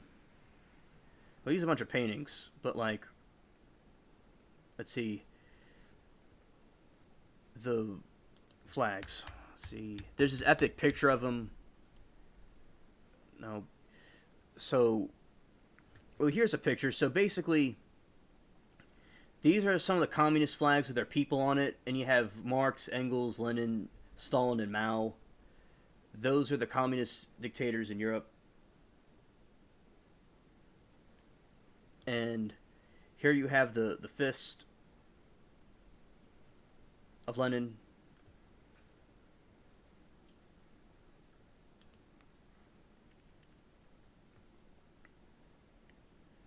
And you see this, that's him. They had this giant like picture of Lenin with, you know, he's like in a pose, and they have all these people with communist flags. They're about to take over the Kremlin, and also at the palace where the Tsar was, and his family. They're all were killed. They all were deleted. They're all like assassinated in a basement. Rest in peace. So yeah, that's Lenin leading the Russian people into like the Tsar's palace, and that's them charging and marching. And this was the first revolution that went all over Vietnam, Asia, Cuba. It started there. The spaceship, just joking. And also, and that's him and Stalin. And Karl Marx, he was a philosopher. He was German Jewish philosopher of communism, and that's Friedrich Engels. And now the people that did communism, they really went away from the ideas of Marx and Engels. They went away from that. Like, they kind of deviated. Like, the communist idea was never achieved. They just created a bunch of dictatorships, but still the communist idea is not what we would want anyway. We don't want to oppress or conquer people, but it's like, it's kind of like a dystopia, in my opinion. Like, they want to create a stateless, classless society without religion, and everybody kind of lives like the Smurfs. They live kind of like people, like a beehive. And, you know, they're against things that are happening to, say, if women were working in a factory and they have to go back to work after they give birth, or their people weren't given rights and stuff, so they want, you know, women to have more rights to, say, not, you know, be oppressed by a factory. But then it would spiral out of control to what we have today with wokeism and stuff. Yeah, so it's like giving an inch, they take a mile. Not that I want people to be oppressed or anything. I think it's good that people wanted people to not be, say, a woman oppressed in a factory. But then, as I said, people take their own ideas, and it goes a long way. Like, I think these people would have not have wanted, like, the different genders and stuff. That's not something those people came up with. That was something that happened in Germany later, the School of Frankfurt. Anyway, that was a winded history lesson. Remember, but these people are atheists. You see in the picture right there?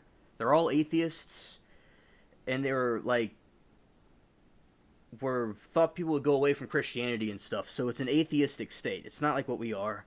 They're against the free market, private property. So it's not anything that we are. We're opposite of that. And remember, the worst things were done with the best intentions. That's what you got to remember about all these people. You see, they had good intentions, but they did some really messed up things. All right, so you see how it's connected to the Vietnam and North Korean flags.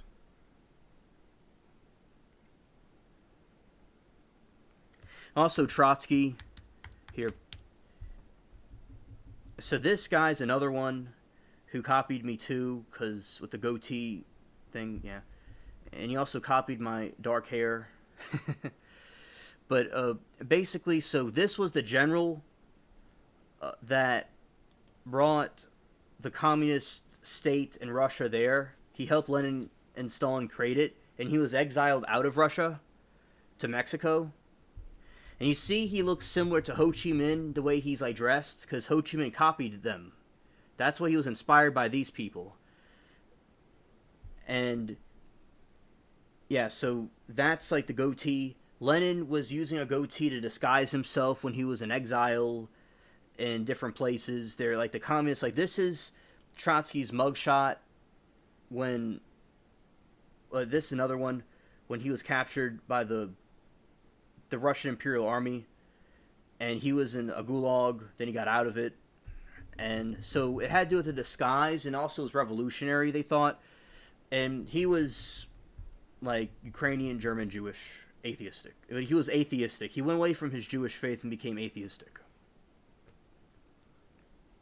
All right, so Vietnam flag, Ho Chi Minh.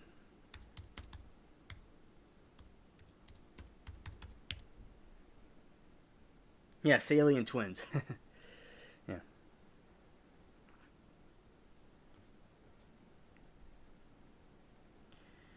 And you see Ho Chi Minh, how he has the he looks similar to how like Lenin and Trotsky look. He has the goatee and he is wearing the same type of tunic.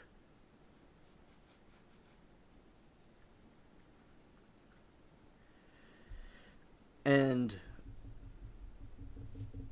awesome, but also you see how they. So that's what the so to understand the Vietnam situation. That's like, see, that's a statue like Lenin's statue. It's a red flag like the Russian flag. So I explained the entire history of that, so you all could understand what's going on here. But it looks like a interesting, uh, technically advanced civilization. So good for the Vietnamese people. They have a nice country, right? And also Lenin statue.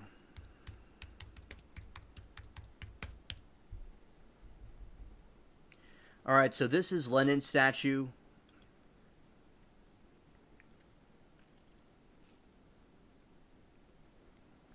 You see, it's similar to Ho Chi Minh. He's doing all these poses. You see, like, it's similar to Ho Chi Minh. So the communist countries like copied off each other, and also the Soviet Union and the Third Reich. They exchanged different like architecture and stuff. So that's why the Third Reich is very similar with architecturally speaking with their statues and things to the Soviet Union and vice versa. They both have red flags, so they both exchange different things. They're very similar, and they're kind of copied off Rome. I'm part Italian. They said they also copied off me another way. Like, let's see, Reich statue.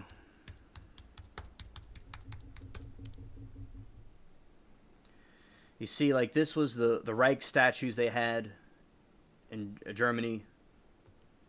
It's very similar to the communist statues because they copied off Rome. Similar to Lenin and stuff. Both have a red flag. Very great architecture, I might add, but still, that, you get an idea of where all this stuff, like the genesis of all these different things. Right. So,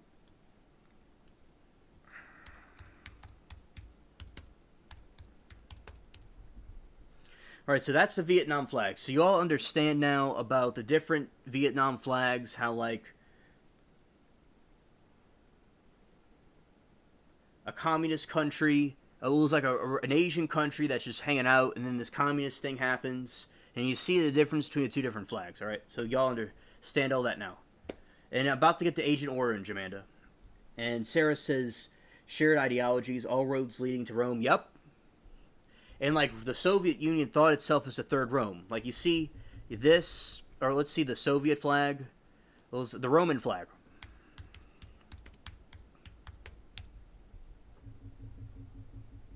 You see, it's similar to the communist flags, and to the see that is similar to the flag of Rome, is similar to the Soviet flag. It's similar to the Reich flag, and then also to the eagle that the Reich used. All roads lead to Rome, right? Exactly. And this is the Soviet flag, again.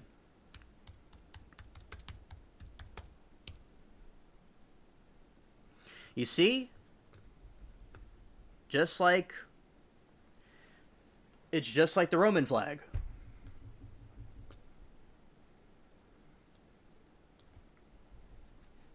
Also like the Nazi flag too.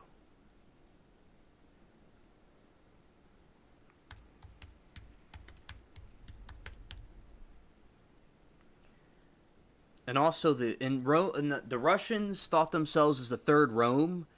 And as I said, now with Stalinism, eventually they relaxed the Christian oppression in Russia under Stalin, and they were like reopened churches and stuff. So there was still Christianity in the Soviet Union. That's true, and or Islam or whatever different people practiced.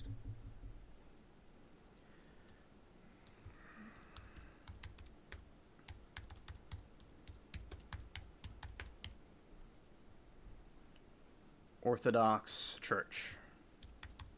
Now, Stalin was going to be a priest, actually, but he became a revolutionary.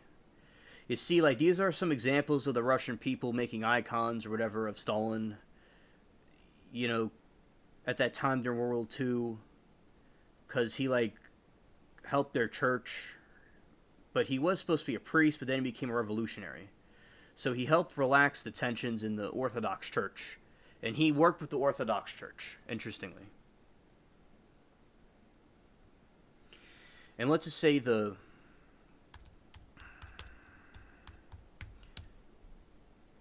is the Reich Eagle. It's similar to the Roman flag, the Roman Eagle.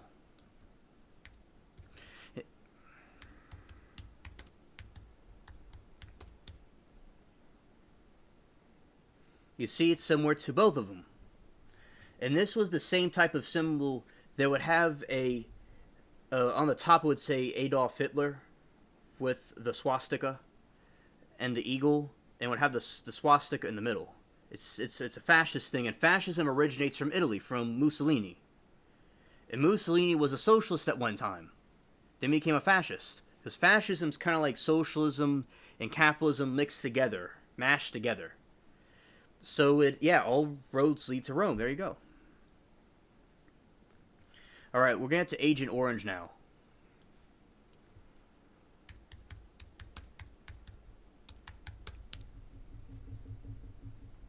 Viewer discretion advised, alright?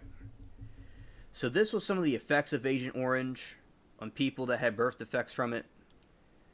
So Agent Orange is a tactical herbicide used by U.S. military for control of vegetation. It was named Orange Band the storage barrel. The military sprayed Agent Orange and other tactical herbicides during the Vietnam War. So the Vietnam jungles are very dense, and the soldiers had to go through them, so they dumped Agent Orange, which is this giant orange herbicide, to kill off the plants and vegetation so the soldiers can have a better time getting through. Bladder cancer, chronic B, Hodgkin's disease, multiple myeloma, non-Hodgkin's lymphoma, prostate cancer, respiratory cancer, some soft tissue issue. So that's Agent Orange. It's a herbicide.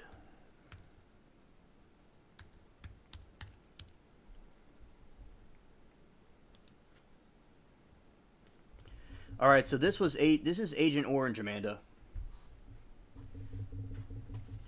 Being dumped to kill the vegetation.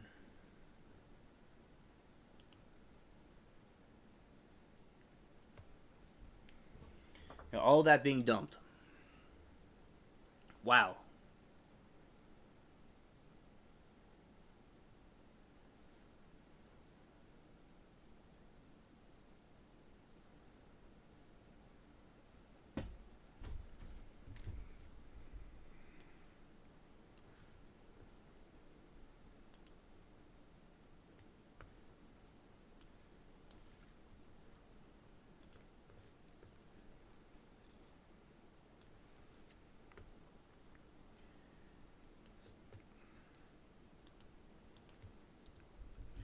And a lot of Vietnam veterans that came back were spit on. Some of them were spit on, and they were like called baby killers and stuff, because there was a lot of college campus people that were against the war, and they blamed the soldiers. But it's like they were like forced to go there, and like they were like maybe ordered to do certain things, or they didn't know who's the enemy or who wasn't. And like and those people from those college campuses are now the predecessors. Now precedes them is the woke people now that are against like conservatives and stuff. It's the same situation, but with a different circumstances. Oh yeah, absolutely. And also Vietnam soldiers. Let's see.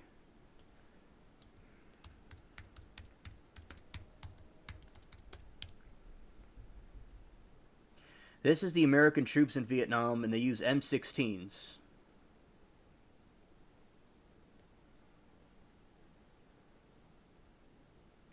Never mind the eagle on Roman coinage. That turns out to be rare, actually. Yeah, it is rare, Billy. It is, and they're also very valuable. All right, so this is the our soldiers in Vietnam. Like, say me if I was in the 70s, and you know, going through villages and stuff.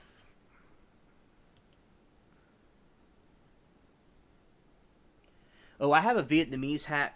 It's small because I was a kid, and I have a Vietnamese umbrella.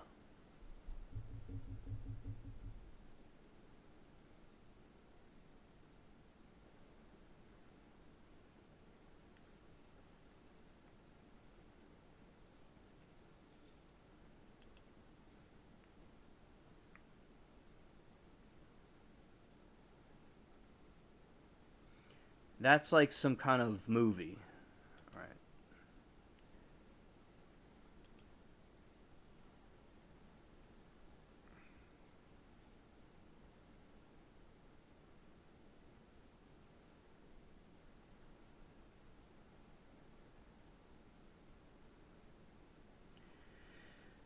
And many, people had PTSD, and many died. Like you see, those are some banana trees and stuff in a little Vietnamese house. It's like a stick house. They're made of sticks. Yeah. And the tour was like 1 to 2 years they were there. And this is the wall of the Vietnamese. This is the wall of the American soldiers that died in Vietnam.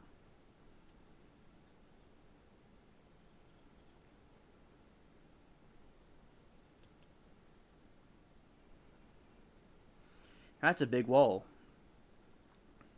All those people died. As I said, we should never have been involved in that.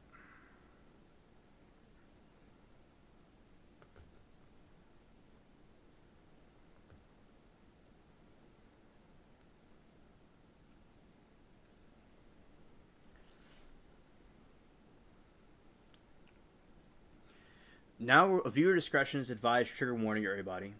And I agree, it would be scary, Amanda. Or look at the Vietnam booby traps. So this is what the Viet Cong, the communists, they set in the jungles for the American soldiers and the Allied soldiers.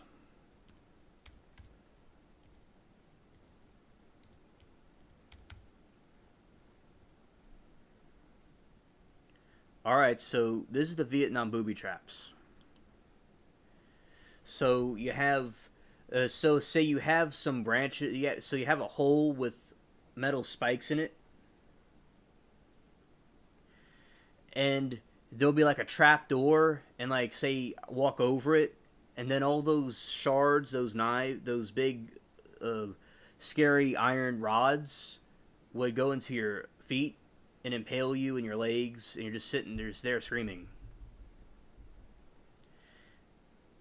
And also, they put feces and urine on it, so you would get infected and have to get amputated. All right. And also, you see, that's the trap door, and you fall right in and you get impaled.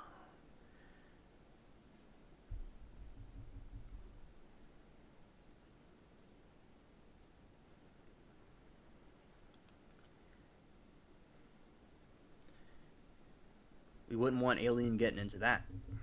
And all those spikes. Oh, I'm not done yet, Amanda. You see nothing yet.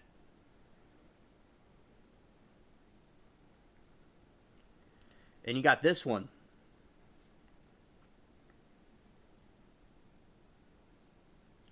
You fall into that, and those knives, those big long shards open up and they clamp you. And you got this one right here. So on the bottom left, you walk over something, and those giant piece of wood with all those sharp iron rods could slam into your body and impale you. And in the top right, you have a giant rock thing with branches that will they'll knock you out in the head.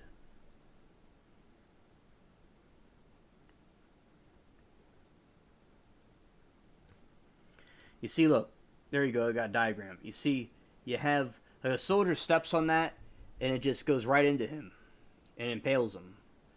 And then you have he walks on something, and he falls into it, or he walks over something, and you have cinder block, you have bricks attached to something, and it just falls in your head, and all these sharp things fall on you. Or you have this thing that's like a lever, it's a spring, right? So you run across that, and that giant those bamboo shards go right into you, and you're just screaming there until the medics get you. That's what a lot of their tactics were. They didn't shoot a lot of the soldiers, they just booby-trapped them.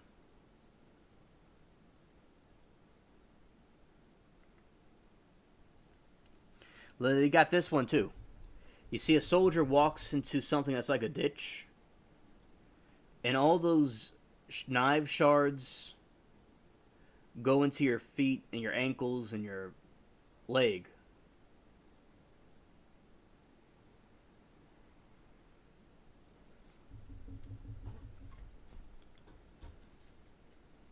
You see, and that thing just slams into you and impales you.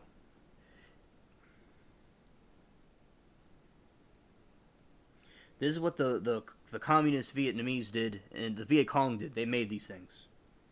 Also, this is a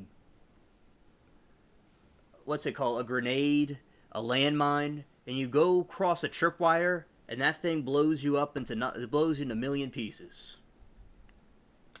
I was reading a story about a soldier's account in Vietnam, and there was a platoon, and there was a young guy that came, and he was new. And what happened was he accidentally walked into a minefield where it said don't walk there, but he walked there anyway. It was written in Vietnamese, and the guy he walked across a tripwire, and the thing blew up and it hit him in the chest, and the guy died the first day. Yeah, because and a lot of soldiers from this have PTSD. You see, look, this is the grenade. This is the landmine. Like, say I walk in the jungle and trip over that, and boom, over. But what happens a lot with these things is that a lot of times with the landmines, they don't kill you. They just, like, say you have hot metal shards lodged into your legs and your thighs, your calves, your arms, and you suffer a little bit first. And remember, as I told you, with these things, the ditch, you fall into that thing, and like feces and urine and all, and you get infected. And a lot of soldiers from Vietnam are addicted to heroin, because they did heroin in Vietnam. The soldiers, some of them did heroin, and they did weed. Some of them did weed, but weed wasn't really like a thing they were really crazy about. It was the heroin some of them did, because there's something called the Golden Triangle that consists of Vietnam, Laos, and Thailand, and that's where the opium was created a long time ago, and they still created opium around that time. So it was easy to smuggle opiates there and stuff, and sometimes soldiers may have been in pain, and they took things for pain. So that is addiction issues they had.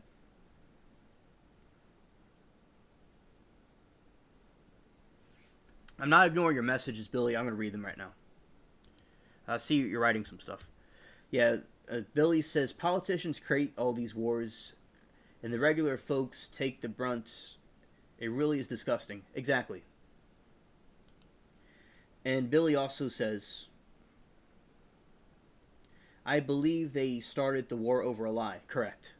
As a matter of fact, that was actually considering a policing action and not technically a war. Yeah, Billy, we never declared war on North Vietnam. We were just patrolling it. And another thing about Vietnam is that there's a lot of opium there, like Afghanistan, there's a lot of opium there. I'll get to diagrams in a moment. And they want the guy's opium. They wanted Ho Chi Minh's opium. That's one of the theories about it. Because the East India Company, which was the American flag at one time, and that's the same flag as the American flag, they did opium, spices, peppers, and stuff. So there's theories about that there. So yeah, the soldiers did, some of them did some opiates. Well, yeah, you see, fall into that, and it's not pretty. You see, look, see that slamming into your face. That thing, knocking you in the head.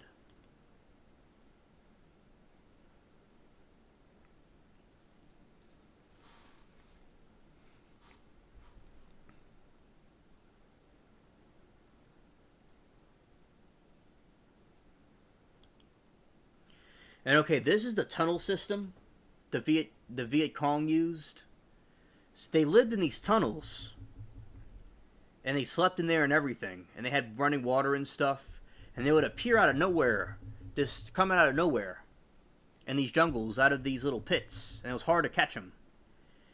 And the American bombs did help, but it didn't completely destroy all of them. It didn't really work too well, but it did work, but not too well.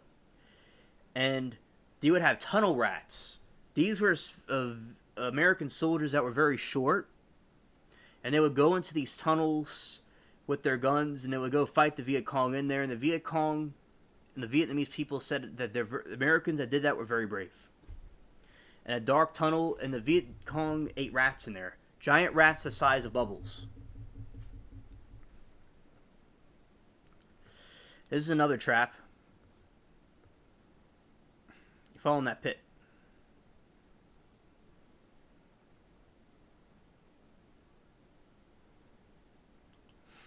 You see, that's another one. A soldier walks on something and he gets impaled. Yeah, this is another Viet Cong trap that they have. So you fall into a pit, and all those shards of, what's it called? Those iron rods, just like a wheel, they just grind you up in the meat. That's why all those names are on those walls you saw.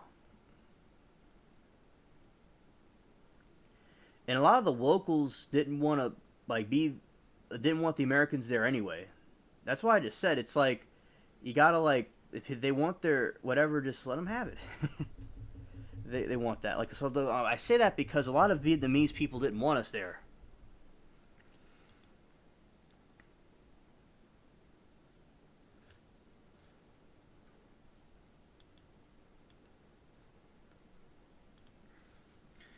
And also, look, this is a thing about the landmines. You go and you walk on that, and it contracts and it blows you up. Held by a piece of bamboo. And leg get blown off. You're in a wheelchair.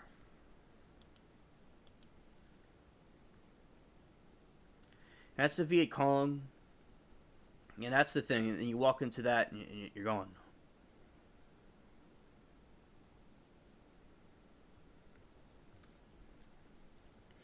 Amanda looked it up, and 58,220 U.S. soldiers died during the Vietnam War.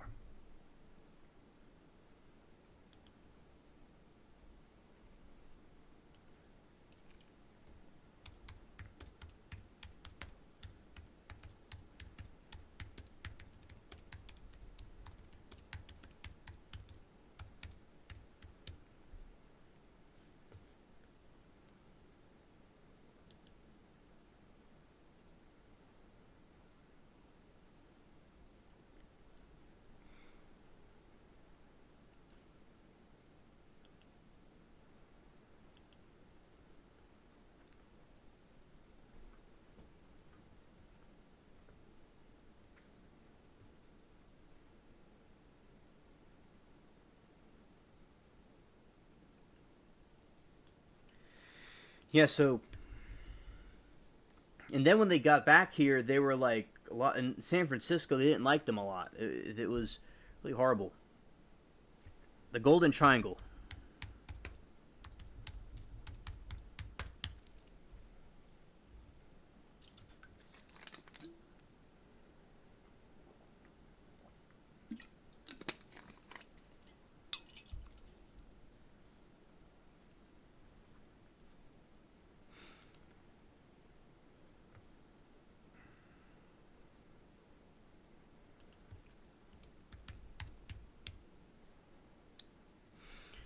All right, so heroin trafficking, Golden Triangle.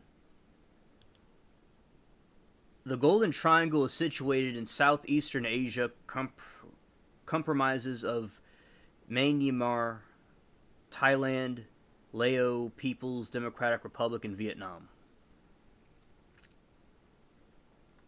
There's also a opium museum there.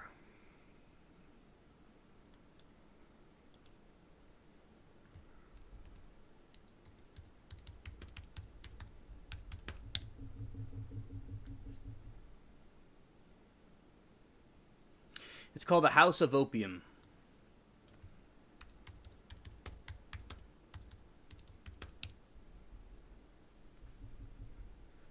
It's a museum. So they had these opium dens.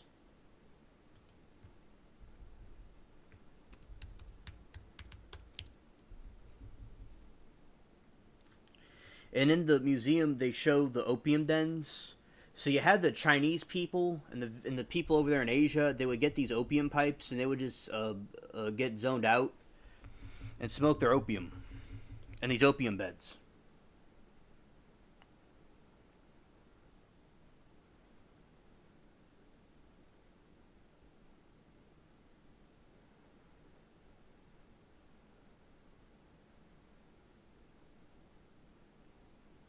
Oh yeah, and also those are opium pipes.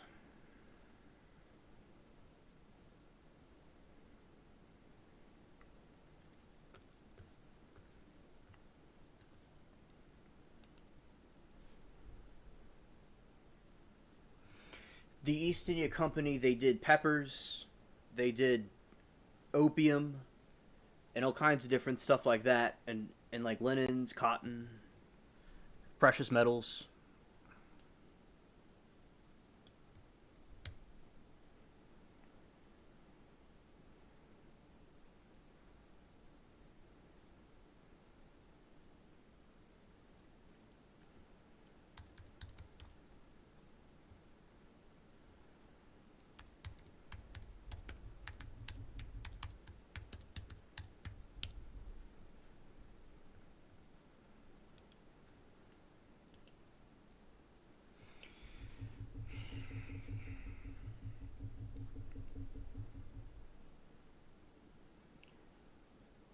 So that's the Golden Triangle, because the East India Company, these different groups, they get their opium from there, and some of the soldiers did heroin, and got addicted to heroin.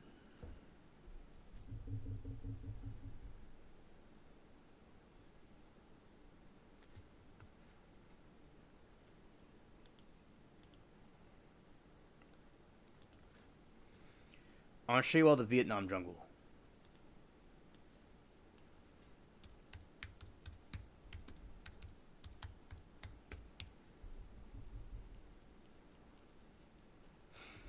These are the jungles that they were fighting in.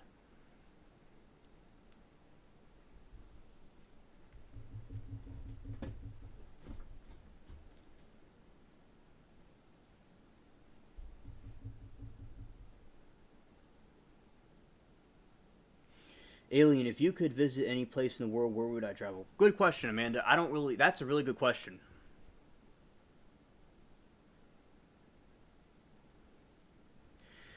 Because, like, on one hand, like, I have relatives in different parts of the world. Like in England. I would like to see England. In Australia, where my sister is. And I think Asia would be a great place to visit, too. Those are the places I would visit. I know you said one, but in that order, I would do that. Good question.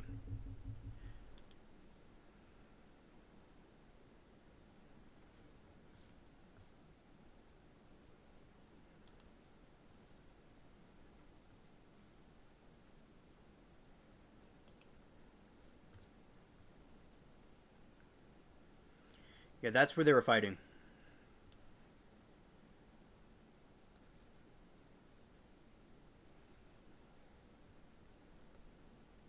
Yes, yes, and that would be fun, Amanda.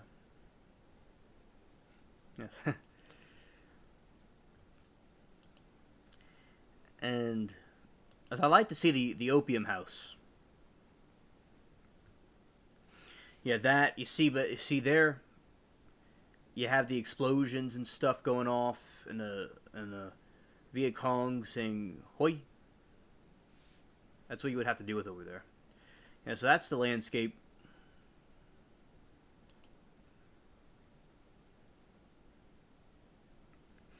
And Thailand is where some of my peppers are from. Now with the peppers, I'm growing some new peppers. I'm growing the ghost pepper and some habanero peppers, and also I'm growing the more Thailand dragon peppers as well. So I'm growing a whole bunch of them.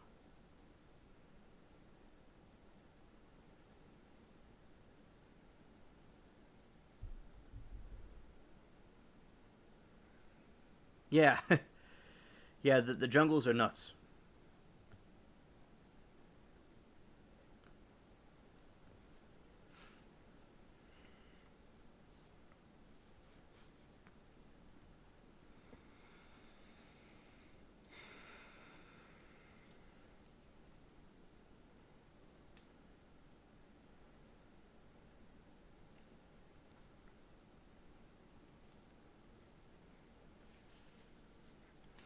And like Mary Toodles wasn't here today. Like she kind of like she just wanted to get some rest or something, and I think she was like, oh, that there's all these people here, and I don't need her, but I never said didn't need her. It's like there's people here. It's just like nice to talk to people. Like, so I don't know, but she's doing all right. Hopefully, she'll be here tomorrow. Yeah, man, that's why they use Agent Orange.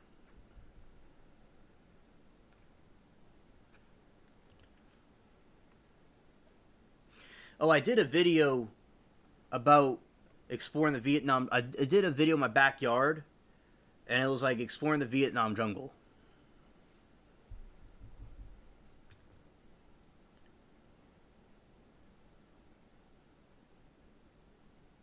But it was basically the theme of it. I think.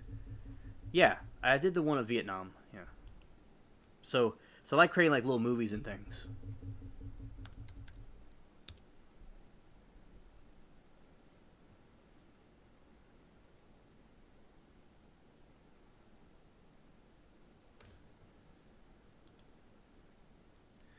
Hola Latina. Good to see you. I was wondering where you were.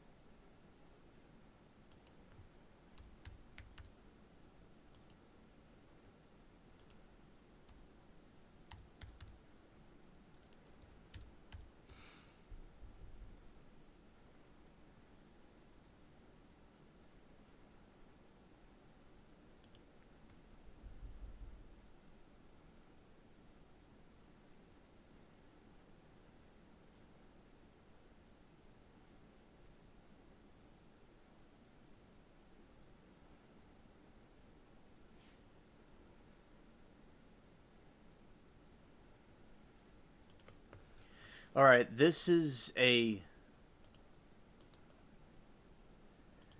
little short film I made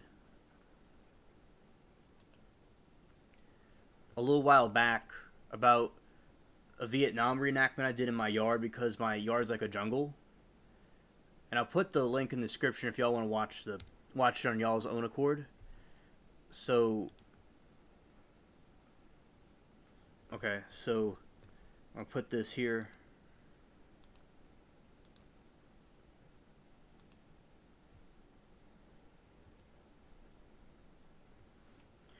All right, so this was a video I did in my backyard, and I was like pretending it was Vietnam. All right, so all right.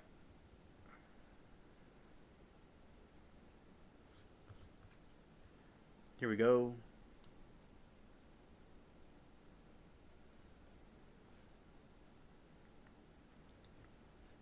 All right.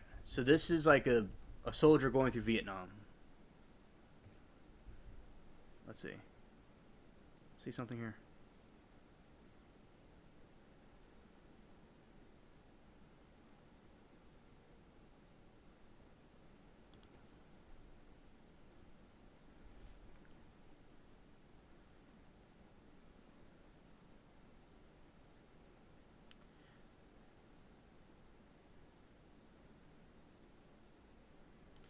Yeah, I did this in my yard. Because my yard's, as I said, similar to Vietnam.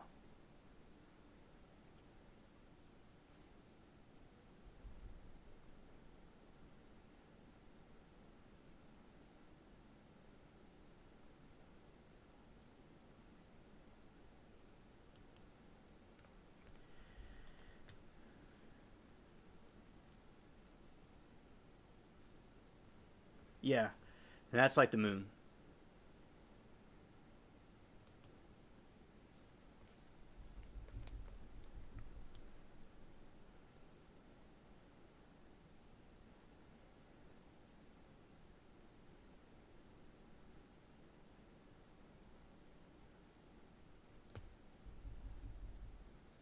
All right, so that's like a little short film I did about that.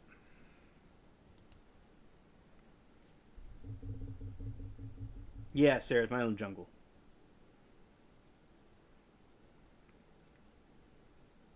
Monsanto. Monsanto testing on people. Latina said my cousin was in Vietnam and he said he saw his poor buddies get blown to pieces. He never could get rid of the nightmares. Well, prayers for him and the people that died. And that's horrible. I just went through a whole thing just now before you got here about the Vietnam booby traps and the landmines that people would cross. They would a tripwire and they would get blown to pieces. So yeah, that's definitely a horrible, traumatic thing to go through. May they rest in peace.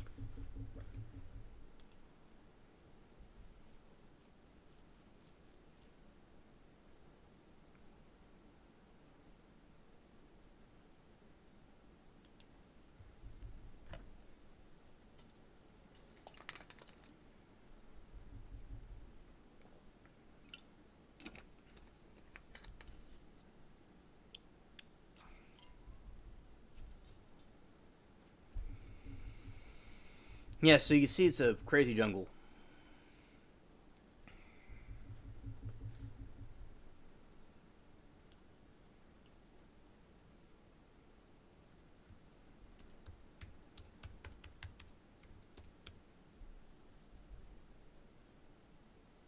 Oh, and they're still finding booby traps today.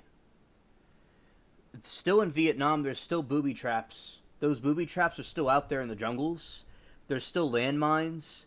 And like you see right here, U.S. helps remove landmines left behind after wars in Southeast Asia. So they're still removing landmines, and there's still people getting injured by walking on them, planted by the U.S. and the North Vietnamese. Like imagine some kids playing in the yard, and then a big boom happens. Facts, Latina. Everybody loses in the war. Like Johnny Cash said about the Civil War, nobody won.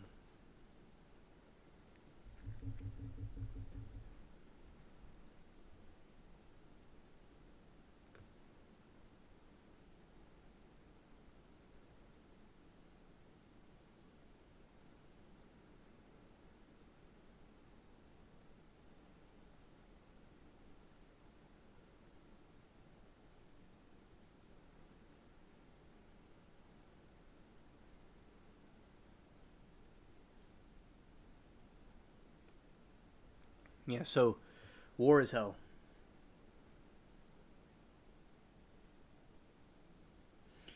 I have not, Latina. I'll definitely look into that movie.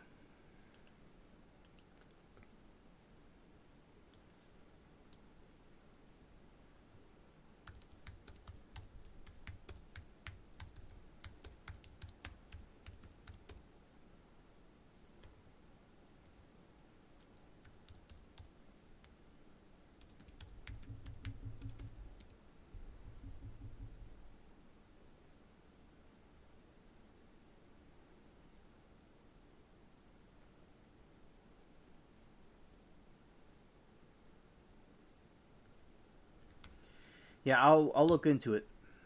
Thank you, Latina.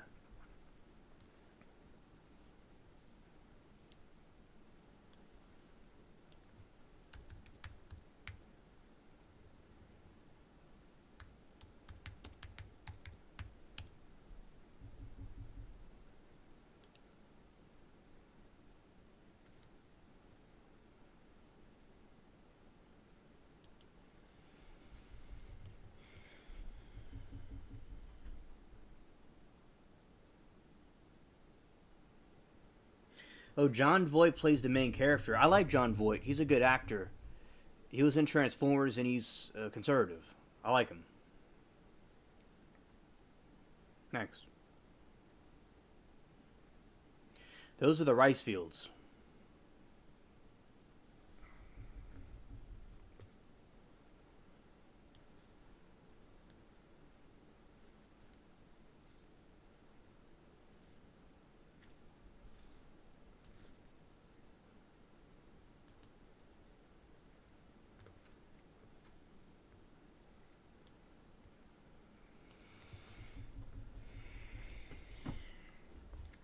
All right.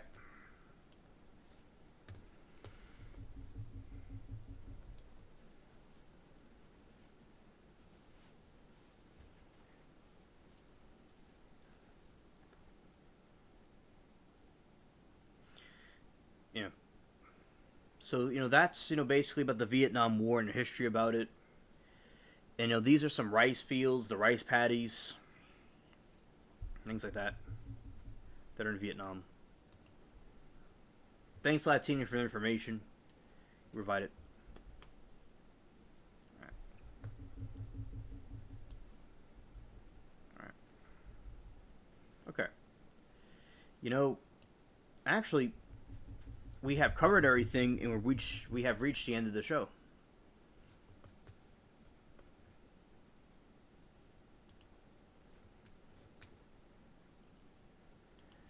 And I know, Latina, you just got here, but I'm glad that you're able to come at all. Yeah, so tonight we talked about some of the news stuff and a variety of different topics. And the phones and things like that. So yeah, we had a very interesting night. And I'm glad that I covered what I want to cover.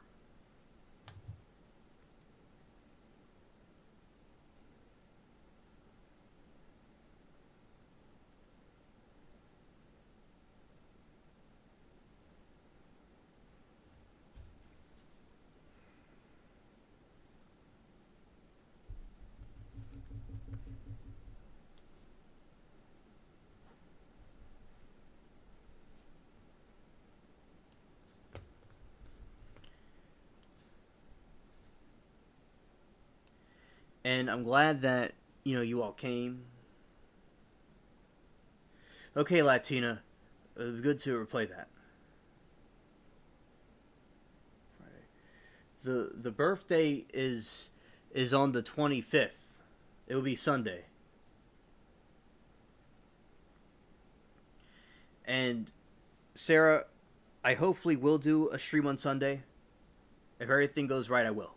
All right. And thanks, Sarah, Amanda, and Billy, and everybody for.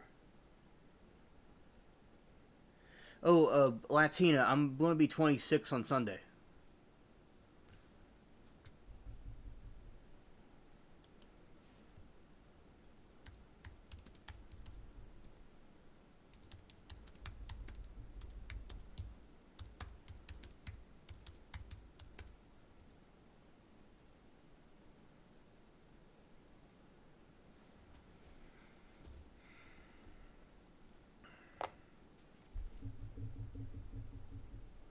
Yeah, so it's my birthday. My birthday.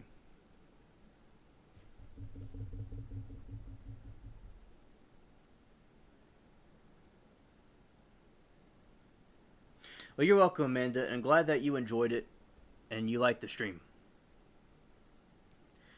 This is one of the 5-hour streams. Facts. Made it to 5 hours. It's been a while since we've done a 5-hour one.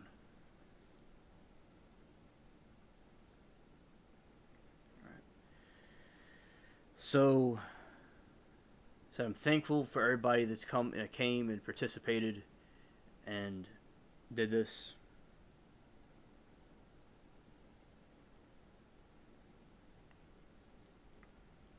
And everybody has a good morning, good night. All right. So,